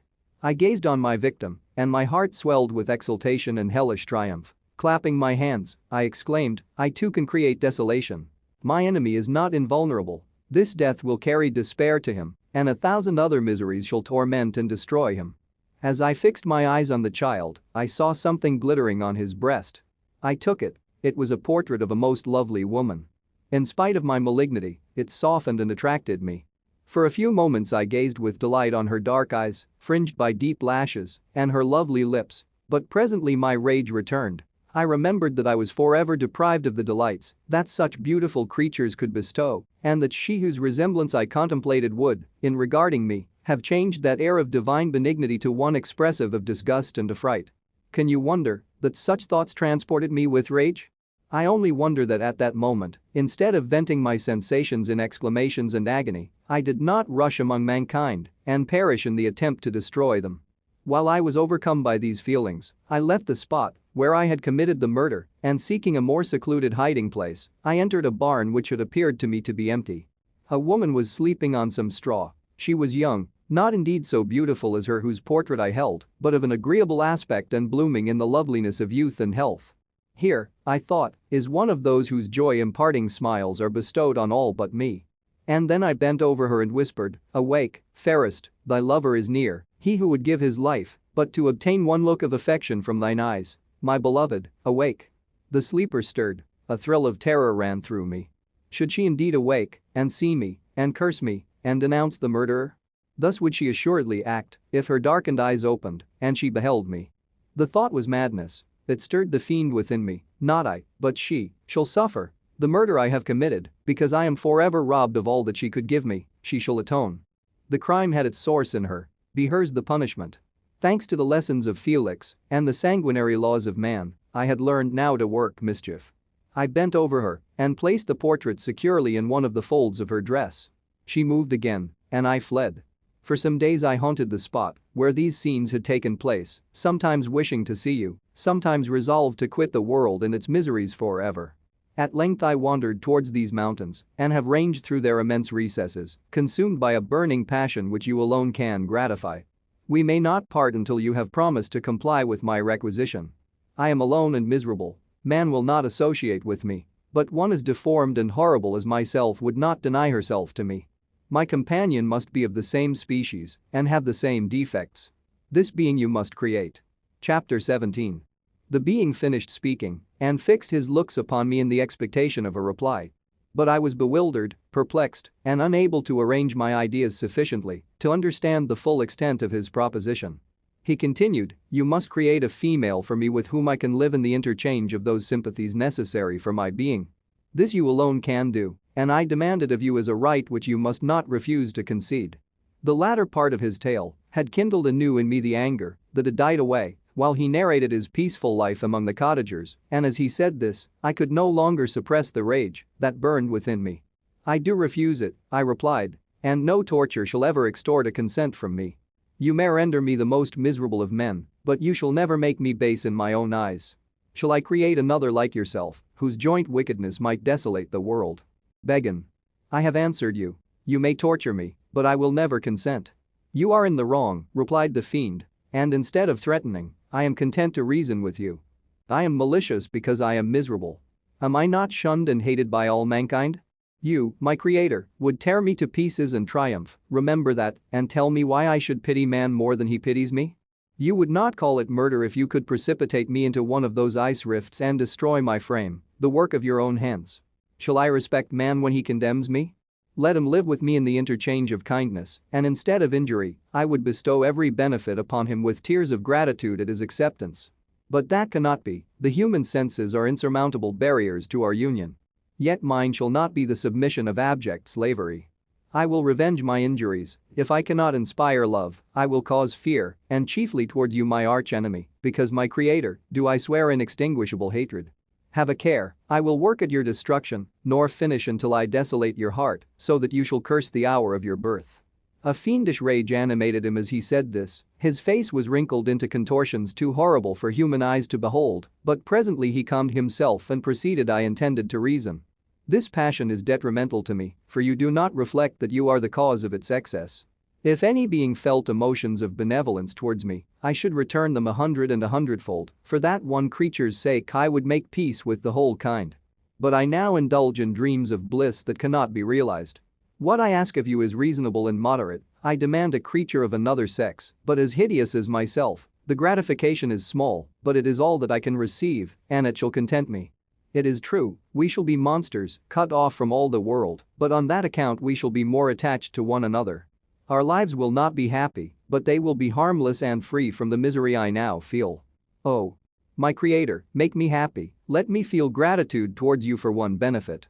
Let me see that I excite the sympathy of some existing thing. Do not deny me my request." I was moved.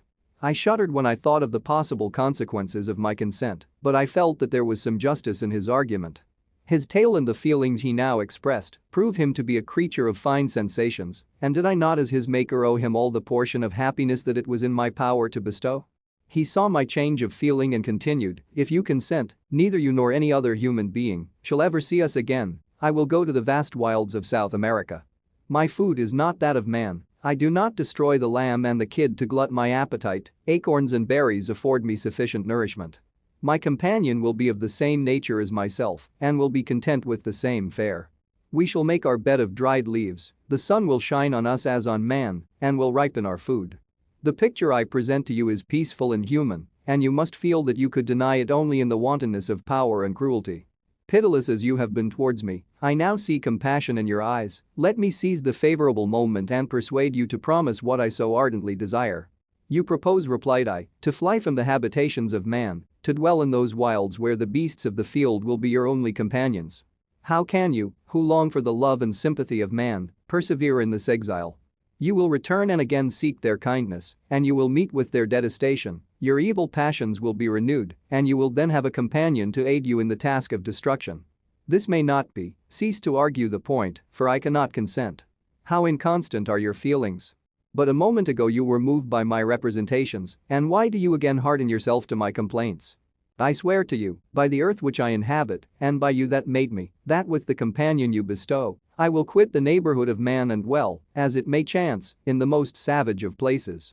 My evil passions will have fled, for I shall meet with sympathy. My life will flow quietly away, and in my dying moments I shall not curse my Maker. His words had a strange effect upon me. I compassionated him and sometimes felt a wish to console him, but when I looked upon him, when I saw the filthy mass that moved and talked, my heart sickened and my feelings were altered to those of horror and hatred. I tried to stifle these sensations. I thought that as I could not sympathize with him, I had no right to withhold from him the small portion of happiness which was yet in my power to bestow. You swear, I said, to be harmless, but have you not already shown a degree of malice that should reasonably make me distrust you? May not even this be a feint that will increase your triumph by affording a wider scope for your revenge? How is this? I must not be trifled with, and I demand an answer. If I have no ties and no affections, hatred and vice must be my portion. The love of another will destroy the cause of my crimes, and I shall become a thing of whose existence everyone will be ignorant. My vices are the children of a forced solitude that I abhor, and my virtues will necessarily arise when I live in communion with an equal. I shall feel the affections of a sensitive being and become linked to the chain of existence and events from which I am now excluded. I paused some time to reflect on all he had related and the various arguments which he had employed. I thought of the promise of virtues which he had displayed on the opening of his existence, and the subsequent blight of all kindly feeling by the loathing and scorn which his protectors had manifested towards him. His power and threats were not omitted in my calculations. A creature who could exist in the ice caves of the glaciers and hide himself from pursuit among the ridges of inaccessible precipices was a being possessing faculties it would be vain to cope with. After a long pause of reflection, I concluded that the justice due both to him and my fellow creatures demanded of me that I should comply with his request. Turning to him, therefore, I said, I consent to your demand, on your solemn oath to quit Europe forever, and every other place in the neighborhood of man, as soon as I shall deliver into your hands a female who will accompany you in your exile. I swear, he cried, by the sun, and by the blue sky of heaven, and by the fire of love that burns my heart, that if you grant my prayer, while they exist you shall never behold me again. Depart to your home and commence your labors. I shall watch their progress with unutterable anxiety, and fear not, but that when you are ready I shall appear. Saying this, he suddenly quitted me, fearful, perhaps, of any change in my sentiments. I saw him descend the mountain with greater speed than the flight of an eagle, and quickly lost among the undulations of the sea of ice. His tail had occupied the whole day, and the sun was upon the verge of the horizon when he departed. I knew that I ought to hasten my descent towards the valley, as I should soon be encompassed in darkness, but my heart was heavy and my steps slow. The labor of winding among the little paths of the mountain and fixing my feet firmly as I advanced perplexed me, occupied as I was by the emotions which the occurrences of the day had produced. Night was far advanced when I came to the halfway resting place and seated myself beside the fountain. The stars shone at intervals as the clouds passed from over them. The dark pines rose before me, and every here and there a broken tree lay on the ground. It was a scene of wonderful solemnity and stirred strange thoughts within me. I wept bitterly, and clasping my hands in agony, I exclaimed, "Oh! Stars and clouds and winds, ye are all about to mock me. If ye really pity me, crush sensation and memory, let me become as naught, but if not, depart, depart, and leave me in darkness." These were wild and miserable thoughts, but I cannot describe to you how the eternal twinkling of the stars weighed upon me, and how I listened to every blast of wind, as if it were a dull ugly siroc on its way to consume me. Morning dawned before I arrived at the village of Chamonix. I took no rest, but returned immediately to Geneva. Even in my own heart I could give no expression to my sensations, they weighed on me with a mountain's weight, and their excess destroyed my agony beneath them. Thus I returned home, and entering the house, presented myself to the family. My haggard and wild appearance awoke intense alarm, but I answered no question, scarcely did I speak. I felt as if I were placed under a ban, as if I had no right to claim their sympathies, as if never more might I enjoy companionship with them. Yet even thus I loved them to adoration, and to save them, I resolved to dedicate myself to my most abhorred task. The prospect of such an occupation made every other circumstance of existence pass before me like a dream, and that thought only had to me the reality of life. Chapter 18. Day after day, week after week, passed away on my return to Geneva, and I could not collect the courage to recommence my work. I feared the vengeance of the disappointed fiend, yet I was unable to overcome my repugnance to the task which was enjoined me. I found that I could not compose a female without again devoting several months to profound study and laborious disquisition. I had heard of some discoveries having been made by an English philosopher, the knowledge of which was material to my success, and I sometimes thought of obtaining my father's consent to visit England for this purpose, but I clung to every pretense of delay and shrank from taking the first step in an undertaking whose immediate necessity began to appear less absolute to me. A change indeed had taken place in me. My health, which had hitherto declined, was now much restored, and my spirits, when unchecked by the memory of my unhappy promise, rose proportionably. My father saw this change with pleasure, and he turned his thoughts towards the best method of eradicating the remains of my melancholy, which every now and then would return by fits and with a devouring blackness overcast the approaching sunshine. At these moments I took refuge in the most perfect solitude. I passed whole days on the lake alone in a little boat, watching the clouds and listening to the rippling of the waves, silent and listless. But the fresh air and bright sun seldom failed to restore me to some degree of composure, and on my return I met the salutations of my friends with a readier smile and a more cheerful heart. It was after my return from one of these rambles that my father, calling me aside, thus addressed me: "I am happy to remark, my dear son, that you have resumed your former pleasures and seem to be returning to yourself. And yet you are still unhappy and still avoid our society." For some time I was lost in conjecture as to the cause of this, but yesterday an idea struck me, and if it is well founded, I conjure you to avow it. Reserve on such a point would be not only useless, but draw down treble misery on us all. I trembled violently at his exordium, and my father continued: "I confess, my son, that I have always looked forward to your marriage with our dear Elizabeth as the tie of our domestic comfort and the stay of my declining years. You were attached to each other from your earliest infancy. You studied together and appeared, in dispositions and tastes, entirely suited to one another. But so blind is the experience of man that what I conceived to be the best assistance to my plan may have entirely destroyed it. You, perhaps, regard her as your sister, without any wish that she might become your wife. Nay, you may have met with another whom you may love, and considering yourself as bound in honor to Elizabeth, this struggle may occasion the poignant misery which you appear to feel. My dear father, reassure yourself. I love my cousin tenderly and sincerely. I never saw any woman who excited, as Elizabeth does, my warmest admiration and affection. My future hopes and prospects are entirely bound up in the expectation of our union. The expression of your sentiments of this subject, my dear Victor, gives me more pleasure than I have for some time experienced. If you feel thus, we shall assuredly be happy, however present events may cast a gloom over us. But it is this gloom which appears to have taken so strong a hold of your mind that I wish to dissipate. Tell me, therefore, whether you object to an immediate solemnization of the marriage. We have been unfortunate, and recent events have drawn us from that everyday tranquility befitting my years and infirmities. You are younger, yet I do not suppose, possessed as you are of a competent fortune, that an early marriage would at all interfere with any future plans of honor and utility that you may have formed. Do not suppose, however, that I wish to dictate happiness to you, or that a delay on your part would cause me any serious uneasiness. Interpret my words with candor and answer me, I conjure you, with confidence and sincerity." I listened to my father in silence and remained for some time incapable of offering any reply.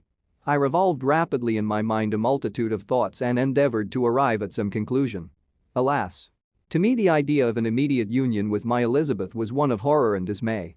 I was bound by a solemn promise which I had not yet fulfilled and dared not break, or if I did, what manifold miseries might not impend over me and my devoted family. Could I enter into a festival with this deadly weight yet hanging round my neck and bowing me to the ground? I must perform my engagement and let the monster depart with his mate before I allowed myself to enjoy the delight of a union from which I expected peace. I remembered also the necessity imposed upon me of either journeying to England or entering into a long correspondence with those philosophers of that country whose knowledge and discoveries were of indispensable use to me in my present undertaking. The latter method of obtaining the desired intelligence was dilatory and unsatisfactory. Besides, I had an insurmountable aversion to the idea of engaging myself in my loathsome task in my father's house while in habits of familiar intercourse with those I loved. I knew that 1,000 fearful accidents might occur, the slightest of which would disclose a tale to thrill all connected with me with horror. I was aware also that I should often lose all self-command, all capacity of hiding the harrowing sensations that would possess me during the progress of my unearthly occupation. I must absent myself from all I loved while thus employed. Once commenced, it would quickly be achieved, and I might be restored to my family in peace and happiness. My promise fulfilled, the monster would depart forever. Or, so my fond fancy imaged, some accident might meanwhile occur to destroy him and put an end to my slavery forever. These feelings dictated my answer to my father. I expressed a wish to visit England, but concealing the true reasons of this request, I clothed my desires under a guise which excited no suspicion, while I urged my desire with an earnestness that easily induced my father to comply. After so long a period of an absorbing melancholy that resembled madness in its intensity and effects, he was glad to find that I was capable of taking pleasure in the idea of such a journey, and he hoped that change of scene and varied amusement would, before my return, have restored me entirely to myself. The duration of my absence was left to my own choice. A few months, or at most a year, was the period contemplated. One paternal kind precaution he had taken to ensure my having a companion. Without previously communicating with me, he had, in concert with Elizabeth, arranged that Clerval should join me at Strasbourg. This interfered with the solitude I coveted for the prosecution of my task, yet at the commencement of my journey, the presence of my friend could in no way be an impediment, and truly I rejoiced that thus I should be saved many hours of lonely, maddening reflection. Nay, Henry might stand between me and the intrusion of my foe. If I were alone, would he not at times force his abhorred presence on me to remind me of my task or to contemplate its progress? To England, therefore, I was bound, and it was understood that my union with Elizabeth should take place immediately on my return. My father's age rendered him extremely averse to delay. For myself, there was one reward I promised myself from my detested toils, one consolation for my unparalleled sufferings. It was the prospect of that day when, enfranchised from my miserable slavery, I might claim Elizabeth and forget the past in my union with her. I now made arrangements for my journey, but one feeling haunted me which filled me with fear and agitation. During my absence I should leave my friends unconscious of the existence of their enemy and unprotected from his attacks, exasperated as he might be by my departure. But he had promised to follow me wherever I might go, and would he not accompany me to England? This imagination was dreadful in itself, but soothing inasmuch as it supposed the safety of my friends. I was agonized with the idea of the possibility that the reverse of this might happen. But through the whole period during which I was the slave of my creature, I allowed myself to be governed by the impulses of the moment, and my present sensations strongly intimated that the fiend would follow me and exempt my family from the danger of his machinations. It was in the latter end of September that I again quitted my native country. My journey had been my own suggestion, and Elizabeth therefore acquiesced, but she was filled with disquiet at the idea of my suffering, away from her, the inroads of misery and grief. It had been her care which provided me a companion in Clerval, and yet a man is blind to 1,000-minute circumstances which call forth a woman's sedulous attention. She longed to bid me hasten my return, 1,000 conflicting emotions rendered her mute as she bade me a tearful, silent farewell. I threw myself into the carriage that was to convey me away, hardly knowing whither I was going and careless of what was passing around. I remembered only, and it was with a bitter anguish that I reflected on it, to order that my chemical instruments should be packed to go with me. Filled with dreary imaginations, I passed through many beautiful and majestic scenes, but my eyes were fixed and unobserving. I could only think of the bourne of my travels and the work which was to occupy me whilst they endured. After some days spent in listless indolence, during which I traversed many leagues, I arrived at Strasbourg, where I waited 2 days for Clerval. He came. Alas, how great was the contrast between us! He was alive to every new scene, joyful when he saw the beauties of the setting sun, and more happy when he beheld it rise and recommence a new day.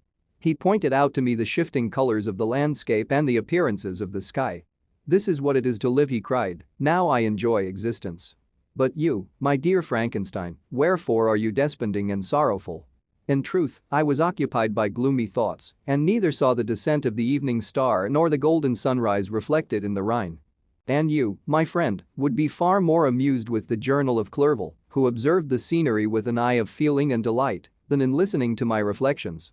I, a miserable wretch, haunted by a curse that shut up every avenue to enjoyment. We had agreed to descend the Rhine in a boat from Strasbourg to Rotterdam, whence we might take shipping for London. During this voyage we passed many willowy islands and saw several beautiful towns. We stayed a day at Mannheim, and on the 5th from our departure from Strasbourg, arrived at Mainz. The course of the Rhine below Mainz becomes much more picturesque. The river descends rapidly and winds between hills, not high, but steep, and of beautiful forms. We saw many ruined castles standing on the edges of precipices, surrounded by black woods, high and inaccessible. This part of the Rhine, indeed, presents a singularly variegated landscape. In one spot you view rugged hills, ruined castles overlooking tremendous precipices, with the dark Rhine rushing beneath, and on the sudden turn of a promontory flourishing vineyards with green sloping banks and a meandering river and populous towns occupy the scene. We traveled at the time of the vintage and heard the song of the laborers as we glided down the stream. Even I, depressed in mind and my spirits continually agitated by gloomy feelings, even I was pleased. I lay at the bottom of the boat, and as I gazed on the cloudless blue sky, I seemed to drink in a tranquility to which I had long been a stranger. And if these were my sensations, who can describe those of Henry? He felt as if he had been transported to fairyland and enjoyed a happiness seldom tasted by man. I have seen, he said, the most beautiful scenes of my own country. I have visited the lakes of Lucerne and Uri, where the snowy mountains descend almost perpendicularly to the water, casting black and impenetrable shades, which would cause a gloomy and mournful appearance, were it not for the most verdant islands that relieve the eye by their gay appearance. I have seen this lake agitated by a tempest, when the wind tore up whirlwinds of water, and gave you an idea of what the water spout must be on the great ocean, and the waves dash with fury the base of the mountain, where the priest and his mistress were overwhelmed by an avalanche, and where their dying voices are still said to be heard amid the pauses of the nightly wind. I have seen the mountains of La Vallis and the Pays de Vaud, but this country, Victor, pleases me more than all those wonders. The mountains of Switzerland are more majestic and strange, but there is a charm in the banks of this divine river that I never before saw equaled.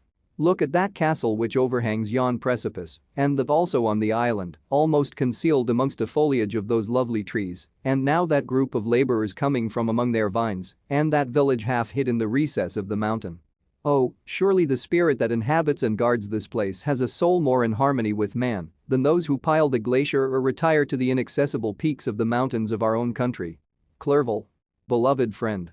Even now it delights me to record your words and to dwell on the praise of which you are so eminently deserving. He was a being formed in the very poetry of nature. His wild and enthusiastic imagination was chastened by the sensibility of his heart. His soul overflowed with ardent affections, and his friendship was of that devoted and wondrous nature that the worldly minded teach us to look for only in the imagination. But even human sympathies were not sufficient to satisfy his eager mind. The scenery of external nature, which others regard only with admiration, he loved with ardor. The sounding cataract haunted him like a passion. The tall rock, the mountain, and the deep and gloomy wood, their colors and their forms, were then to him an appetite. A feeling and a love that had no need of a remoter charm, by thought supplied, or any interest on borrowed from the eye. Wordsworth's Tintern Abbey. And where does he now exist? Is this gentle and lovely being lost forever? Has this mind, so replete with ideas, imaginations fanciful and magnificent, which formed a world whose existence depended on the life of its creator, has this mind perished? Does it now only exist in my memory? No, it is not thus. Your form, so divinely wrought and beaming with beauty, has decayed, but your spirit still visits and consoles your unhappy friend. Pardon this gush of sorrow. These ineffectual words are but a slight tribute to the unexampled worth of Henry, but they soothe my heart, overflowing with the anguish which his remembrance creates. I will proceed with my tale. Beyond Cologne we descended to the plains of Holland, and we resolved to post the remainder of our way, for the wind was contrary, and the stream of the river was too gentle to aid us. Our journey here lost the interest arising from beautiful scenery, but we arrived in a few days at Rotterdam, whence we proceeded by sea to England. It was on a clear morning, in the latter days of December, that I first saw the white cliffs of Britain. The banks of the Thames presented a new scene, they were flat but fertile, and almost every town was marked by the remembrance of some story. We saw Tilbury Fort and remembered the Spanish Armada, Gravesend, Woolwich, and Greenwich, places which I had heard of even in my country. At length we saw the numerous steeples of London, St. Paul's towering above all, and the tower famed in English history. Chapter 19. London was our present point of rest. We determined to remain several months in this wonderful and celebrated city. Clerval desired the intercourse of the men of genius and talent who flourished at this time, but this was with me a secondary object. I was principally occupied with the means of obtaining the information necessary for the completion of my promise, and quickly availed myself of the letters of introduction that I had brought with me, addressed to the most distinguished natural philosophers. If this journey had taken place during my days of study and happiness, it would have afforded me inexpressible pleasure. But a blight had come over my existence, and I only visited these people for the sake of the information they might give me on the subject in which my interest was so terribly profound. Company was irksome to me. When alone, I could fill my mind with the sights of heaven and earth, the voice of Henry soothed me, and I could thus cheat myself into a transitory peace. But busy, uninteresting, joyous faces brought back despair to my heart. I saw an insurmountable barrier placed between me and my fellow men. This barrier was sealed with the blood of William and Justine, and to reflect on the events connected with those names filled my soul with anguish. But in Clerval I saw the image of my former self. He was inquisitive and anxious to gain experience and instruction. The difference of manners which he observed was to him an inexhaustible source of instruction and amusement. He was also pursuing an object he had long had in view. His design was to visit India, in the belief that he had in his knowledge of its various languages, and in the views he had taken of its society, the means of materially assisting the progress of European colonization and trade. In Britain only could he further the execution of his plan. He was forever busy, and the only check to his enjoyments was my sorrowful and dejected mind. I tried to conceal this as much as possible, that I might not debar him from the pleasures natural to one who was entering on a new scene of life, undisturbed by any care or bitter recollection. I often refused to accompany him, alleging another engagement, that I might remain alone. I now also began to collect the materials necessary for my new creation, and this was to me like the torture of single drops of water continually falling on the head. Every thought that was devoted to it was an extreme anguish, and every word that I spoke in allusion to it caused my lips to quiver and my heart to palpitate. After passing some months in London, we received a letter from a person in Scotland who had formerly been our visitor at Geneva. He mentioned the beauties of his native country and asked us, if those were not sufficient allurements, to induce us to prolong our journey as far north as Perth, where he resided. Clerval eagerly desired to accept this invitation, and I, although I abhorred society, wished to view again mountains and streams and all the wondrous works with which nature adorns her chosen dwelling places. We had arrived in England at the beginning of October, and it was now February. We accordingly determined to commence our journey towards the north at the expiration of another month. In this expedition we did not intend to follow the great road to Edinburgh, but to visit Windsor, Oxford, Matlock, and the Cumberland Lakes, resolving to arrive at the completion of this tour about the end of July.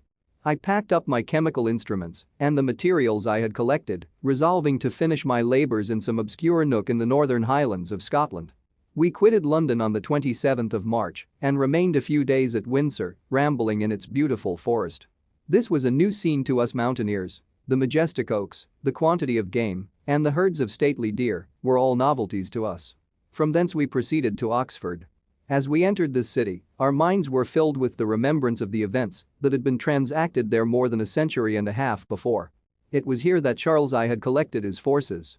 This city had remained faithful to him after the whole nation had forsaken his cause to join the standard of Parliament and liberty. The memory of that unfortunate king and his companions, the amiable Falkland, the insolent Goring, his queen and son, gave a peculiar interest to every part of the city which they might be supposed to have inhabited. The spirit of elder days found a dwelling here, and we delighted to trace its footsteps. If these feelings had not found an imaginary gratification, the appearance of the city had yet in itself sufficient beauty to obtain our admiration. The colleges are ancient and picturesque, the streets are almost magnificent, and the lovely Isis, which flows beside it through meadows of exquisite verdure, is spread forth into a placid expanse of waters which reflects its majestic assemblage of towers and spires and domes embosomed among aged trees. I enjoyed this scene, and yet my enjoyment was embittered both by the memory of the past and the anticipation of the future. I was formed for peaceful happiness. During my youthful days discontent never visited my mind, and if I was ever overcome by ennui, the sight of what is beautiful in nature, or the study of what is excellent and sublime in the productions of man could always interest my heart and communicate elasticity to my spirits. But I am a blasted tree. The bolt has entered my soul, and I felt then that I should survive to exhibit what I shall soon cease to be, a miserable spectacle of wrecked humanity, pitiable to others and intolerable to myself. We passed a considerable period at Oxford, rambling among its environs and endeavoring to identify every spot which might relate to the most animating epoch of English history. Our little voyages of discovery were often prolonged by the successive objects that presented themselves. We visited the tomb of the illustrious Hampden and the field on which that patriot fell. For a moment my soul was elevated from its debasing and miserable fears to contemplate the divine ideas of liberty and self-sacrifice, of which these sites were the monuments and the remembrancers. For an instant I dared to shake off my chains and look around me with a free and lofty spirit, but the iron had eaten into my flesh, and I sank again, trembling and hopeless, into my miserable self. We left Oxford with regret and proceeded to Matlock, which was our next place of rest. The country in the neighborhood of this village resembled, to a greater degree, the scenery of Switzerland, but everything is on a lower scale, and the green hills want the crown of distant white Alps which always attend on the piney mountains of my native country. We visited the wondrous cave and the little cabinets of natural history, where the curiosities are disposed in the same manner as in the collections at Servox and Germaunix. The latter name made me tremble when pronounced by Henry, and I hastened to quit Matlock, with which that terrible scene was thus associated. From Derby, still journeying northwards, we passed 2 months in Cumberland and Westmoreland. I could now almost fancy myself among the Swiss mountains. The little patches of snow which yet lingered on the northern sides of the mountains, the lakes, and the dashing of the rocky streams were all familiar and dear sights to me. Here also we made some acquaintances who almost contrived to cheat me into happiness. The delight of Clerval was proportionably greater than mine. His mind expanded in the company of men of talent, and he found in his own nature greater capacities and resources than he could have imagined himself to have possessed while he associated with his inferiors. I could pass my life here, said he to me, and among these mountains I should scarcely regret Switzerland and the Rhine.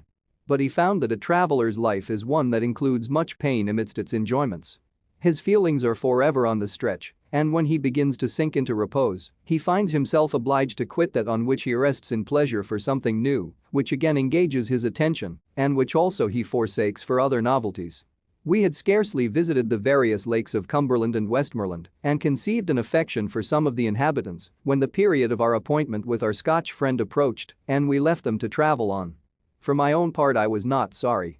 I had now neglected my promise for some time and I feared the effects of the demon's disappointment. He might remain in Switzerland and wreak his vengeance on my relatives. This idea pursued me and tormented me at every moment from which I might otherwise have snatched repose and peace. I waited for my letters with feverish impatience. If they were delayed I was miserable and overcome by 1,000 fears, and when they arrived and I saw the superscription of Elizabeth or my father, I hardly dared to read and ascertain my fate. Sometimes I thought that the fiend followed me and might expedite my remissness by murdering my companion.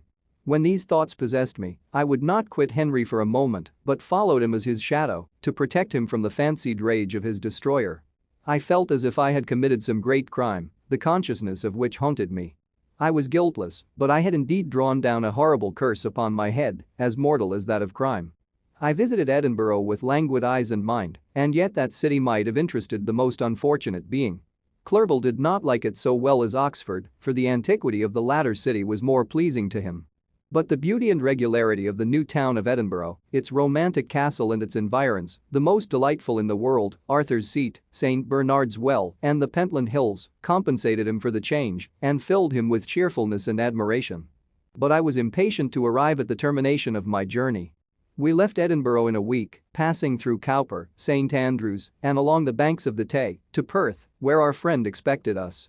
But I was in no mood to laugh and talk with strangers or enter into their feelings or plans with the good humor expected from a guest, and accordingly I told Clerval that I wished to make the tour of Scotland alone. Do you, said I, enjoy yourself, and let this be our rendezvous. I may be absent a month or two, but do not interfere with my motions, I entreat you, leave me to peace and solitude for a short time, and when I return, I hope it will be with a lighter heart, more congenial to your own temper. Henry wished to dissuade me, but seeing me bent on this plan, ceased to remonstrate. He entreated me to write often. "I had rather be with you," he said, "in your solitary rambles, than with these Scotch people, whom I do not know. Hasten, then, my dear friend, to return, that I may again feel myself somewhat at home, which I cannot do in your absence." Having parted from my friend, I determined to visit some remote spot of Scotland and finish my work in solitude. I did not doubt but that the monster followed me and would discover himself to me when I should have finished, that he might receive his companion. With this resolution I traversed the northern highlands and fixed on one of the remotest of the Orkneys as the scene of my labors. It was a place fitted for such a work, being hardly more than a rock whose high sides were continually beaten upon by the waves.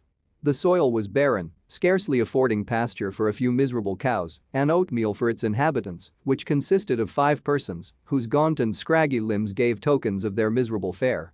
Vegetables and bread, when they indulged in such luxuries, and even fresh water, was to be procured from the mainland, which was about 5 miles distant.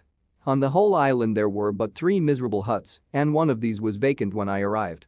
This I hired. It contained but 2 rooms, and these exhibited all the squalidness of the most miserable penury. The thatch had fallen in, the walls were unplastered, and the door was off its hinges. I ordered it to be repaired, bought some furniture, and took possession, an incident which would doubtless have occasioned some surprise had not all the senses of the cottagers been benumbed by want and squalid poverty. As it was, I lived ungazed at and unmolested, hardly thanked for the pittance of food and clothes which I gave, so much does suffering blunt even the coarsest sensations of men. In this retreat I devoted the morning to labor, but in the evening, when the weather permitted, I walked on the stony beach of the sea to listen to the waves as they roared and dashed at my feet. It was a monotonous yet ever-changing scene. I thought of Switzerland. It was far different from this desolate and appalling landscape. Its hills are covered with vines, and its cottages are scattered thickly in the plains. Its fair lakes reflect a blue and gentle sky, and when troubled by the winds, their tumult is but as the play of a lively infant when compared to the roarings of the giant ocean. In this manner I distributed my occupations when I first arrived, but as I proceeded in my labor, it became every day more horrible and irksome to me. Sometimes I could not prevail on myself to enter my laboratory for several days, and at other times I toiled day and night in order to complete my work. It was, indeed, a filthy process in which I was engaged. During my first experiment, a kind of enthusiastic frenzy had blinded me to the horror of my employment. My mind was intently fixed on the consummation of my labor, and my eyes were shut to the horror of my proceedings. But now I went to it in cold blood, and my heart often sickened at the work of my hands. Thus situated, employed in the most detestable occupation, immersed in a solitude where nothing could for an instant call my attention from the actual scene in which I was engaged, my spirits became unequal, I grew restless and nervous. Every moment I feared to meet my persecutor. Sometimes I sat with my eyes fixed on the ground, fearing to raise them, lest they should encounter the object which I so much dreaded to behold. I feared to wander from the sight of my fellow creatures, lest when alone he should come to claim his companion. In the meantime I worked on, and my labor was already considerably advanced. I looked towards its completion with a tremulous and eager hope, which I dared not trust myself to question, but which was intermixed with obscure forebodings of evil that made my heart sicken in my bosom. Chapter 20. I sat one evening in my laboratory, the sun had set, and the moon was just rising from the sea. I had not sufficient light for my employment, and I remained idle, in a pause of consideration of whether I should leave my labor for the night or hasten its conclusion by an unremitting attention to it. As I sat, a train of reflection occurred to me which led me to consider the effects of what I was now doing. 3 years before, I was engaged in the same manner and had created a fiend whose unparalleled barbarity had desolated my heart and filled it forever with the bitterest remorse. I was now about to form another being of whose dispositions I was alike ignorant. She might become 10,000 times more malignant than her maiden delight, for its own sake, in murder and wretchedness. He had sworn to quit the neighborhood of man and hide himself in deserts, but she had not, and she, who in all probability was to become a thinking and reasoning animal, might refuse to comply with a compact made before her creation. They might even hate each other. The creature who already lived loathed his own deformity, and might he not conceive a greater abhorrence for it when it came before his eyes in the female form. She also might turn with disgust from him to the superior beauty of man. She might quit him, and he be again alone, exasperated by the fresh provocation of being deserted by one of his own species. Even if they were to leave Europe and inhabit the deserts of the New World, yet one of the first results of those sympathies for which the demon thirsted would be children, and a race of devils would be propagated upon the earth, who might make the very existence of the species of man a condition precarious and full of terror. Had I right, for my own benefit, to inflict this curse upon everlasting generations? I had before been moved by the sophisms of the being I had created, I had been struck senseless by his fiendish threats, but now, for the first time, the wickedness of my promise burst upon me. I shuddered to think that future ages might curse me as their pest, whose selfishness had not hesitated to buy its own peace at the price, perhaps, of the existence of the whole human race. I trembled and my heart failed within me when, on looking up, I saw by the light of the moon the demon at the casement. A ghastly grin wrinkled his lips as he gazed on me, where I sat fulfilling the task which he had allotted to me. Yes, he had followed me in my travels, he had loitered in forests, hid himself in caves, or taken refuge in white and desert heaths, and he now came to mark my progress and claim the fulfillment of my promise. As I looked on him, his countenance expressed the utmost extent of malice and treachery. I thought with a sensation of madness on my promise of creating another like to him, and trembling with passion, tore to pieces the thing on which I was engaged. The wretch saw me destroy the creature on whose future existence he depended for happiness, and with a howl of devilish despair and revenge, withdrew. I left the room, and locking the door, made a solemn vow in my own heart never to resume my labors, and then, with trembling steps, I sought my own apartment. I was alone. None were near me to dissipate the gloom and relieve me from the sickening oppression of the most terrible reveries. Several hours passed, and I remained near my window gazing on the sea. It was almost motionless, for the winds were hushed, and all nature reposed under the eye of the quiet moon. A few fishing vessels alone specked the water, and now and then the gentle breeze wafted the sound of voices as the fishermen called to one another. I felt the silence, although I was hardly conscious of its extreme profundity, until my ear was suddenly arrested by the paddling of oars near the shore, and a person landed close to my house. In a few minutes after, I heard the creaking of my door, as if someone endeavored to open it softly. I trembled from head to foot. I felt a presentiment of who it was, and wished to rouse one of the peasants who dwelt in a cottage not far from mine. But I was overcome by the sensation of helplessness, so often felt in frightful dreams, when you in vain endeavor to fly from an impending danger, and was rooted to the spot. Presently I heard the sound of footsteps along the passage, the door opened, and the wretch whom I dreaded appeared. Shutting the door, he approached me and said in a smothered voice, "You have destroyed the work which you began. What is it that you intend? Do you dare to break your promise? I have endured toil and misery. I left Switzerland with you. I crept along the shores of the Rhine, among its willow islands, and over the summits of its hills. I have dwelt many months in the heaths of England and among the deserts of Scotland. I have endured incalculable fatigue and cold and hunger. Do you dare destroy my hopes? Beggin? I do break my promise. Never will I create another like yourself, equal in deformity and wickedness. Slave, I before reason with you, but you have proved yourself unworthy of my condescension. Remember that I have power. You believe yourself miserable, but I can make you so wretched that the light of day will be hateful to you. You are my creator, but I am your master. Obey. The hour of my irresolution is past, and the period of your power is arrived. Your threats cannot move me to do an act of wickedness, but they confirm me in a determination of not creating you a companion in vice. Shall I, in cool blood, set loose upon the earth a demon whose delight is in death and wretchedness? Beggin? I am firm, and your words will only exasperate my rage." The monster saw my determination in my face and gnashed his teeth in the impotence of anger. "Shall each man," cried he, "find a wife for his bosom, and each beast have his mate, and I be alone?" I had feelings of affection, and they were requited by detestation and scorn. Man. You may hate, but beware. Your hours will pass in dread and misery, and soon the bolt will fall which must ravish from you your happiness forever. Are you to be happy while I grovel in the intensity of my wretchedness? You can blast my other passions, but revenge remains, revenge, henceforth dearer than light or food. I may die, but first you, my tyrant and tormentor, shall curse the sun that gazes on your misery. Beware, for I am fearless and therefore powerful. I will watch with the wiliness of a snake, that I may sting with its venom. Man, you shall repent of the injuries you inflict.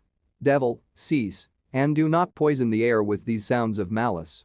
I have declared my resolution to you, and I am no coward to bend beneath words. Leave me, I am inexorable. It is well. I go, but remember, I shall be with you on your wedding night. I started forward and exclaimed, "Villain. Before you sign my death warrant, be sure that you are yourself safe." I would have seized him, but he eluded me and quitted the house with precipitation. In a few moments I saw him in his boat, which shot across the waters with an arrowy swiftness and was soon lost amidst the waves. All was again silent, but his words rang in my ears. I burned with rage to pursue the murderer of my peace and precipitate him into the ocean. I walked up and down my room hastily and perturbed, while my imagination conjured up 1,000 images to torment and sting me. Why had I not followed him and closed with him in mortal strife? But I had suffered him to depart, and he had directed his course towards the mainland. I shuddered to think who might be the next victim sacrificed to his insatiate revenge. And then I thought again of his words, "I will be with you on your wedding night." That, then, was the period fixed for the fulfillment of my destiny. In that hour I should die, and at once satisfy and extinguish his malice. The prospect did not move me to fear, yet when I thought of my beloved Elizabeth, of her tears and endless sorrow, when she should find her lover so barbarously snatched from her, tears, the first I had shed for many months, streamed from my eyes, and I resolved not to fall before my enemy without a bitter struggle. The night passed away, and the sun rose from the ocean. My feelings became calmer, if it may be called calmness, when the violence of rage sinks into the depths of despair. I left the house, the horrid scene of the last night's contention, and walked on the beach of the sea, which I almost regarded as an insuperable barrier between me and my fellow creatures. Nay, a wish that such should prove the fact stole across me. I desired that I might pass my life on that barren rock, wearily, it is true, but uninterrupted by any sudden shock of misery. If I returned, it was to be sacrificed, or to see those whom I most loved die under the grasp of a demon whom I had myself created. I walked about the isle like a restless spectre, separated from all it loved and miserable in the separation. When it became noon, and the sun rose higher, I lay down on the grass and was overpowered by a deep sleep. I had been awake the whole of the preceding night, my nerves were agitated, and my eyes inflamed by watching and misery. The sleep into which I now sank refreshed me, and when I awoke, I again felt as if I belonged to a race of human beings like myself, and I began to reflect upon what had passed with greater composure. Yet still the words of the fiend rang in my ears like a death knell. They appeared like a dream, yet distinct and oppressive as a reality. The sun had far descended, and I still sat on the shore, satisfying my appetite, which had become ravenous, with an oaten cake, when I saw a fishing boat land close to me, and one of the men brought me a packet. It contained letters from Geneva and one from Clerval entreating me to join him. He said that he was wearing away his time fruitlessly where he was, that letters from the friends he had formed in London desired his return to complete the negotiation they had entered into for his Indian enterprise. He could not any longer delay his departure, but as his journey to London might be followed, even sooner than he now conjectured, by his longer voyage, he entreated me to bestow as much of my society on him as I could spare. He besought me, therefore, to leave my solitary isle and to meet him at Perth, that we might proceed southwards together. This letter in a degree recalled me to life, and I determined to quit my island at the expiration of 2 days. Yet, before I departed, there was a task to perform, on which I shuddered to reflect. I must pack up my chemical instruments, and for that purpose I must enter the room which had been the scene of my odious work, and I must handle those utensils the sight of which was sickening to me. The next morning, at daybreak, I summoned sufficient courage and unlocked the door of my laboratory. The remains of the half-finished creature, whom I had destroyed, lay scattered on the floor, and I almost felt as if I had mangled the living flesh of a human being. I paused to collect myself and then entered the chamber. With trembling hand I conveyed the instruments out of the room, but I reflected that I ought not to leave the relics of my work to excite the horror and suspicion of the peasants, and I accordingly put them into a basket with a great quantity of stones and laying them up, determined to throw them into the sea that very night. And in the meantime I sat upon the beach, employed in cleaning and arranging my chemical apparatus. Nothing could be more complete than the alteration that had taken place in my feelings since the night of the appearance of the demon. I had before regarded my promise with a gloomy despair as a thing that, with whatever consequences, must be fulfilled, but I now felt as if a film had been taken from before my eyes and that I for the first time saw clearly. The idea of renewing my labors did not for one instant occur to me. The threat I had heard weighed on my thoughts, but I did not reflect that a voluntary act of mine could avert it. I had resolved in my own mind that to create another like the fiend I had first made would be an act of the basest and most atrocious selfishness, and I banished from my mind every thought that could lead to a different conclusion. Between 2 and 3 in the morning the moon rose, and I then, putting my basket aboard a little skiff, sailed out about 4 miles from the shore. The scene was perfectly solitary. A few boats were returning towards land, but I sailed away from them. I felt as if I was about the commission of a dreadful crime and avoided with shuddering anxiety any encounter with my fellow creatures. At one time the moon, which had before been clear, was suddenly overspread by a thick cloud, and I took advantage of the moment of darkness and cast my basket into the sea. I listened to the gurgling sound as it sank and then sailed away from the spot. The sky became clouded, but the air was pure, although chilled by the northeast breeze that was then rising. But it refreshed me and filled me with such agreeable sensations that I resolved to prolong my stay on the water and, fixing the rudder in a direct position, stretched myself at the bottom of the boat. Clouds hid the moon, everything was obscure, and I heard only the sound of the boat as its keel cut through the waves. The murmur lulled me, and in a short time I slept soundly. I do not know how long I remained in this situation, but when I awoke I found that the sun had already mounted considerably. The wind was high, and the waves continually threatened the safety of my little skiff. I found that the wind was northeast and must have driven me far from the coast from which I had embarked. I endeavored to change my course, but quickly found that, if I again made the attempt, the boat would be instantly filled with water. Thus situated, my only resource was to drive before the wind. I confess that I felt a few sensations of terror. I had no compass with me and was so slenderly acquainted with the geography of this part of the world that the sun was of little benefit to me. I might be driven into the wide Atlantic and feel all the tortures of starvation, or be swallowed up in the immeasurable waters that roared and buffeted around me. I had already been out many hours and felt the torment of a burning thirst, a prelude to my other sufferings.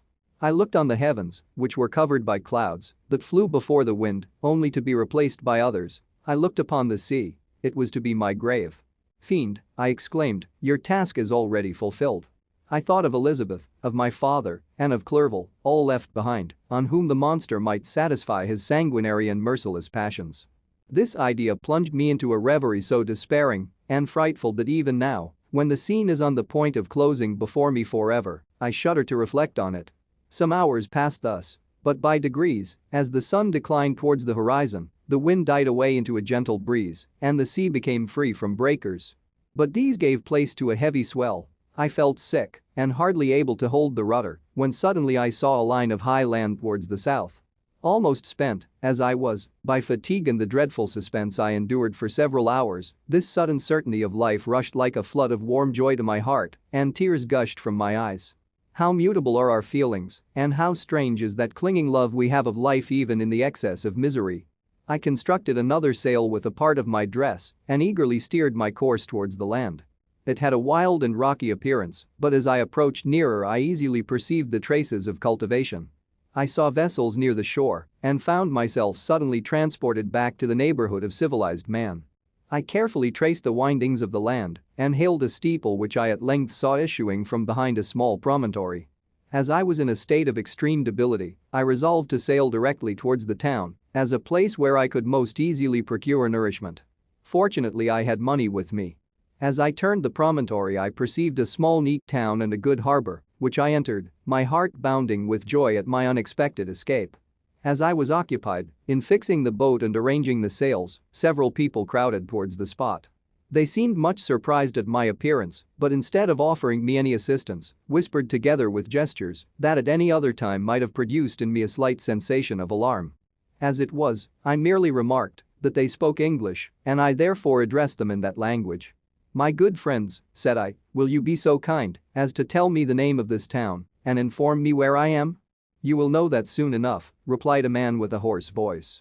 "Maybe you are come to a place that will not prove much to your taste, but you will not be consulted as to your quarters, I promise you." I was exceedingly surprised on receiving so rude an answer from a stranger, and I was also disconcerted on perceiving the frowning and angry countenances of his companions. "Why do you answer me so roughly?" I replied. "Surely it is not the custom of Englishmen to receive strangers so inhospitably." "I do not know," said the man, "what the custom of the English may be, but it is the custom of the Irish to hate villains." While this strange dialogue continued, I perceived the crowd rapidly increase. Their faces expressed a mixture of curiosity and anger, which annoyed and in some degree alarmed me. I inquired the way to the inn, but no one replied. I then moved forward, and a murmuring sound arose from the crowd as they followed and surrounded me, when an ill-looking man approaching tapped me on the shoulder and said, "Come, sir, you must follow me to Mr. Kerwin's to give an account of yourself." "Who is Mr. Kerwin? Why am I to give an account of myself? Is not this a free country?" Sir, free enough for honest folks. Mr. Kerwin is a magistrate, and you are to give an account of the death of a gentleman who was found murdered here last night." This answer startled me, but I presently recovered myself. I was innocent, that could easily be proved. Accordingly, I followed my conductor in silence and was led to one of the best houses in the town. I was ready to sink from fatigue and hunger, but being surrounded by a crowd, I thought it politic to rouse all my strength, that no physical debility might be construed into apprehension or conscious guilt. Little did I then expect a calamity that was in a few moments to overwhelm me and extinguish in horror and despair all fear of ignominy or death. I must pause here, for it requires all my fortitude to recall the memory of the frightful events which I am about to relate, in proper detail, to my recollection. Chapter 21. I was soon introduced into the presence of the magistrate, an old benevolent man with calm and mild manners. He looked upon me, however, with some degree of severity, and then, turning towards my conductors, he asked who appeared as witnesses on this occasion. About half a dozen men came forward, and, one being selected by the magistrate, he deposed that he had been out fishing the night before with his son and brother-in-law, Daniel Nugent, when, about 10 o'clock, they observed a strong northerly blast rising, and they accordingly put in for port. It was a very dark night, as the moon had not yet risen. They did not land at the harbor, but, as they had been accustomed, at a creek about 2 miles below. He walked on first, carrying a part of the fishing tackle, and his companions followed him at some distance. As he was proceeding along the sands, he struck his foot against something and fell at his length on the ground. His companions came up to assist him, and by the light of their lantern they found that he had fallen on the body of a man who was to all appearance dead. Their first supposition was that it was the corpse of some person who had been drowned and was thrown on shore by the waves, but on examination they found that the clothes were not wet and even that the body was not then cold. They instantly carried it to the cottage of an old woman near the spot and endeavored, but in vain, to restore it to life. It appeared to be a handsome young man, about 25 years of age. He had apparently been strangled, for there was no sign of any violence except the black mark of fingers on his neck. The first part of this deposition did not in the least interest me, but when the mark of the fingers was mentioned I remembered the murder of my brother and felt myself extremely agitated. My limbs trembled, and a mist came over my eyes, which obliged me to lean on a chair for support. The magistrate observed me with a keen eye and of course drew an unfavorable augury from my manner. The son confirmed his father's account, but when Daniel Nugent was called he swore positively that just before the fall of his companion, he saw a boat with a single man in it at a short distance from the shore, and as far as he could judge by the light of a few stars, it was the same boat in which I had just landed. A woman deposed that she lived near the beach and was standing at the door of her cottage, waiting for the return of the fisherman, about an hour before she heard of the discovery of the body, when she saw a boat with only one man in it push off from that part of the shore where the corpse was afterwards found. Another woman confirmed the account of the fisherman, having brought the body into her house. It was not cold. They put it into a bed and rubbed it, and Daniel went to the town for an apothecary, but life was quite gone. Several other men were examined concerning my landing, and they agreed that, with the strong north wind that had arisen during the night, it was very probable that I had beaten about for many hours and had been obliged to return nearly to the same spot from which I had departed. Besides, they observed that it appeared that I had brought the body from another place, and it was likely that as I did not appear to know the shore, I might have put into the harbor ignorant of the distance of the town from the place where I had deposited the corpse. Mr. Kerwin, on hearing this evidence, desired that I should be taken into the room where the body lay for interment, that it might be observed what effect the sight of it would produce upon me. This idea was probably suggested by the extreme agitation I had exhibited when the mode of the murder had been described. I was accordingly conducted, by the magistrate and several other persons, to the inn. I could not help being struck by the strange coincidences that had taken place during this eventful night, but, knowing that I had been conversing with several persons in the island I had inhabited about the time that the body had been found, I was perfectly tranquil as to the consequences of the affair. I entered the room where the corpse lay and was led up to the coffin. How can I describe my sensations on beholding it? I feel yet parched with horror Nor can I reflect on that terrible moment without shuddering and agony. The examination, the presence of the magistrate and witnesses, passed like a dream from my memory when I saw the lifeless form of Henry Clerval stretched before me. I gasped for breath, and throwing myself on the body, I exclaimed, "Have my murderous machinations deprived you also, my dearest Henry, of life? 2 I have already destroyed, other victims await their destiny. But you, Clerval, my friend, my benefactor." The human frame could no longer support the agonies that I endured, and I was carried out of the room in strong convulsions. A fever succeeded to this. I lay for 2 months on the point of death. My ravings, as I afterwards heard, were frightful. I called myself the murderer of William, of Justine, and of Clerval. Sometimes I entreated my attendants to assist me in the destruction of the fiend by whom I was tormented, and at others I felt the fingers of the monster already grasping my neck and screamed aloud with agony and terror. Fortunately, as I spoke my native language, Mr. Kirwin alone understood me, but my gestures and bitter cries were sufficient to affright the other witnesses. Why did I not die? More miserable than man ever was before, why did I not sink into forgetfulness and rest? Death snatches away many blooming children, the only hopes of their doting parents. How many brides and youthful lovers have been one day in the bloom of health and hope, and the next a prey for worms and the decay of the tomb? Of what materials was I made that I could thus resist so many shocks, which, like the turning of the wheel, continually renewed the torture? But I was doomed to live, and in 2 months, found myself as awaking from a dream, in a prison, stretched on a wretched bed, surrounded by gaolers, turnkeys, bolts, and all the miserable apparatus of a dungeon. It was morning, I remember, when I thus awoke to understanding. I had forgotten the particulars of what had happened and only felt as if some great misfortune had suddenly overwhelmed me. But when I looked around and saw the barred windows and the squalidness of the room in which I was, all flashed across my memory, and I groaned bitterly. This sound disturbed an old woman who was sleeping in a chair beside me. She was a hired nurse, the wife of one of the turnkeys, and her countenance expressed all those bad qualities which often characterize that class. The lines of her face were hard and rude, like that of persons accustomed to see without sympathizing in sights of misery. Her tone expressed her entire indifference. She addressed me in English, and the voice struck me as one that I had heard during my sufferings. "Are you better now, sir?" said she. I replied in the same language, with a feeble voice, "I believe I am. But if it be all true, if indeed I did not dream, I am sorry that I am still alive to feel this misery and horror." "For that matter," replied the old woman, "if you mean about the gentleman you murdered, I believe that it were better for you if you were dead, for I fancy it will go hard with you. However, that's none of my business. I am sent to nurse you and get you well. I do my duty with a safe conscience. It were well if everybody did the same." I turned with loathing from the woman who could utter so unfeeling a speech to a person just saved, on the very edge of death, but I felt languid and unable to reflect on all that had passed. The whole series of my life appeared to me as a dream. I sometimes doubted if indeed it were all true, for it never presented itself to my mind with the force of reality. As the images that floated before me became more distinct, I grew feverish, a darkness pressed around me. No one was near me who soothed me with the gentle voice of love, no dear hand supported me. The physician came and prescribed medicines, and the old woman prepared them for me, but utter carelessness was visible in the first, and the expression of brutality was strongly marked in the visage of the second. Who could be interested in the fate of a murderer but the hangman who would gain his fee? These were my first reflections, but I soon learned that Mr. Kirwin had shown me extreme kindness.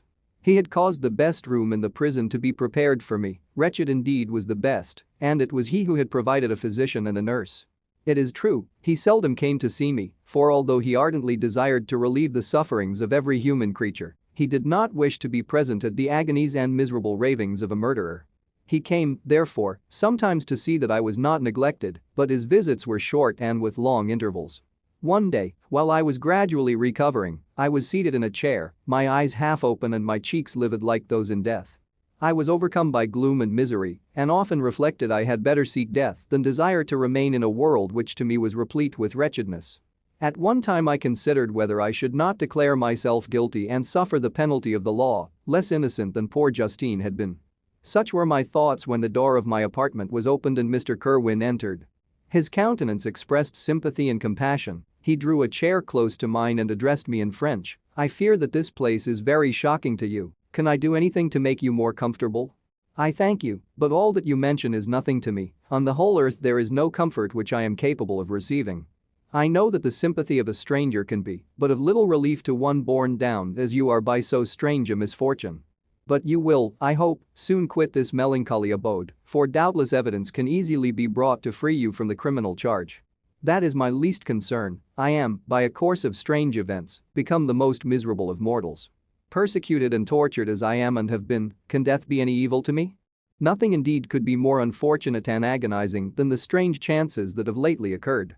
You were thrown, by some surprising accident, on this shore, renowned for its hospitality, seized immediately, and charged with murder. The first sight that was presented to your eyes was the body of your friend, murdered in so unaccountable a manner and placed, as it were, by some fiend across your path. As Mr. Kerwin said this, notwithstanding the agitation I endured on this retrospect of my sufferings, I also felt considerable surprise at the knowledge he seemed to possess concerning me. I suppose some astonishment was exhibited in my countenance, for Mr. Kerwin hastened to say, immediately upon your being taken ill, all the papers that were on your person were brought me, and I examined them that I might discover some trace by which I could send to your relations an account of your misfortune and illness.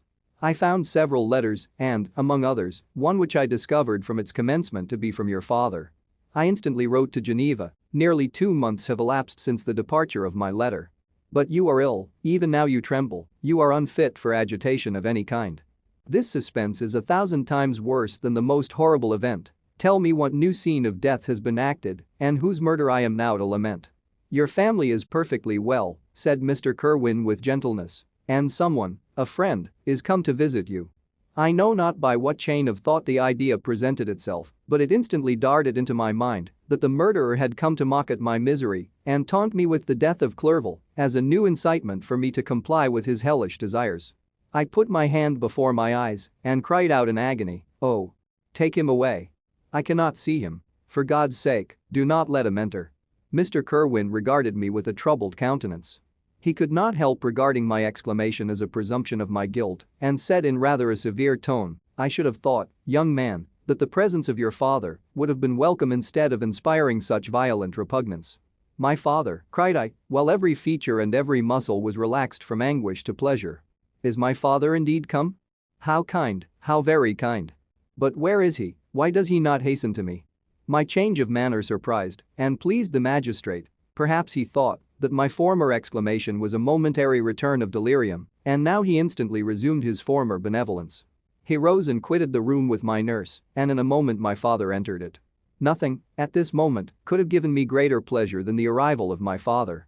I stretched out my hand to him and cried, "Are you then safe, Anne Elizabeth, and Ernest?" My father calmed me with assurances of their welfare and endeavored, by dwelling on these subjects so interesting to my heart, to raise my desponding spirits, but he soon felt that a prison cannot be the abode of cheerfulness.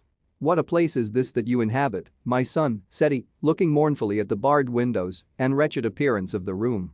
"You traveled to seek happiness, but a fatality seems to pursue you."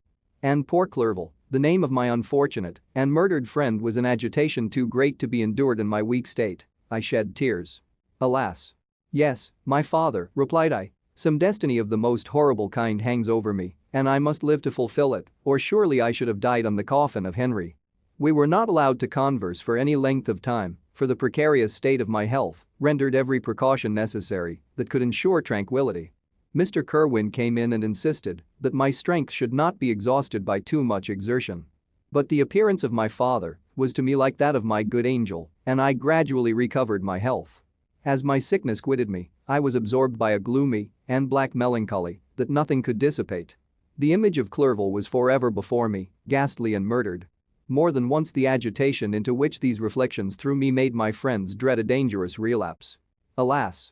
Why did they preserve so miserable and detested a life? It was surely that I might fulfill my destiny, which is now drawing to a close. Soon, oh, very soon, will death extinguish these throbbings and relieve me from the mighty weight of anguish that bears me to the dust, and, in executing the award of justice, I shall also sink to rest. Then the appearance of death was distant, although the wish was ever present to my thoughts, and I often sat for hours motionless and speechless, wishing for some mighty revolution that might bury me and my destroyer in its ruins. The season of the assizes approached. I had already been 3 months in prison, and although I was still weak and in continual danger of a relapse, I was obliged to travel nearly 100 miles to the country town where the court was held. Mr. Kerwin charged himself with every care of collecting witnesses and arranging my defense. I was spared the disgrace of appearing publicly as a criminal, as the case was not brought before the court that decides on life and death. The grand jury rejected the bill on its being proved that I was on the Orkney Islands at the hour the body of my friend was found, and a fortnight after my removal I was liberated from prison. My father was enraptured on finding me freed from the vexations of a criminal charge, that I was again allowed to breathe the fresh atmosphere and permitted to return to my native country. I did not participate in these feelings, for to me the walls of a dungeon or a palace were alike hateful. The cup of life was poisoned forever, and although the sun shone upon me, as upon the happy and gay of heart, I saw around me nothing but a dense and frightful darkness, penetrated by no light, but the glimmer of two eyes that glared upon me. Sometimes they were the expressive eyes of Henry, languishing in death, the dark orbs nearly covered by the lids, and the long black lashes that fringed them. Sometimes it was the watery, clouded eyes of the monster, as I first saw them in my chamber at Ingolstadt. My father tried to awaken in me the feelings of affection. He talked of Geneva, which I should soon visit, of Elizabeth and Ernest, but these words only drew deep groans from me. Sometimes, indeed, I felt a wish for happiness and thought with melancholy delight of my beloved cousin, or longed, with a devouring Milady Dupaix, to see once more the blue lake and rapid Rhone that had been so dear to me in early childhood, but my general state of feeling was a torpor, in which a prison was as welcome a residence as the divinest scene in nature, and these fits were seldom interrupted but by paroxysms of anguish and despair. At these moments I often endeavored to put an end to the existence I loathed, and it required unceasing attendance and vigilance to restrain me from committing some dreadful act of violence. Yet one duty remained to me, the recollection of which finally triumphed over my selfish despair. It was necessary that I should return without delay to Geneva, there to watch over the lives of those I so fondly loved, and to lie in wait for the murderer, that if any chance led me to the place of his concealment, or if he dared again to blast me by his presence, I might, with unfailing aim, put an end to the existence of the monstrous image which I had endued with the mockery of a soul still more monstrous. My father still desired to delay our departure, fearful that I could not sustain the fatigues of a journey, for I was a shattered wreck, the shadow of a human being. My strength was gone. I was a mere skeleton, and fever night and day preyed upon my wasted frame. Still, as I urged our leaving Ireland with such inquietude and impatience, my father thought it best to yield. We took our passage on board a vessel bound for Havre de Grace and sailed with a fair wind from the Irish shores. It was midnight. I lay on the deck looking at the stars and listening to the dashing of the waves. I hailed the darkness that shut Ireland from my sight, and my pulse beat with a feverish joy when I reflected that I should soon see Geneva.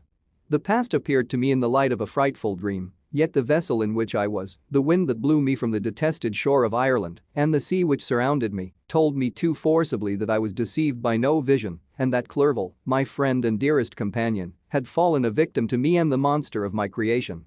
I repassed, in my memory, my whole life, my quiet happiness while residing with my family in Geneva, the death of my mother, and my departure for Ingolstadt. I remembered, shuddering, the mad enthusiasm that hurried me on to the creation of my hideous enemy, and I called to mind the night in which he first lived. I was unable to pursue the train of thought, 1,000 feelings pressed upon me, and I wept bitterly.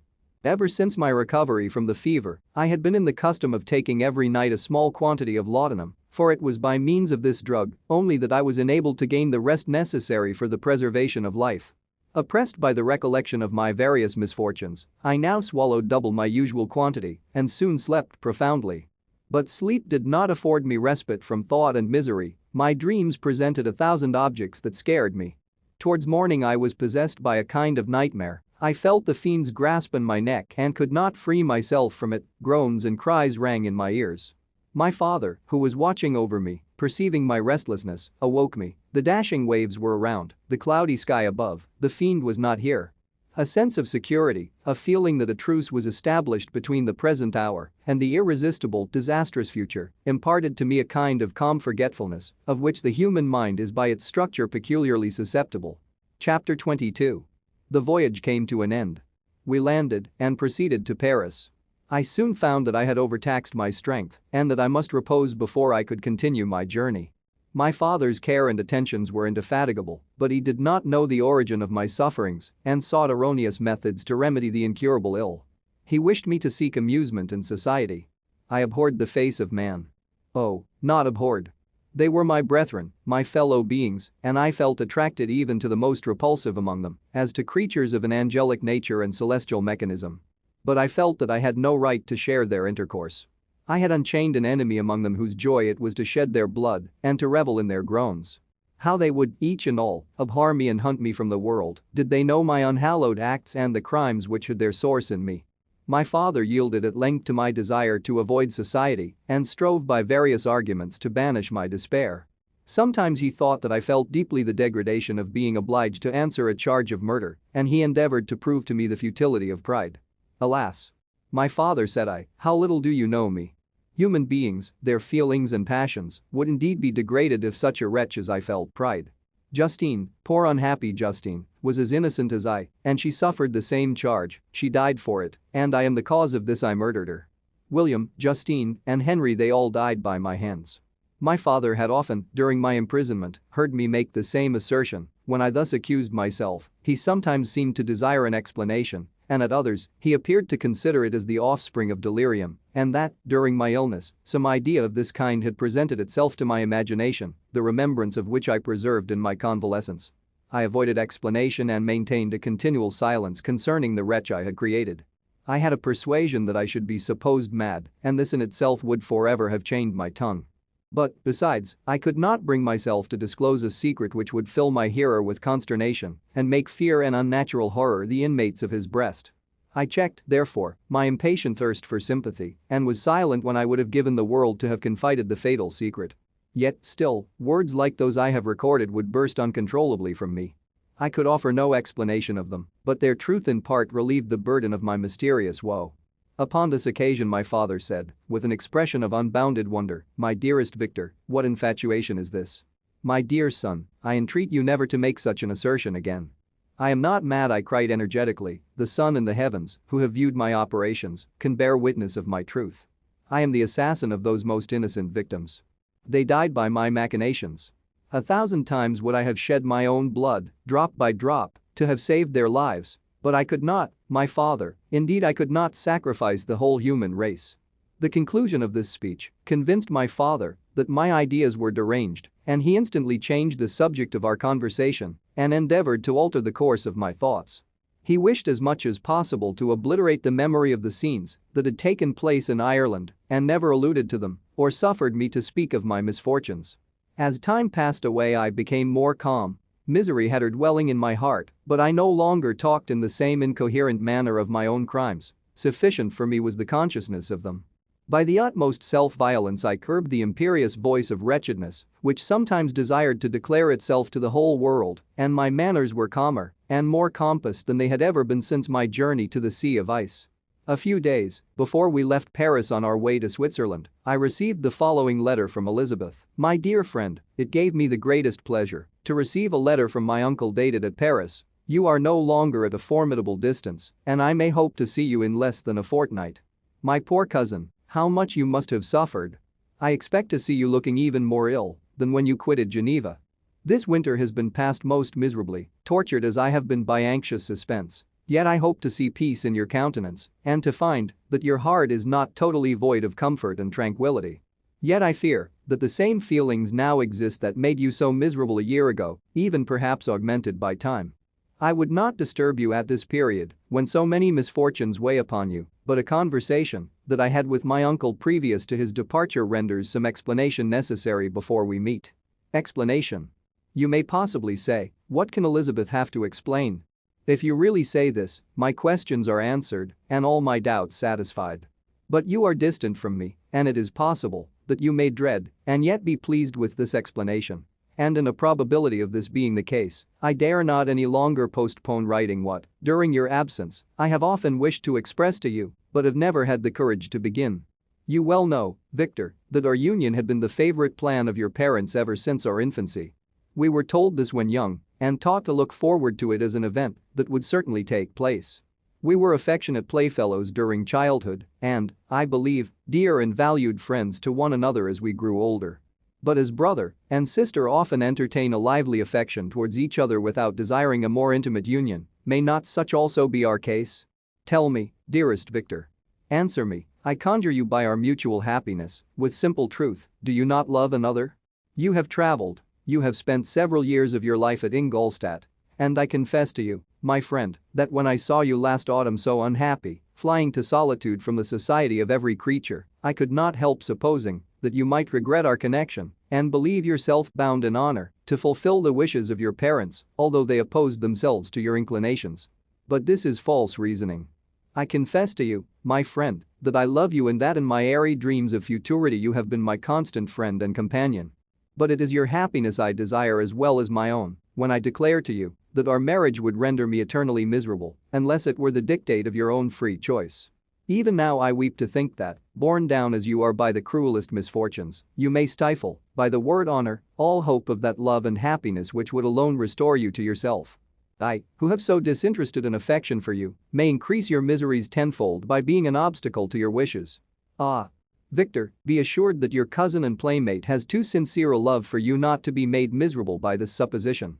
Be happy, my friend, and if you obey me in this one request, remain satisfied that nothing on earth will have the power to interrupt my tranquility. Do not let this letter disturb you, do not answer tomorrow, or the next day, or even until you come, if it will give you pain. My uncle will send me news of your health, and if I see but one smile on your lips when we meet, occasioned by this or any other exertion of mine, I shall need no other happiness. Elizabeth Lavenza. Geneva, May 18, 17. This letter revived in my memory what I had before forgotten, the threat of the fiend I will be with you on your wedding night. Such was my sentence, and on that night would the demon employ every art to destroy me and tear me from the glimpse of happiness which promised partly to console my sufferings. On that night he had determined to consummate his crimes by my death. Well, be it so, a deadly struggle would then assuredly take place, in which if he were victorious, I should be at peace and his power over me be at an end. If he were vanquished, I should be a free man. Alas! What freedom! Such as the peasant enjoys when his family have been massacred before his eyes, his cottage burned, his lands laid waste, and he is turned adrift, homeless, penniless, and alone, but free. Such would be my liberty except that in my Elizabeth I possessed a treasure, alas, balanced by those horrors of remorse and guilt, which would pursue me until death. Sweet and beloved Elizabeth. I read and reread her letter, and some softened feelings stole into my heart and dared to whisper paradisiacal dreams of love and joy, but the apple was already eaten, and the angel's arm bared to drive me from all hope. Yet I would die to make her happy. If the monster executed his threat, death was inevitable, yet, again, I considered whether my marriage would hasten my fate. My destruction might indeed arrive a few months sooner, but if my torturer should suspect that I postponed it, influenced by his menaces, he would surely find other and perhaps more dreadful means of revenge. He had vowed to be with me on my wedding night, yet he did not consider that threat as binding him to peace in the meantime, for as if to show me that he was not yet satiated with blood, he had murdered Clerval immediately after the enunciation of his threats. I resolved, therefore, that if my immediate union with my cousin would conduce either to hers or my father's happiness, my adversary's designs against my life should not retard it a single hour. In this state of mind I wrote to Elizabeth. My letter was calm and affectionate. I fear, my beloved girl, I said, little happiness remains for us on earth, yet all that I may one day enjoy is centered in you. Chase away your idle fears, to you alone do I consecrate my life and my endeavors for contentment. I have one secret, Elizabeth, a dreadful one, when revealed to you, it will chill your frame with horror, and then, far from being surprised at my misery, you will only wonder that I survive what I have endured. I will confide this tale of misery and terror to you the day after our marriage shall take place, for, my sweet cousin, there must be perfect confidence between us. But until then, I conjure you, do not mention or allude to it. This I most earnestly entreat, and I know you will comply. In about a week after the arrival of Elizabeth's letter we returned to Geneva. The sweet girl welcomed me with warm affection, yet tears were in her eyes as she beheld my emaciated frame and feverish cheeks. I saw a change in her also. She was thinner and had lost much of that heavenly vivacity that had before charmed me. But her gentleness and soft looks of compassion made her a more fit companion for one blasted and miserable as I was. The tranquility which I now enjoyed did not endure. Memory brought madness with it, and when I thought of what had passed, a real insanity possessed me. Sometimes I was furious and burnt with rage, sometimes low and despondent. I neither spoke nor looked at anyone, but sat motionless, bewildered by the multitude of miseries that overcame me. Elizabeth alone had the power to draw me from these fits. Her gentle voice would soothe me when transported by passion and inspire me with human feelings when sunk in torpor. She wept with me and for me. When reason returned, she would remonstrate and endeavor to inspire me with resignation. Ah. It is well for the unfortunate to be resigned, but for the guilty there is no peace. The agonies of remorse poison the luxury there is otherwise sometimes found in indulging the excess of grief. Soon after my arrival my father spoke of my immediate marriage with Elizabeth. I remained silent. Have you, then, some other attachment? None on earth. I love Elizabeth and look forward to our union with delight. Let the day therefore be fixed, and on it, I will consecrate myself, in life or death, to the happiness of my cousin. My dear Victor, do not speak thus. Heavy misfortunes have befallen us, but let us only cling closer to what remains and transfer our love for those whom we have lost to those who yet live. Our circle will be small but bound close by the ties of affection and mutual misfortune. And when time shall have softened your despair, new and dear objects of care will be born to replace those of whom we have been so cruelly deprived. Such were the lessons of my father. But to me the remembrance of the threat returned. Nor can you wonder that, omnipotent as the fiend had yet been in his deeds of blood, I should almost regard him as invincible, and that when he had pronounced the words "I shall be with you on your wedding night," I should regard the threatened fate as unavoidable.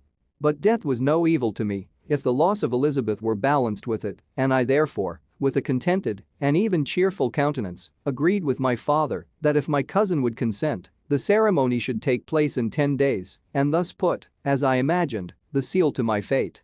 Great God!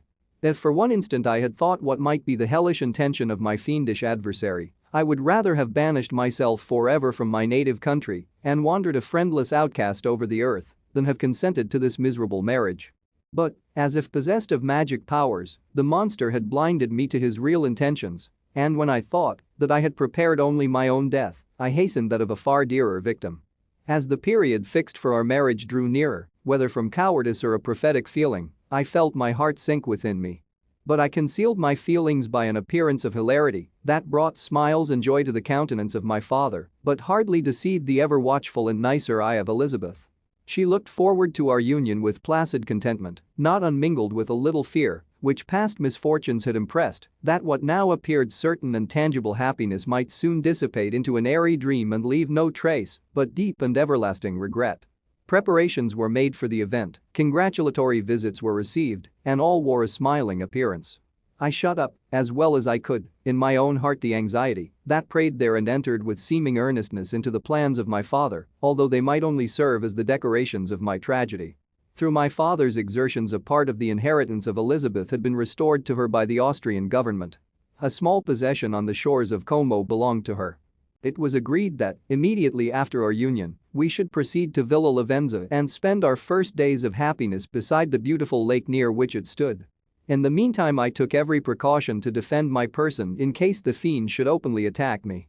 I carried pistols and a dagger constantly about me and was ever on the watch to prevent artifice, and by these means gained a greater degree of tranquility.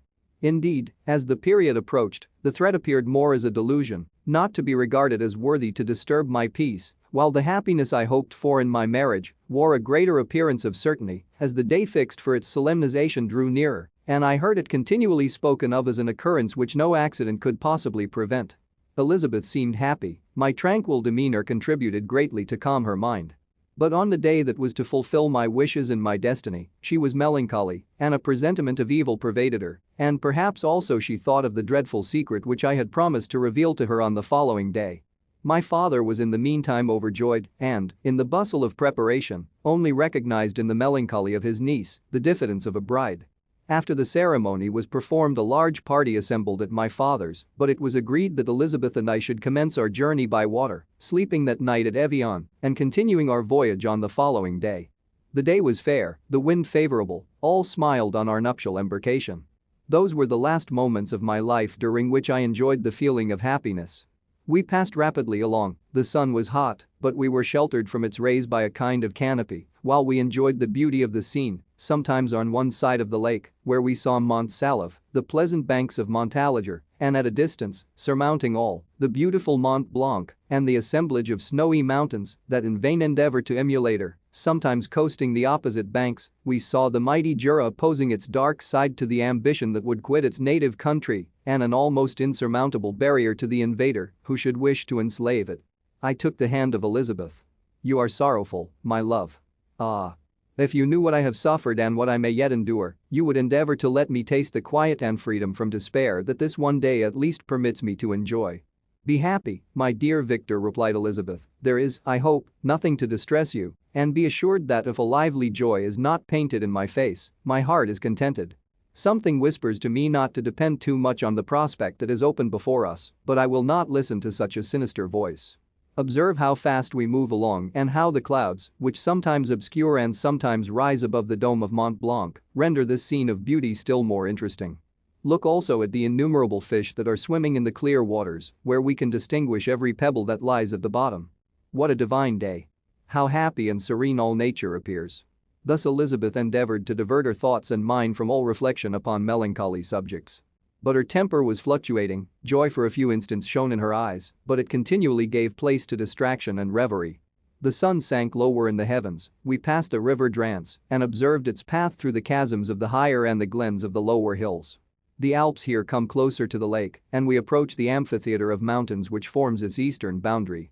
The spire of Evian shone under the woods that surrounded it, and the range of mountain above mountain by which it was overhung. The wind, which had hitherto carried us along with amazing rapidity, sank at sunset to a light breeze. The soft air just ruffled the water and caused a pleasant motion among the trees as we approached the shore, from which it wafted the most delightful scent of flowers and hay. The sun sank beneath the horizon as we landed, and as I touched the shore I felt those cares and fears revive which soon were to clasp me and cling to me forever. Chapter 23. It was 8 o'clock when we landed. We walked for a short time on the shore, enjoying the transitory light, and then retired to the inn and contemplated the lovely scene of waters, woods, and mountains, obscured in darkness, yet still displaying their black outlines. The wind, which had fallen in the south, now rose with great violence in the west. The moon had reached her summit in the heavens and was beginning to descend. The clouds swept across it swifter than the flight of the vulture and dimmed her rays, while the lake reflected the scene of the busy heavens, rendered still busier by the restless waves that were beginning to rise. Suddenly a heavy storm of rain descended. I had been calm during the day, but so soon as night obscured the shapes of objects, 1,000 fears arose in my mind. I was anxious and watchful, while my right hand grasped a pistol which was hidden in my bosom. Every sound terrified me, but I resolved that I would sell my life dearly and not shrink from the conflict until my own life or that of my adversary was extinguished. Elizabeth observed my agitation for some time in timid and fearful silence, but there was something in my glance which communicated terror to her, and trembling, she asked, "What is it that agitates you, my dear Victor? What is it you fear?" "Oh. Peace, peace, my love," replied I, "this night, and all will be safe, but this night is dreadful, very dreadful." I passed an hour in this state of mind, when suddenly I reflected how fearful the combat which I momentarily expected would be to my wife, and I earnestly entreated her to retire, resolving not to join her until I had obtained some knowledge as to the situation of my enemy. She left me, and I continued some time walking up and down the passages of the house and inspecting every corner that might afford a retreat to my adversary. But I discovered no trace of him and was beginning to conjecture that some fortunate chance had intervened to prevent the execution of his menaces when suddenly I heard a shrill and dreadful scream. It came from the room into which Elizabeth had retired. As I heard it, the whole truth rushed into my mind, my arms dropped, the motion of every muscle and fiber was suspended, I could feel the blood trickling in my veins and tingling in the extremities of my limbs. This state lasted but for an instant, the scream was repeated, and I rushed into the room. Great God! Why did I not then expire? Why am I here to relate the destruction of the best hope and the purest creature on earth? She was there, lifeless and inanimate, thrown across the bed, her head hanging down, and her pale and distorted features half covered by her hair. Everywhere I turn I see the same figure, her bloodless arms and relaxed form flung by the murderer on its bridal bier. Could I behold this and live? Alas! Life is obstinate and clings closest where it is most hated. For a moment only did I lose recollection, I fell senseless on the ground. When I recovered I found myself surrounded by the people of the inn, their countenances expressed a breathless terror, but the horror of others appeared only as a mockery, a shadow of the feelings that oppressed me. I escaped from them to the room where lay the body of Elizabeth, my love, my wife, so lately living, so dear, so worthy. She had been moved from the posture in which I had first beheld her, and now, as she lay, her head upon her arm and a handkerchief thrown across her face and neck, I might have supposed her asleep. I rushed towards her and embraced her with ardor, but the deadly languor and coldness of the limbs told me that what I now held in my arms had ceased to be the Elizabeth whom I had loved and cherished. The murderous mark of the fiend's grasp was on her neck, and the breath had ceased to issue from her lips. While I still hung over her in the agony of despair, I happened to look up. The windows of the room had before been darkened, and I felt a kind of panic on seeing the pale yellow light of the moon illuminate the chamber. The shutters had been thrown back, and with a sensation of horror not to be described, I saw at the open window a figure the most hideous and abhorred. A grin was on the face of the monster. He seemed to jeer, as with his fiendish finger he pointed towards the corpse of my wife. I rushed towards the window and, drawing a pistol from my bosom, fired, but he eluded me, leaped from his station, and running with the swiftness of lightning, plunged into the lake. The report of the pistol brought a crowd into the room. I pointed to the spot where he had disappeared, and we followed the track with boats. Nets were cast, but in vain. After passing several hours, we returned hopeless, most of my companions believing it to have been a form conjured up by my fancy. After having landed, they proceeded to search the country, parties going in different directions among the woods and vines. I attempted to accompany them and proceeded a short distance from the house, but my head whirled round, my steps were like those of a drunken man. I fell at last in a state of utter exhaustion. A film covered my eyes, and my skin was parched with the heat of fever. In this state I was carried back and placed on a bed, hardly conscious of what had happened. My eyes wandered round the room, as if to seek something that I had lost. After an interval I arose, and as if by instinct, crawled into the room where the corpse of my beloved lay. There were women weeping around. I hung over it and joined my sad tears to theirs. All this time no distinct idea presented itself to my mind, but my thoughts rambled to various subjects, reflecting confusedly on my misfortunes and their cause. I was bewildered, in a cloud of wonder and horror. The death of William, the execution of Justine, the murder of Clerval, and lastly of my wife. Even at that moment I knew not that my only remaining friends were safe from the malignity of the fiend. My father even now might be writhing under his grasp, and Ernest might be dead at his feet. This idea made me shudder and recalled me to action. I started up and resolved to return to Geneva with all possible speed. There were no horses to be procured, and I must return by the lake, but the wind was unfavorable, and the rain fell in torrents. However, it was hardly morning, and I might reasonably hope to arrive by night. I hired men to row and took an oar myself, for I had always experienced relief from mental torment in bodily exercise. But the overflowing misery I now felt, and the excess of agitation that I endured, rendered me incapable of any exertion. I threw down the oar, and leaning my head upon my hands, gave way to every gloomy idea that arose. If I looked up, I saw scenes which were familiar to me in my happier time, and which I had contemplated but the day before in the company of her who was now but a shadow and a recollection. Tears streamed from my eyes. The rain had ceased for a moment, and I saw the fish play in the waters as they had done a few hours before. They had then been observed by Elizabeth. Nothing is so painful to the human mind as a great and sudden change. The sun might shine, or the clouds might lower, but nothing could appear to me as it had done the day before. A fiend had snatched from me every hope of future happiness. No creature had ever been so miserable as I was. So frightful an event is single in the history of man. But why should I dwell upon the incidents that followed this last overwhelming event? Mine has been a tale of horrors. I have reached their acme, and what I must now relate can but be tedious to you. Know that, one by one, my friends were snatched away. I was left desolate.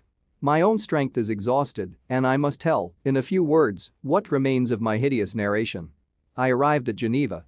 My father and Ernest yet lived, but the former sunk under the tidings that I bore. I see him now, excellent and venerable old man. His eyes wandered in vacancy, for they had lost their charm and their delight. His Elizabeth, his more than daughter, whom he doted on with all that affection which a man feels, who in the decline of life, having few affections, clings more earnestly to those that remain. Cursed be the fiend that brought misery on his grey hairs and doomed him to waste in wretchedness. He could not live under the horrors that were accumulated around him. The springs of existence suddenly gave way. He was unable to rise from his bed, and in a few days he died in my arms. What then became of me? I know not. I lost sensation, and chains and darkness were the only objects that pressed upon me. Sometimes, indeed, I dreamt that I wandered in flowery meadows and pleasant vales with the friends of my youth, but I awoke and found myself in a dungeon. Melancholy followed, but by degrees I gained a clear conception of my miseries and situation, and was then released from my prison. For they had called me mad, and during many months, as I understood, a solitary cell had been my habitation. Liberty, however, had been a useless gift to me had I not, as I awakened to reason, at the same time awakened to revenge. As the memory of past misfortunes pressed upon me, I began to reflect on their cause: the monster whom I had created, the miserable demon whom I had sent abroad into the world for my destruction. I was possessed by a maddening rage when I thought of him and desired and ardently prayed that I might have him within my grasp to wreak a great and signal revenge on his cursed head. Nor did my hate long confine itself to useless wishes. I began to reflect on the best means of securing him, and for this purpose, about a month after my release, I repaired to a criminal judge in the town and told him that I had an accusation to make, that I knew the destroyer of my family, and that I required him to exert his whole authority for the apprehension of the murderer. The magistrate listened to me with attention and kindness. "Be assured, sir," said he, "no pains or exertions on my part shall be spared to discover the villain." "I thank you," replied I. "Listen, therefore, to the deposition that I have to make. It is indeed a tale so strange that I should fear you would not credit it were there not something in truth which, however wonderful, forces conviction. The story is too connected to be mistaken for a dream, and I have no motive for falsehood." My manner as I thus addressed him was impressive but calm. I had formed in my own heart a resolution to pursue my destroyer to death, and this purpose quieted my agony and for an interval reconciled me to life. I now related my history briefly but with firmness and precision, marking the dates with accuracy and never deviating into invective or exclamation. The magistrate appeared at first perfectly incredulous, but as I continued he became more attentive and interested. I saw him sometimes shudder with horror, at others a lively surprise, unmingled with disbelief, was painted on his countenance. When I had concluded my narration, I said, "This is the being whom I accuse and for whose seizure and punishment I call upon you to exert your whole power. It is your duty as a magistrate, and I believe and hope that your feelings as a man will not revolt from the execution of those functions on this occasion." This address caused a considerable change in the physiognomy of my own auditor. He had heard my story with that half kind of belief that is given to a tale of spirits and supernatural events, but when he was called upon to act officially in consequence, the whole tide of his incredulity returned. He, however, answered mildly, "I would willingly afford you every aid in your pursuit, but the creature of whom you speak appears to have powers which would put all my exertions to defiance. Who can follow an animal which can traverse the sea of ice and inhabit caves and dens where no man would venture to intrude? Besides, some months have elapsed since the commission of his crimes, and no one can conjecture to what place he has wandered or what region he may now inhabit. I do not doubt that he hovers near the spot which I inhabit, and if he has indeed taken refuge in the Alps, he may be hunted like the chamois and destroyed as a beast of prey. But I perceive your thoughts. You do not credit my narrative and do not intend to pursue my enemy with the punishment which is his desert." As I spoke, rage sparkled in my eyes. The magistrate was intimidated. "You are mistaken," said he. "I will exert myself, and if it is in my power to seize the monster, be assured that he shall suffer punishment proportionate to his crimes. But I fear, from what you have yourself described to be his properties, that this will prove impracticable, and thus, while every proper measure is pursued, you should make up your mind to disappointment. That cannot be, but all that I can say will be of little avail. My revenge is of no moment to you. Yet, while I allow it to be a vice, I confess that it is the devouring and only passion of my soul. My rage is unspeakable when I reflect that the murderer, whom I have turned loose upon society, still exists. You refuse my just demand. I have but one resource, and I devote myself, either in my life or death, to his destruction." I trembled with excess of agitation as I said this. There was a frenzy in my manner and something, I doubt not, of that haughty fierceness which the martyrs of old are said to have possessed. But to a Genevan magistrate, whose mind was occupied by far other ideas than those of devotion and heroism, this elevation of mine had much the appearance of madness. He endeavored to soothe me as a nurse does a child and reverted to my tale as the effects of delirium. "Man," I cried, "how ignorant art thou in thy pride of wisdom! Cease, you know not what it is you say." I broke from the house angry and disturbed and retired to meditate on some other mode of action. Chapter 24. My present situation was one in which all voluntary thought was swallowed up and lost. I was hurried away by fury. Revenge alone endowed me with strength and composure. It molded my feelings and allowed me to be calculating and calm at periods when otherwise delirium or death would have been my portion. My first resolution was to quit Geneva forever. My country, which, when I was happy and beloved, was dear to me, now, in my adversity, became hateful. I provided myself with a sum of money, together with a few jewels which had belonged to my mother, and departed. and now my wanderings began which are to cease but with life. I have traversed a vast portion of the earth and have endured all the hardships which travelers in deserts and barbarous countries are wont to meet. How I have lived I hardly know. Many times have I stretched my failing limbs upon the sandy plain and prayed for death. But revenge kept me alive. I dared not die and leave my adversary in being. When I quitted Geneva, my first labor was to gain some clue by which I might trace the steps of my fiendish enemy. But my plan was unsettled, and I wandered many hours round the confines of the town, uncertain what path I should pursue. As night approached, I found myself at the entrance of the cemetery where William, Elizabeth, and my father reposed. I entered it and approached the tomb which marked their graves. Everything was silent except the leaves of the trees, which were gently agitated by the wind. The night was nearly dark, and the scene would have been solemn and affecting even to an uninterested observer. The spirits of the departed seemed to flit around and to cast a shadow, which was felt but not seen, around the head of the mourner. The deep grief which this scene had at first excited quickly gave way to rage and despair. They were dead, and I lived. Their murderer also lived, and to destroy him, I must drag out my weary existence. I knelt on the grass and kissed the earth, and with quivering lips exclaimed, "By the sacred earth on which I kneel, by the shades that wander near me, by the deep and eternal grief that I feel, I swear, and by thee, O night, and the spirits that preside over thee, to pursue the demon who caused this misery, until here I shall perish in mortal conflict. For this purpose I will preserve my life. To execute this dear revenge will I again behold the sun and tread the green herbage of earth, which otherwise should vanish from my eyes forever. And I call on you, spirits of the dead, and on you, wandering ministers of vengeance, to aid and conduct me in my work. Let the cursed and hellish monster drink deep of agony. Let him feel the despair that now torments me." I had begun my adjuration with solemnity and an awe which almost assured me that the shades of my murdered friends heard and approved my devotion, but the furies possessed me as I concluded, and rage choked my utterance. I was answered through the stillness of night by a loud and fiendish laugh. It rang on my ears long and heavily. The mountains re-echoed it, and I felt as if all hell surrounded me with mockery and laughter. Surely in that moment I should have been possessed by frenzy and have destroyed my miserable existence, but that my vow was heard and that I was reserved for vengeance. The laughter died away when a well-known and abhorred voice, apparently close to my ear, addressed me in an audible whisper, "I am satisfied, miserable wretch. You have determined to live, and I am satisfied." I darted towards the spot from which the sound proceeded, but the devil eluded my grasp. Suddenly the broad disk of the moon arose and shone full upon his ghastly and distorted shape as he fled with more than mortal speed. I pursued him, and for many months this has been my task. Guided by a slight clue, I followed the windings of the Rhone, but vainly. The blue Mediterranean appeared, and by a strange chance, I saw the fiend enter by night and hide himself in a vessel bound for the Black Sea.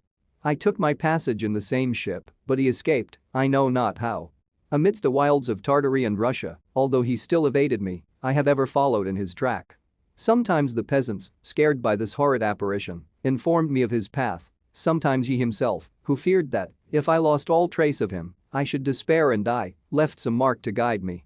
The snows descended on my head, and I saw the print of his huge step on the white plain. To you first entering on life, to whom care is new and agony unknown, how can you understand what I have felt and still feel? Cold, want, and fatigue were the least pains which I was destined to endure. I was cursed by some devil and carried about with me my eternal hell, yet still a spirit of good followed and directed my steps, and when I most murmured would suddenly extricate me from seemingly insurmountable difficulties. Sometimes, when nature, overcome by hunger, sank under the exhaustion, a repast was prepared for me in the desert that restored and inspirited me. The fare was, indeed, coarse, such as the peasants of the country ate, but I will not doubt that it was set there by the spirits that I had invoked to aid me. Often, when all was dry, the heavens cloudless, and I was parched by thirst, a slight cloud would bedeom the sky, shed the few drops that revived me, and vanish. I followed, when I could, the courses of the rivers, but the demon generally avoided these, as it was here that the population of the country chiefly collected. In other places human beings were seldom seen, and I generally subsisted on the wild animals that crossed my path. I had money with me and gained the friendship of the villagers by distributing it, or I brought with me some food that I had killed, which, after taking a small part, I always presented to those who had provided me with fire and utensils for cooking. My life, as it passed thus, was indeed hateful to me, and it was during sleep alone that I could taste joy. Oh, blessed sleep! Often, when most miserable, I sank to repose, and my dreams lulled me even to rapture. The spirits that guarded me had provided these moments, or rather hours, of happiness that I might retain strength to fulfill my pilgrimage. Deprived of this respite, I should have sunk under my hardships. During the day I was sustained and inspirited by the hope of night, for in sleep I saw my friends, my wife, and my beloved country. Again I saw the benevolent countenance of my father, heard the silver tones of my Elizabeth's voice, and beheld Clerval enjoying health and youth. Often, when wearied by a toilsome march, I persuaded myself that I was dreaming until night should come, and that I should then enjoy reality in the arms of my dearest friends. What agonizing fondness did I feel for them! How did I cling to their dear forms, as sometimes they haunted even my waking hours, and persuade myself that they still lived. At such moments vengeance, that burned within me, died in my heart, and I pursued my path towards the destruction of the demon more as a task enjoined by heaven, as the mechanical impulse of some power of which I was unconscious, than as the ardent desire of my soul. What his feelings were whom I pursued I cannot know. Sometimes, indeed, he left marks in writing on the barks of the trees or cut in stone that guided me and instigated my fury. My reign is not yet over. These words were legible in one of these inscriptions: you live, and my power is complete. Follow me, I seek the everlasting ices of the north, where you will feel the misery of cold and frost, to which I am impassive. You will find near this place, if you follow not too tardily, a dead hare, eat and be refreshed. Come on, my enemy, we have yet to wrestle for our lives, but many hard and miserable hours must you endure until that period shall arrive. Scoffing devil. Again do I vow vengeance, again do I devote thee, miserable fiend, to torture and death. Never will I give up my search until here I perish, and then with what ecstasy shall I join my Elizabeth and my departed friends, who even now prepare for me the reward of my tedious toil and horrible pilgrimage. As I still pursued my journey to the northward, the snows thickened and the cold increased in a degree almost too severe to support. The peasants were shut up in their hovels, and only a few of the most hardy ventured forth to seize the animals whom starvation had forced from their hiding places to seek for prey. The rivers were covered with ice, and no fish could be procured, and thus I was cut off from my chief article of maintenance. The triumph of my enemy increased with the difficulty of my labors. One inscription that he left was in these words: "Prepare. Your toils only begin, wrap yourself in furs and provide food, for we shall soon enter upon a journey where your sufferings will satisfy my everlasting hatred." My courage and perseverance were invigorated by these scoffing words. I resolved not to fail in my purpose, and calling on heaven to support me, I continued with unabated fervor to traverse immense deserts until the ocean appeared at a distance and formed the utmost boundary of the horizon. Oh! How unlike it was to the blue seasons of the south. Covered with ice, it was only to be distinguished from land by its superior wildness and ruggedness. The Greeks wept for joy when they beheld the Mediterranean from the hills of Asia and hailed with rapture the boundary of their toils. I did not weep, but I knelt down and with a full heart thanked my guiding spirit for conducting me in safety to the place where I hoped, notwithstanding my adversary's jibe, to meet and grapple with him. Some weeks before this period I had procured a sledge and dogs and thus traversed the snows with inconceivable speed. I know not whether the fiend possessed the same advantages, but I found that, as before I had daily lost ground in the pursuit, I now gained on him, so much so that when I first saw the ocean he was but one day's journey in advance, and I hoped to intercept him before he should reach the beach. With new courage, therefore, I pressed on, and in 2 days arrived at a wretched hamlet on the seashore. I inquired of the inhabitants concerning the fiend and gained accurate information. A gigantic monster, they said, had arrived the night before, armed with a gun and many pistols, putting to flight the inhabitants of a solitary cottage through fear of his terrific appearance. He had carried off their store of winter food and placing it in a sledge, to draw which he had seized on a numerous drove of trained dogs, he had harnessed them and the same night, to the joy of the horror-struck villagers, had pursued his journey across the sea in a direction that led to no land. And they conjectured that he must speedily be destroyed by the breaking of the ice or frozen by the eternal frosts. On hearing this information I suffered a temporary access of despair. He had escaped me, and I must commence a destructive and almost endless journey across the mountainous ices of the ocean, amidst cold that few of the inhabitants could long endure, and which I, the native of a genial and sunny climate, could not hope to survive. Yet at the idea that the fiend should live and be triumphant, my rage and vengeance returned, and like a mighty tide, overwhelmed every other feeling. After a slight repose, during which the spirits of the dead hovered round and instigated me to toil and revenge, I prepared for my journey. I exchanged my land sledge for one fashioned for the inequalities of the frozen ocean, and purchasing a plentiful stock of provisions, I departed from land. I cannot guess how many days have passed since then, but I have endured misery which nothing but the eternal sentiment of a just retribution burning within my heart could have enabled me to support. Immense and rugged mountains of ice often barred up my passage, and I often heard the thunder of the ground sea, which threatened my destruction. But again the frost came and made the paths of the sea secure. By the quantity of provision which I had consumed, I should guess that I had passed 3 weeks in this journey, and the continual protraction of hope, returning back upon the heart, often wrung bitter drops of despondency and grief from my eyes. Despair had indeed almost secured her prey, and I should soon have sunk beneath this misery. Once, after the poor animals that conveyed me had with incredible toil gained the summit of a sloping ice mountain, and one, sinking under his fatigue, died, I viewed the expanse before me with anguish when suddenly my eye caught a dark speck upon the dusky plain. I strained my sight to discover what it could be and uttered a wild cry of ecstasy when I distinguished a sledge and the distorted proportions of a well-known form within. Oh! With what a burning gush did hope revisit my heart. Warm tears filled my eyes, which I hastily wiped away, that they might not intercept the view I had of the demon, but still my sight was dimmed by the burning drops until, giving way to the emotions that oppressed me, I wept aloud. But this was not the time for delay. I disencumbered the dogs of their dead companion, gave them a plentiful portion of food, and after an hour's rest, which was absolutely necessary and yet which was bitterly irksome to me, I continued my route. The sledge was still visible, nor did I again lose sight of it except at the moments when for a short time some ice rock concealed it with its intervening crags. I indeed perceptibly gained on it, and when, after nearly 2 days' journey, I beheld my enemy at no more than a mile distant, my heart bounded within me. But now, when I appeared almost within grasp of my foe, my hopes were suddenly extinguished, and I lost all trace of him more utterly than I had ever done before. A ground sea was heard. The thunder of its progress, as the waters rolled and swelled beneath me, became every moment more ominous and terrific. I pressed on, but in vain. The wind arose, the sea roared, and, as with the mighty shock of an earthquake, it split and cracked with a tremendous and overwhelming sound. The work was soon finished. In a few minutes a tumultuous sea rolled between me and my enemy, and I was left drifting on a scattered piece of ice that was continually lessening and thus preparing for me a hideous death.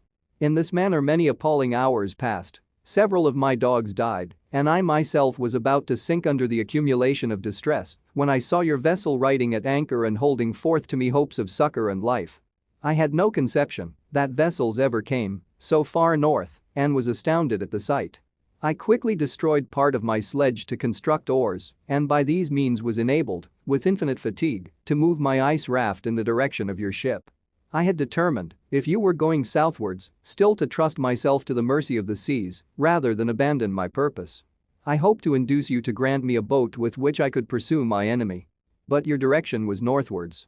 You took me on board when my vigor was exhausted, and I should soon have sunk under my multiplied hardships into a death which I still dread, for my task is unfulfilled.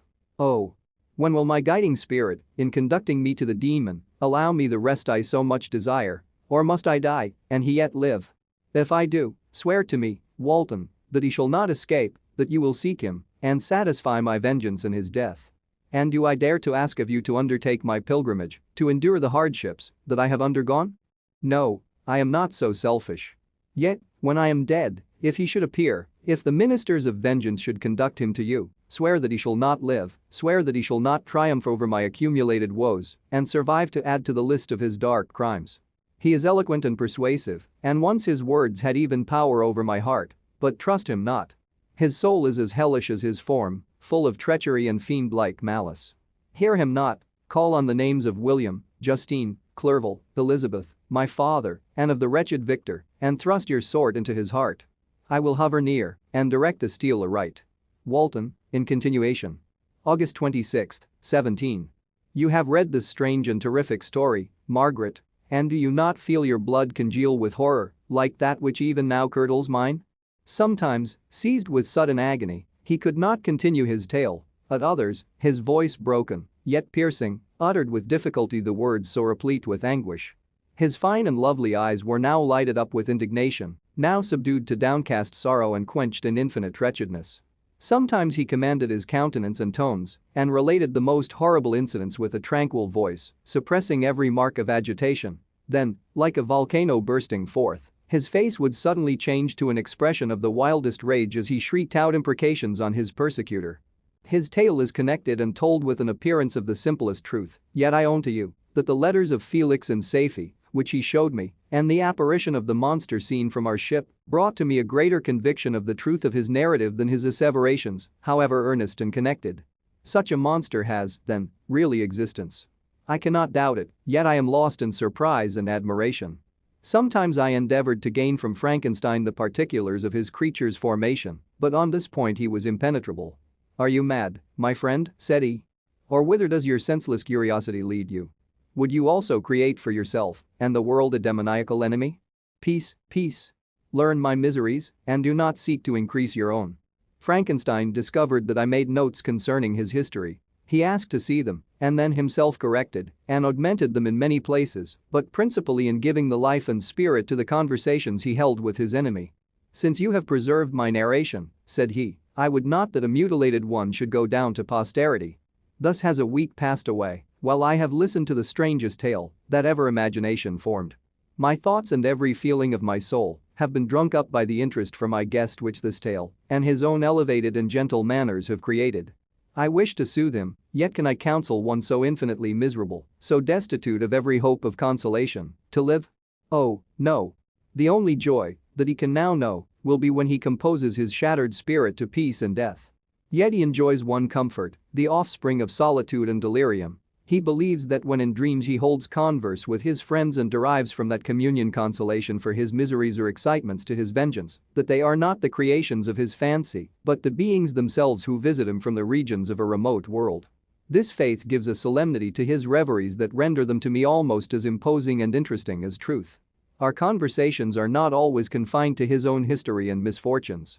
On every point of general literature he displays unbounded knowledge and a quick and piercing apprehension. His eloquence is forcible and touching, nor can I hear him, when he relates a pathetic incident or endeavors to move the passions of pity or love, without tears. What a glorious creature must he have been in the days of his prosperity, when he is thus noble and godlike in ruin. He seems to feel his own worth and the greatness of his fall. "When younger," said he, "I believed myself destined for some great enterprise. My feelings are profound, but I possessed a coolness of judgment that fitted me for illustrious achievements. This sentiment of the worth of my nature supported me when others would have been oppressed, for I deemed it criminal to throw away in useless grief those talents that might be useful to my fellow creatures. When I reflected on the work I had completed, no less a one than the creation of a sensitive and rational animal, I could not rank myself with the herd of common projectors. But this thought, which supported me in the commencement of my career, now serves only to plunge me lower in the dust. All my speculations and hopes are as nothing, and like the archangel who aspired to omnipotence, I am chained in an eternal hell. My imagination was vivid, yet my powers of analysis and application were intense. By the union of these qualities I conceived the idea and executed the creation of a man. Even now I cannot recollect without passion my reveries, while the work was incomplete. I trod heaven in my thoughts, now exulting in my powers, now burning with the idea of their effects. From my infancy I was imbued with high hopes and a lofty ambition, but how am I sunk? Oh, my friend, if you had known me as I once was, you would not recognize me in this state of degradation. Despondency rarely visited my heart, a high destiny seemed to bear me on, until I fell, never, never again to rise. Must I then lose this admirable being? I have longed for a friend, I have sought one who would sympathize with and love me. Behold, on these desert seas I have found such a one, but I fear I have gained him only to know his value and lose him. I would reconcile him to life, but he repulses the idea. I thank you, Walton, he said, for your kind intentions towards so miserable a wretch, but when you speak of new ties and fresh affections, think you that any can replace those who are gone? Can any man be to me as Clerval was, or any woman another Elizabeth? Even where the affections are not strongly moved by any superior excellence, the companions of our childhood always possess a certain power over our minds, which hardly any later friend can obtain. They know our infantine dispositions, which, however they may be afterwards modified, are never eradicated, and they can judge of our actions with more certain conclusions as to the integrity of our motives. A sister or a brother can never, unless indeed such symptoms have been shown early, suspect the other of fraud or false dealing, when another friend, however strongly he may be attached, may, in spite of himself, be contemplated with suspicion. But I enjoyed friends, dear not only through habit and association, but from their own merits, and wherever I am, the soothing voice of my Elizabeth and the conversation of Clerval will be ever whispered in my ear. They are dead, and but one feeling in such a solitude can persuade me to preserve my life. If I were engaged in any high undertaking or design, fraught with extensive utility to my fellow creatures, then could I live to fulfill it. But such is not my destiny. I must pursue and destroy the being to whom I gave existence, then my lot on earth will be fulfilled, and I may die. My beloved sister, September 2nd. I write to you, encompassed by peril and ignorant whether I am ever doomed to see again dear England and the dearer friends that inhabit it. I am surrounded by mountains of ice which admit of no escape and threaten every moment to crush my vessel. The brave fellows whom I have persuaded to be my companions look towards me for aid, but I have none to bestow. There is something terribly appalling in our situation, yet my courage and hopes do not desert me. Yet it is terrible to reflect that the lives of all these men are endangered through me. If we are lost, my mad schemes are the cause. And what, Margaret, will be the state of your mind? You will not hear of my destruction, and you will anxiously await my return. Years will pass, and you will have visitings of despair and yet be tortured by hope. Oh, my beloved sister, the sickening failing of your heartfelt expectations is, in prospect, more terrible to me than my own death. But you have a husband and lovely children, you may be happy. Heaven bless you and make you so. My unfortunate guest regards me with the tenderest compassion. He endeavors to fill me with hope and talks as if life were a possession which he valued. He reminds me how often the same accidents have happened to other navigators who have attempted this sea, and in spite of myself, he fills me with cheerful auguries.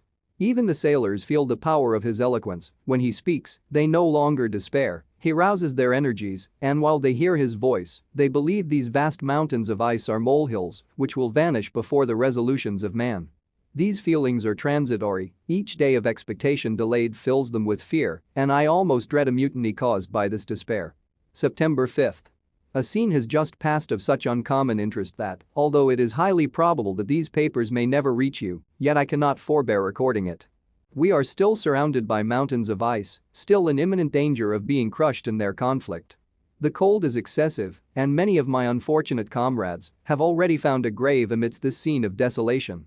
Frankenstein has daily declined in health. A feverish fire still glimmers in his eyes, but he is exhausted, and when suddenly roused to any exertion, he speedily sinks again into apparent lifelessness. I mentioned in my last letter the fears I entertained of a mutiny.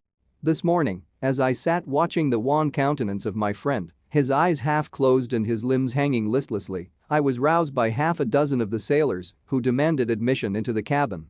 They entered, and their leader addressed me. He told me that he and his companions had been chosen by the other sailors to come in deputation to me to make me a requisition which, in justice, I could not refuse. We were immured in ice and should probably never escape, but they feared that if, as was possible, the ice should dissipate and a free passage be opened, I should be rash enough to continue my voyage and lead them into fresh dangers after they might happily have surmounted this. They insisted, therefore, that I should engage with a solemn promise that if the vessel should be freed I would instantly direct my course southwards. This speech troubled me. I had not despaired, nor had I yet conceived the idea of returning if set free. Yet could I, in justice, or even in possibility, refuse this demand? I hesitated before I answered, when Frankenstein, who had at first been silent and indeed appeared hardly to have force enough to attend, now roused himself. His eyes sparkled, and his cheeks flushed with momentary vigor. Turning towards the men, he said, "What do you mean? What do you demand of your captain? Are you, then, so easily turned from your design?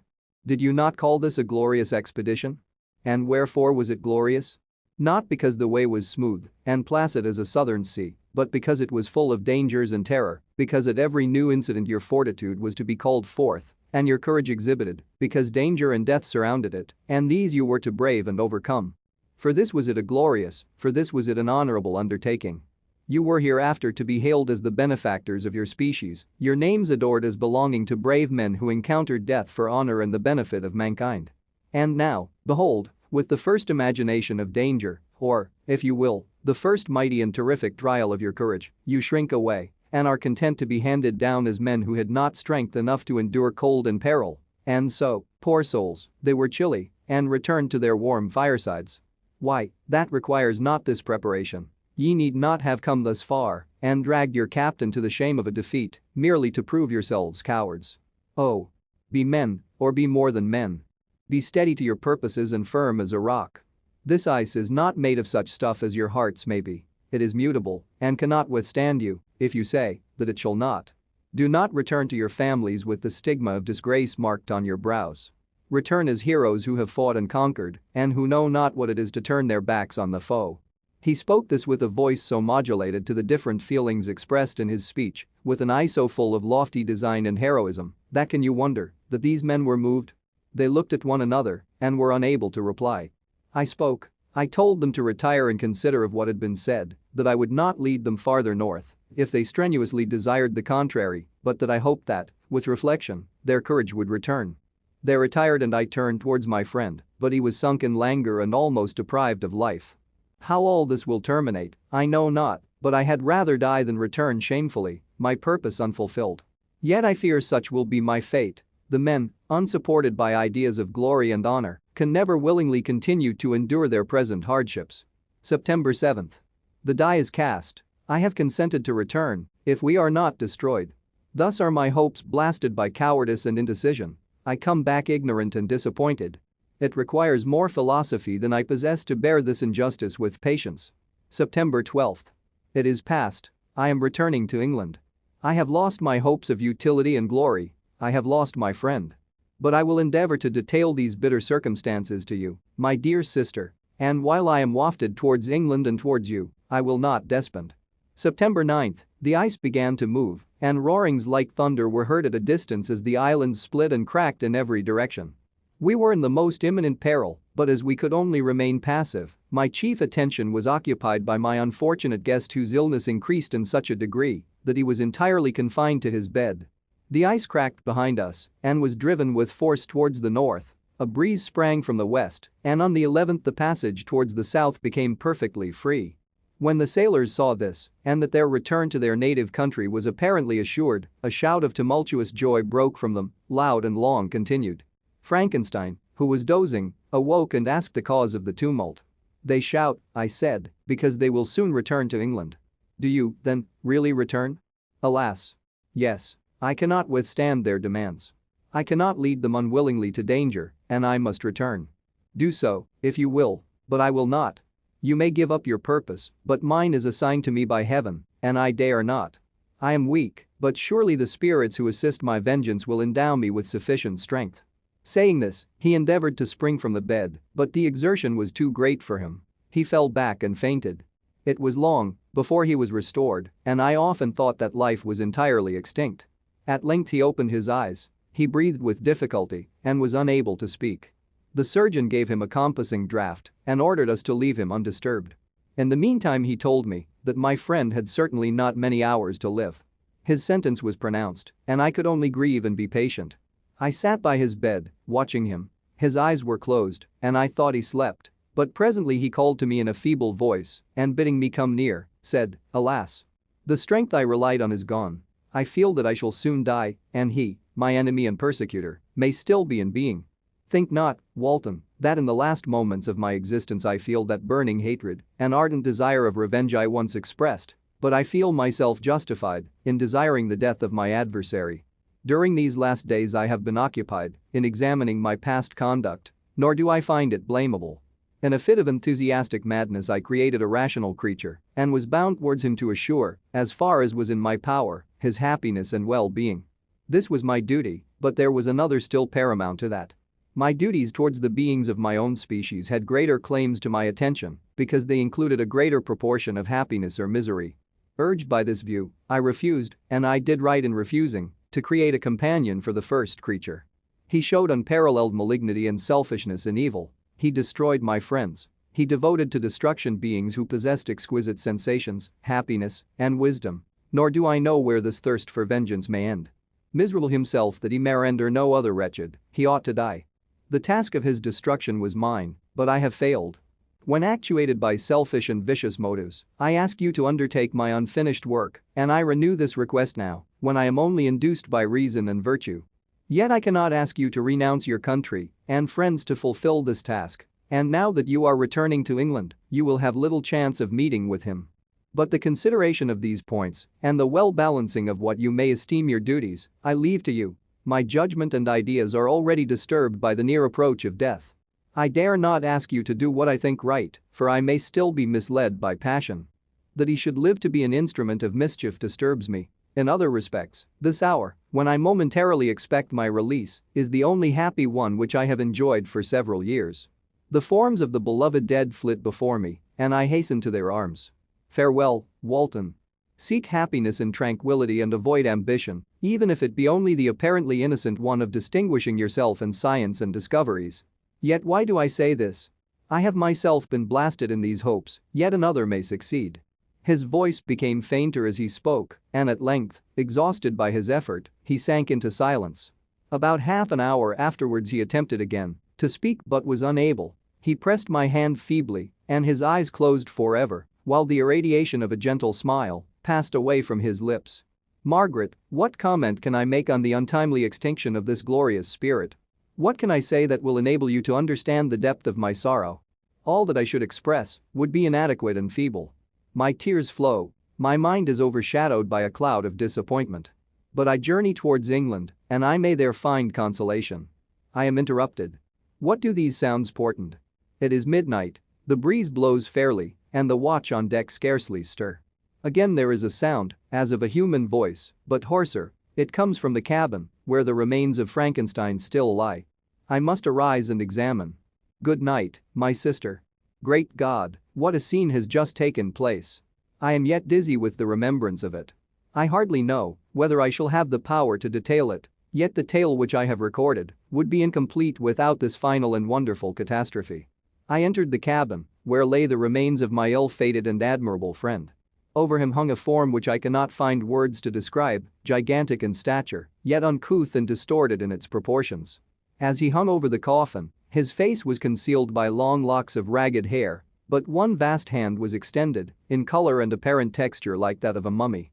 When he heard the sound of my approach, he ceased to utter exclamations of grief and horror and sprung towards the window. Never did I behold a vision so horrible as his face, of such loathsome yet appalling hideousness. I shut my eyes involuntarily and endeavored to recollect what were my duties with regard to this destroyer. I called on him to stay. He paused, looking on me with wonder, and again turning towards the lifeless form of his creator, he seemed to forget my presence, and every feature and gesture seemed instigated by the wildest rage of some uncontrollable passion.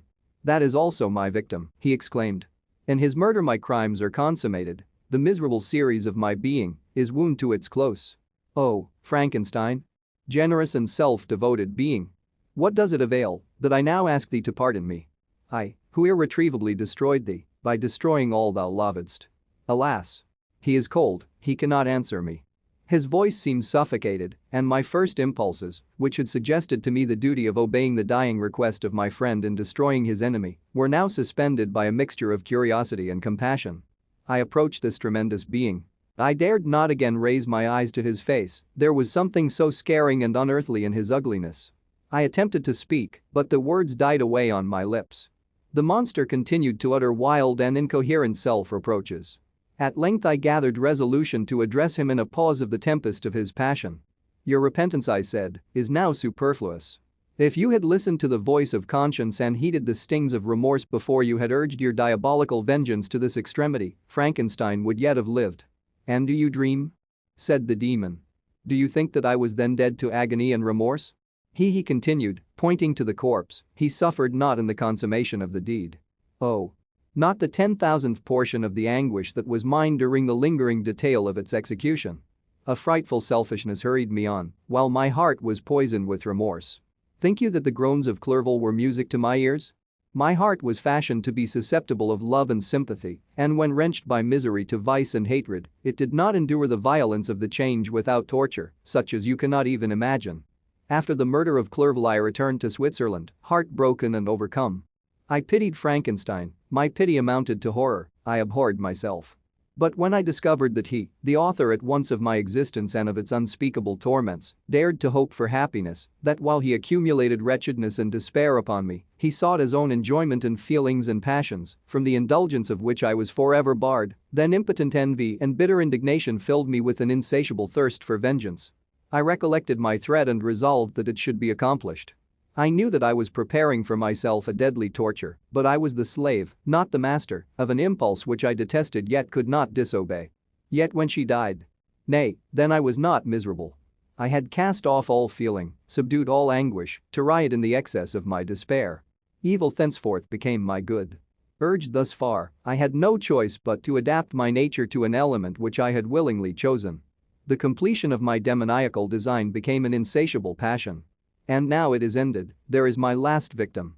I was at first touched by the expressions of his misery, yet, when I called to mind what Frankenstein had said of his powers of eloquence and persuasion, and when I again cast my eyes on the lifeless form of my friend, indignation was rekindled within me. "Wretch," I said.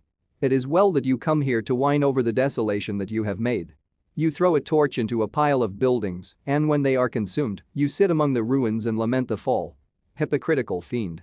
If he whom you mourned still lived, still would he be the object, again would he become the prey, of your accursed vengeance. It is not pity that you feel, you lament only because the victim of your malignity is withdrawn from your power. Oh, it is not thus interrupted the being. Yet such must be the impression conveyed to you by what appears to be the purport of my actions. Yet I seek not a fellow feeling in my misery. No sympathy may I ever find. When I first sought it, it was the love of virtue, the feelings of happiness and affection with which my whole being overflowed, that I wished to be participated. But now that virtue has become to me a shadow, and that happiness and affection are turned into bitter and loathing despair, in what should I seek for sympathy? I am content to suffer alone while my sufferings shall endure. When I die, I am well satisfied that abhorrence and opprobrium should load my memory. Once my fancy was soothed with dreams of virtue, of fame, and of enjoyment. Once I falsely hoped to meet with beings who, pardoning my outward form, would love me for the excellent qualities which I was capable of unfolding. I was nourished with high thoughts of honor and devotion. But now crime has degraded me beneath the meanest animal. No guilt, no mischief, no malignity, no misery can be found comparable to mine. When I run over the frightful catalogue of my sins, I cannot believe that I am the same creature whose thoughts were once filled with sublime and transcendent visions of the beauty and the majesty of goodness. But it is even so, the fallen angel becomes a malignant devil. Yet even that enemy of God and man had friends and associates in his desolation. I am alone. You, who call Frankenstein your friend, seem to have a knowledge of my crimes and his misfortunes. But in the detail which he gave you of them, he could not sum up the hours and months of misery which I endured wasting in impotent passions. For while I destroyed his hopes, I did not satisfy my own desires. They were forever ardent and craving, still I desired love and fellowship, and I was still spurned. Was there no injustice in this? Am I to be thought the only criminal when all humankind sinned against me? Why do you not hate Felix, who drove his friend from his door with contumely? Why do you not execrate the rustic who sought to destroy the savior of his child? Nay, these are virtuous and immaculate beings. I, the miserable and the abandoned, am an abortion, to be spurned at, and kicked, and trampled on. Even now my blood boils at the recollection of this injustice. But it is true that I am a wretch. I have murdered the lovely and the helpless, I have strangled the innocent as they slept and grasped to death his throat, who never injured me or any other living thing. I have devoted my creator, the select specimen of all that is worthy of love and admiration among men, to misery. I have pursued him even to that irremediable ruin. There he lies, white and cold in death. You hate me, but your abhorrence cannot equal that with which I regard myself. I look on the hands which executed the deed, I think on the heart in which the imagination of it was conceived and long for the moment when these hands will meet my eyes, when that imagination will haunt my thoughts no more. Fear not that I shall be the instrument of future mischief. My work is nearly complete. Neither yours nor any man's death is needed to consummate the series of my being and accomplish that which must be done, but it requires my own. Do not think that I shall be slow to perform this sacrifice. I shall quit your vessel on the ice raft which brought me thither, and shall seek the most northern extremity of the globe. I shall collect my funeral pile and consume to ashes this miserable frame, that its remains may afford no light to any curious and unhallowed wretch who would create such another as I have been. I shall die. I shall no longer feel the agonies which now consume me or be the prey of feelings unsatisfied, yet unquenched. He is dead who called me into being, and when I shall be no more, the very remembrance of us both will speedily vanish. I shall no longer see the sun or stars or feel the winds play on my cheeks. Light, feeling, and sense will pass away, and in this condition must I find my happiness. Some years ago, when the images which this world affords first opened upon me, when I felt the cheering warmth of summer and heard the rustling of the leaves and the warbling of the birds, and these were all to me, I should have wept to die. Now it is my only consolation. Polluted by crimes and torn by the bitterest remorse, where can I find rest but in death? Farewell. I leave you, and in you the last of humankind whom these eyes will ever behold. Farewell, Frankenstein. If thou wert yet alive and yet cherished a desire of revenge against me, it would be better satiated in my life than in my destruction. But it was not so, thou didst seek my extinction, that I might not cause greater wretchedness. And if yet, in some mode unknown to me, thou hadst not ceased to think and feel, thou wouldst not desire against me a vengeance greater than that which I feel. Blasted as thou wert, my agony was still superior to thine, for the bitter sting of remorse will not cease to rankle in my wounds until death shall close them forever. But soon, he cried with sad and solemn enthusiasm, I shall die, and what I now feel, be no longer felt. Soon these burning miseries will be extinct. I shall ascend my funeral pile triumphantly and exult in the agony of the torturing flames. The light of that conflagration will fade away. My ashes will be swept into the sea by the winds. My spirit will sleep in peace, or if it thinks, it will not surely think thus. Farewell. He sprang from the cabin window as he said this, upon the ice raft which lay close to the vessel. He was soon borne away by the waves and lost in darkness and distance.